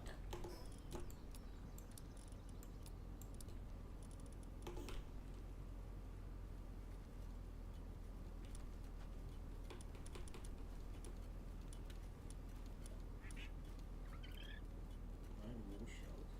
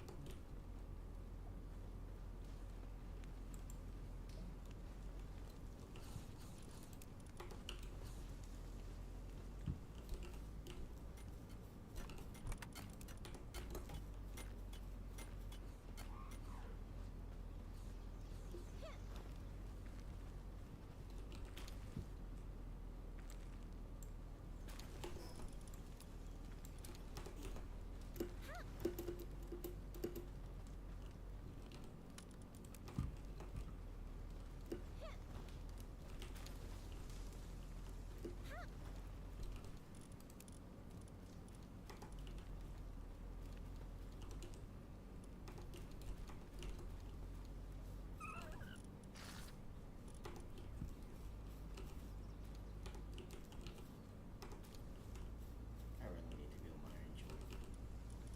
For my ship.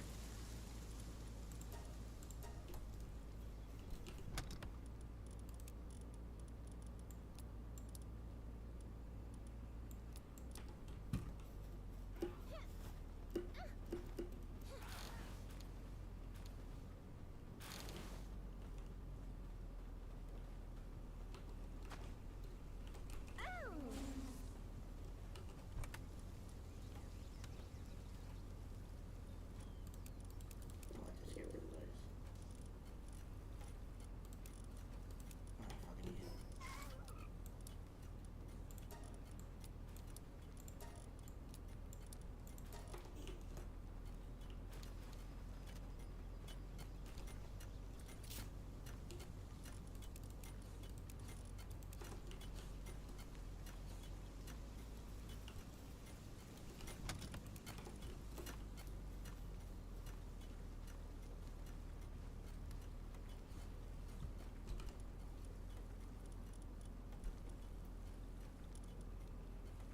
Okay, you feeling depressed? Are you still depressed, eh?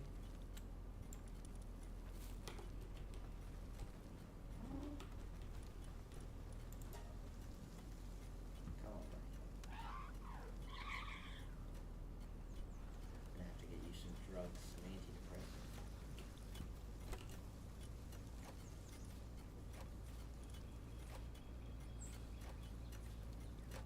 5 horns?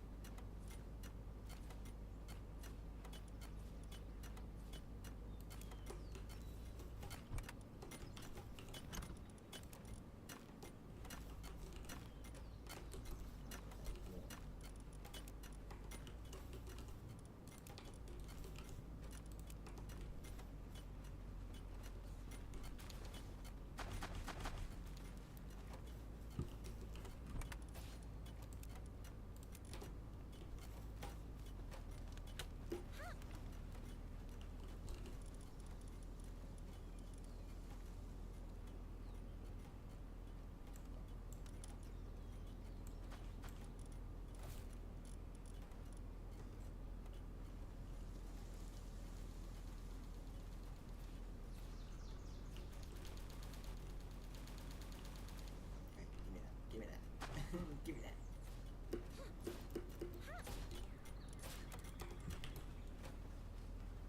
Alright. We'll pack it up here. My little pokey settlement.